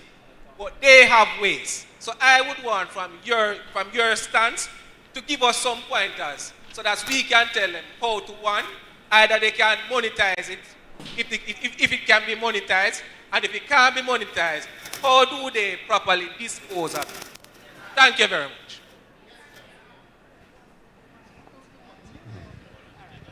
Okay, my answer is going to be a little bit funny, I guess. One of my main ways to dispose of my waste, which is, like you said, returns from the supermarket, which is not a lot, is I have a lot of dogs, and my dogs love the products, right? And they're not too, they look really healthy, I can tell you that. Very chunky and nice. So I use my dogs as one. I believe in the circular way of farming, that nothing wastes. And then the next thing is that, especially when we make cheese, we have a lot of byproduct of whey, W-H-E-Y, whey. And what I do is I actually give that to pig farmers to feed their pigs. So that's one way I do it. So, thank you. They said ditto. Dogs, pigs. Dogs and pigs. All right, thank you, Dr. Young. Looking in the room, anybody else have any other questions for the panelists? Again, it's not a question, it's just a comment on what the officer mentioned, because when I heard the word waste and to deal with waste because the product is on the shelf and expired, I'm thinking that probably that's the wrong market to be selling your product, because you want your product to be on the shelf, to be moving, not staying there until it has to be until it expires and have to be returned to you. Or if it's a thing where we heard the discussion about the Ministry of Health, or your food handler's permit, how your hands can.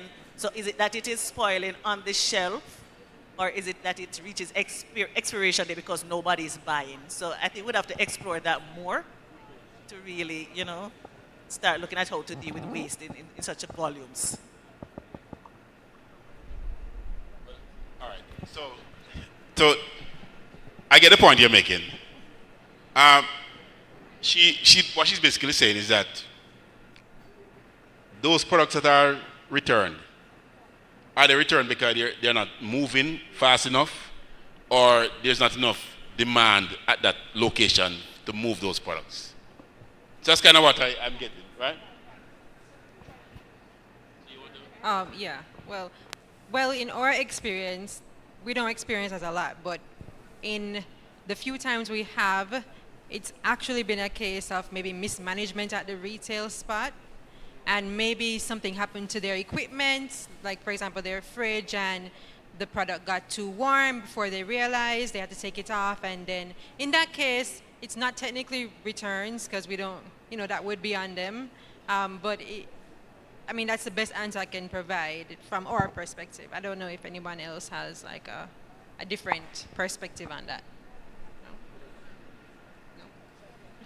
I don't really, like I said, Maxine, is maybe 1 or 2 returns. Most of our returns is actually somebody drops a bottle or drops a yogurt and breaks it open, so somehow they think that's my problem, so they return it like that. But it's not a lot. No, it's not a lot. Or something goes wrong with the fridge. Yeah. Well, let me extend that quite a little further. Is there any thought to moving to further value added?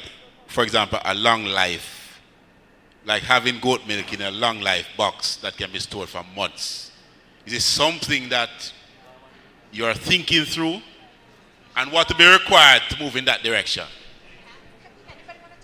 I would love to do that. Hear what?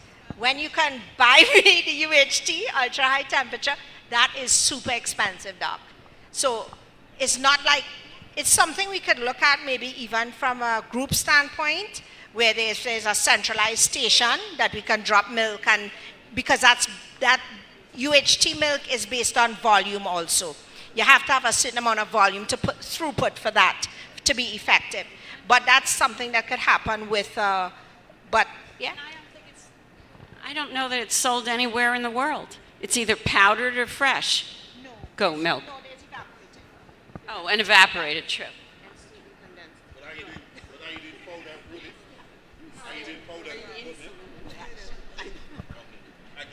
Yeah, dehydration process takes a long time, and it's very capital intensive to get it there, to get it to that point. But if the dairy board is willing to provide a centralized station for UHT processing or powdered milk, I think we can definitely accommodate that, Dr. Deslanders.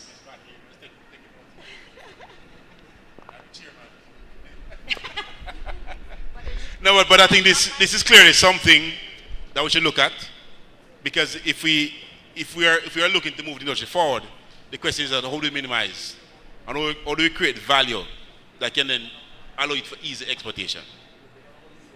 I mean, we import tremendous amounts of milk powder every single year into Jamaica. So it's a massive market that we certainly should look at. And it's something that we'll explore to see what kind of cost we're looking at. Because you'd probably need a drying system or dehydration system to bring. But Doc, let me just say this to you. Whether it's cow milk, so we may one day reach a stage where we have excess cow milk again.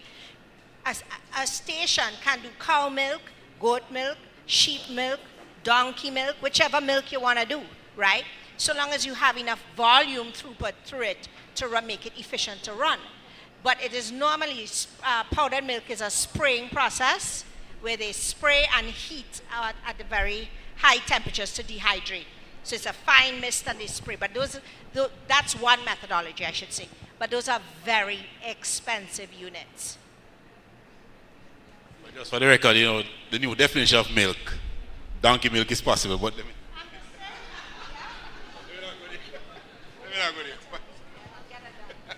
but it's moving from bovine, to other forms of mammals. Yeah. Anyway, are there any more questions from the audience? Is there anything else you want to know?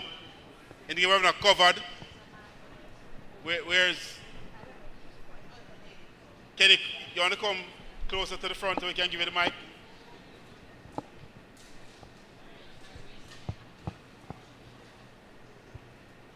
I remember when I was young, my father raised goats.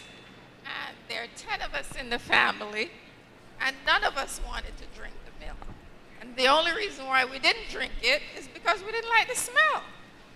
But as we got older, The smell was a turn off. the smell of goat's milk. Goat's milk has an odor that if you're not used to it, you won't want to taste it.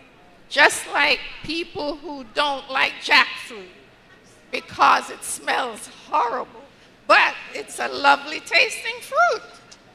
So I think goat's milk needs to be introduced to the young people growing up so that they get used to it. As of now, we push cow's milk, which technically we shouldn't even be drinking, right? And goat's milk is more easily digested than cow's milk.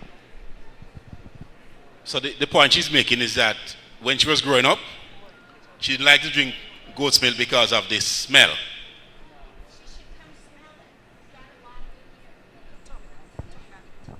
Come smell it. We have a lot here. It doesn't smell, and it tastes great. No, I like goat's milk. I do, but I liked it when I got older.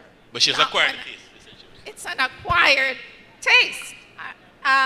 Okay, for me, what I found out is when the milk is fresh, and I'm talking fresh and talking about within 3 days, also, there's many things that affect the scent of milk. Exactly. What they eat, the freshness of the milk, the fresher the milk, I find it doesn't even have a smell. And also, there's something else I was about to say. Right, that was it. Yeah. How close do you house the males, or as you say, the bucks? Right. They can really rank up anything. Right. That's an issue. Right? Too. So that is it too. My bucks are housed way over on another place from my girls. We all have female prisons. There are mainly female goats, very few males.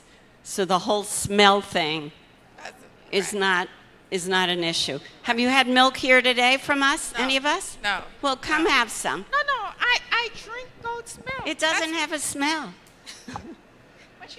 I am saying that introduction of goat's milk to the younger population to start early because they're used to getting cow's milk. And a lot of young people now, they don't even know that milk comes from a cow. They say, oh, we get it from the supermarket. Okay, so we are working on that. So come see us at any event, Conoco, Denby, we're all there. And we are reaching out to schools. We have school visits, and they come to taste the goat, they come to milk the goat, they come to pet the goat. They see the whole entire process. And I find a lot of times that a lot of people they have this premonition that it's going to be smelly, and then they taste it like, oh, it tastes great. So it's just a matter of letting everybody know that it's normal milk. It doesn't smell. The it's young perfect. people to take it in all the forms. Okay, thank you very much. And I think that wraps up. But let me just add one point. The regulations governing the school feeding program actually mandates that students should drink at least milk 5 times per day. So that is actually in the regulations governing the school feeding program. That students should be given milk as part of your meal. And we're talking about 135,000 students. The problem has been we have not been able to produce milk cost effective enough to make it viable. To buy milk to somebody has subsidized it. But the point she's making is a valid one, meaning that if you encourage the babies to drink milk early, then they'll acquire the taste for it, and that will drive demand in the next generation. So that's a very valid point, and it's an important point to note. All right, Gabby, you can go ahead and then we can wrap up. I just wanted to add to that, Doc. That's exactly what I was going to say. when I was I had to study in the U.S. for something, and I had my first son there. And when he was in kindergarten school or daycare, the two options offered were water and milk. Nothing else was offered. No juice, no soda, no nothing. Water and milk. And he developed the taste for milk. And then when he came back to Jamaica now, if it's not fresh cow's milk, he spits it out. I remember him, somebody gave him something, must he mix up something, some powdered milk, and he spit it out. That tastes bad. Has anybody ever really tasted powdered milk? It tastes awful.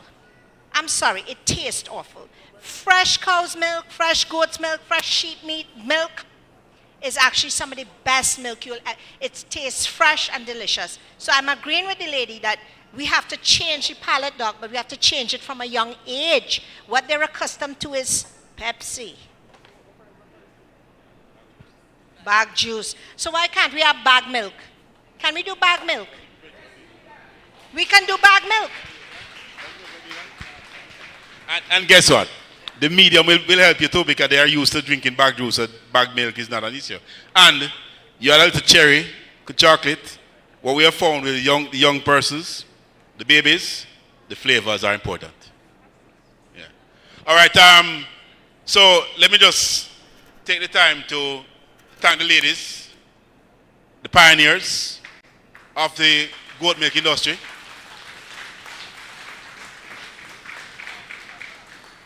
And we thank them for taking time to share. And we encourage farmers to look at this option, either to get into the business yourself, but if you recognize a lot of hard work, or to become a supplier of milk to one of the ladies that you see on the platform. So thank you very much. And I hand over now to... Doc, you might as well just make your remarks, because I had you to close out the event. I'm going to ask you to give your closing remarks, and then I'll bring Maxine up to do the vote of thanks. All right, thank you. I'll do that. All right. You can go. But you can take some more pictures, you know. It's always... Well...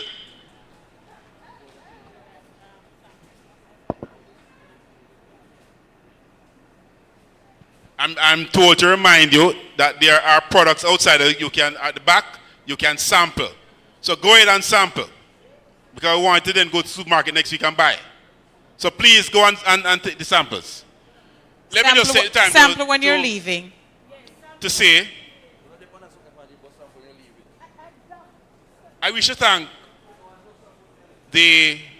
our sponsors, first and foremost. Without sponsors, we really don't get anything done. We also wish to thank the producers, the farmers, for whom we do this. The reality is that if you have not seen anything in the world today, one thing you must recognize, that food self-sufficiency is going to be the challenge for the next 20 years. So it's important that farmers continue to do the work you're doing, continue to innovate, because that's the only way we're going to be able to dig ourselves out of this crisis that we're in. I wish to thank the ministers for their presence. It's always important when the chief policymaker makes the time to be with us to talk about these issues and to share their vision that they've laid out for their board to achieve. I also wish to thank the other agencies of the Ministry of Agriculture. RADA, AIC, all the other agencies that help to make this event. Thank you, Maxine, all is present, all is in the trenches, trying to build this industry. And lastly, I want to thank the staff of the Dairy Development Board, 13 people.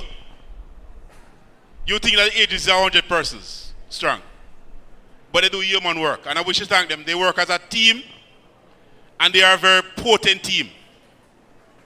Certainly, as a chairman, it makes my life easy, because when you have a good team in place, then managing, providing supervision on the process is always going to be easy. And I wish the team to be encouraged to continue to build out, because what you're doing is work that is critical to the country's long-term survival. Thank you very, and let me, lastly but not by no means least, for all the persons who turned out, all the farmers who take time out their busy schedule to be here. And my students at Case, most of whom are part of the goat industry already. I wish to encourage you all to continue to work on this, and hopefully we can do this in every parish in Jamaica as we continue to build out the goat industry. Thank you. Thank you so very much, Dr. Deslandis. You can just hand that back to them on your way. Is this your phone, sir? Oh, yes. Not mine. Oh, all right. All right, and so, ladies and gentlemen, we are winding down. Maxine Brown, yes, you still have to give your vote of thanks because I know it's going to be different from his. That was Dr. Derek Deslandis, and he is chairman of the Jamaica Dairy Development Board. We now invite Maxine Brown, and she's livestock specialist at the Rural Agricultural Development Authority, RADA, to move the formal vote of thanks.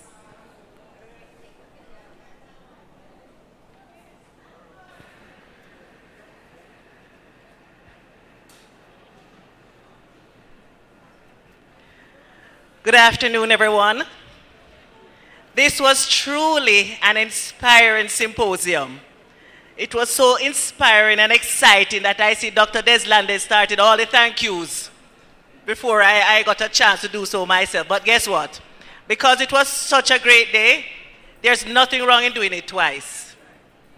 So let me just say, first of all, I want to thank the good Lord for giving us such good weather.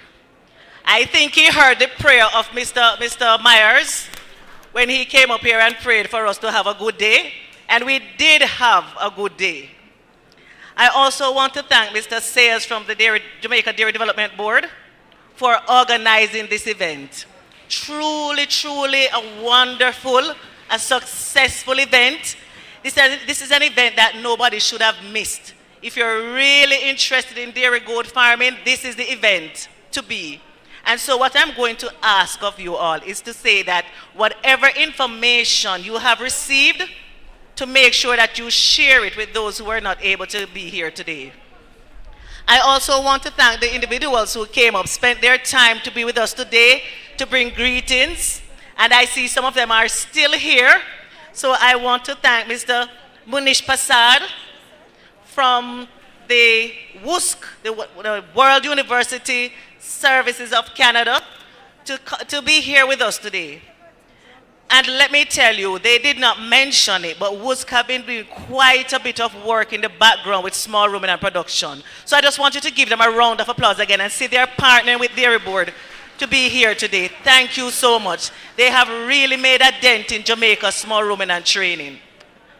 Small ruminant activities. They have trained even the livestock officers, veterinary health technicians, farmers, so they're encouraging persons to continue to learn and to build on the industry. Thank you very much.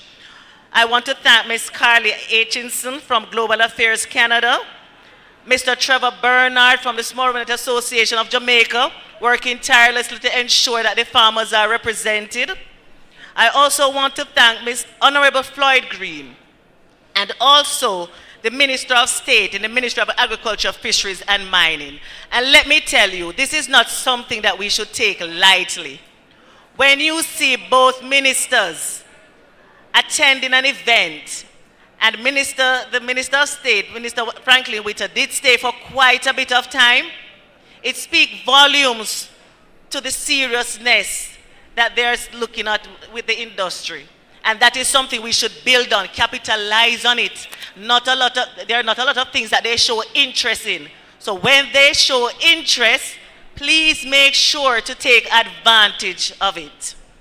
I also want to thank Ms. Marsha Martin Mackey from Jamaica Dairy Development Board, our so-called shy individual, a stalwart in the background, bringing dairy goat production to where it is today, that we can say that we are having a symposium on it.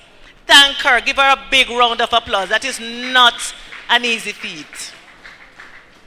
I also want to thank the presenters, Dr. Grace Ann Johnson from SRC, who made sure to inform us that we need to have information about product development to ensure that you have quality product. Remember, they were speaking about products that can spoil, and we were saying the wastage that's supposed to go back. SRC is there to ensure that when you create a product, it has a long shelf life. I also want to thank Mr. Misha Plummer-Byfield from the Ministry of Health and Wellness. Excellent presentation. I learned quite a bit in your presentation, and the key thing that I realized that came out in both presentations was in terms of sanitation. Farmers needing to have their food handlers permit, and I like that you said before we go into production of anything, we should check with your agency. And I encourage persons to, it's the same thing with going into farming with RADA. A lot of them build their infrastructure. They say they're having problems, and when you go, it is an infrastructure problem. And you cannot break down your housing or whatever it is to suit what should be the best practice. So very valuable information. We need to hear more from you. We need to be collaborating more, RADA and Ministry of Health. Thank you.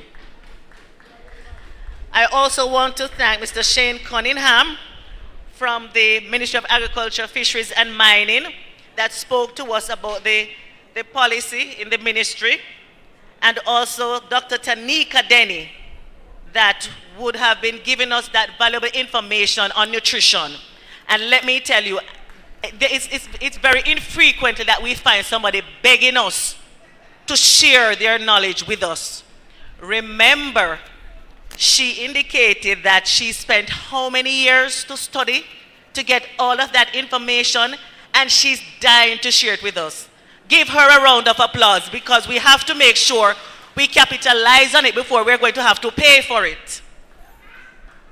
I also want to thank Mr. Mike Johnson from Paris Department Limited that came and spoke to us about his business venture that he's partnering with Dairy Board so that we can have these nice tailored equipment. I also want to thank Ms. Speart because she came twice. She represented the permanent secretary in the Ministry of Agriculture, Fisheries and Mining, and she was there again to educate us on the different the different offerings from the ministry to make your life easier. What do they call it? What is the PIR? Production Incentive Relief Program, and to get your duty and to get your concessions. Very important piece of information if you're in farming. Remember we spoke about cutting costs and where you can make some savings, so that is something that we need to pay attention to. I also want to thank all the booth holders. When I looked at the list, I think we have about 15 persons, and I know Ms. Mackenzie would have been thanking them along the way, and Dr. Des Landes did that, so I'm going to quickly just name out the 15. Jamaica Dairy Development Board, WUSC, Cabra Ranch, Trinidad Farm, Money College, Ebony Park Art Academy, RADA, GG Galore, Small Ruminant Association of Jamaica, Jamaica National Small Business Loans, Outland Herders, Farm and Animal Nutrition Solutions, Larman Global Enterprise, the Ministry of Agriculture, Fisheries and Mining, and there was one other booth holder that sometimes we tend to skip around and not recognize that is also another important industry, the leathercraft industry. So Mr. Longworth, thank you for being here to let us recognize that even though we're dealing with milk goats, when they get to the age where you have to slaughter, the skin can also make some money to do leathercraft products. And finally, I also want to thank the staff of the Jamaica Dairy Development Board. As somebody had mentioned before, this is something that they have been planning. I think Mr. Sayers was saying he has been planning it for a while. The minister was asking about it. And sometimes good things come to those who wait, because I think it was well organized, well planned.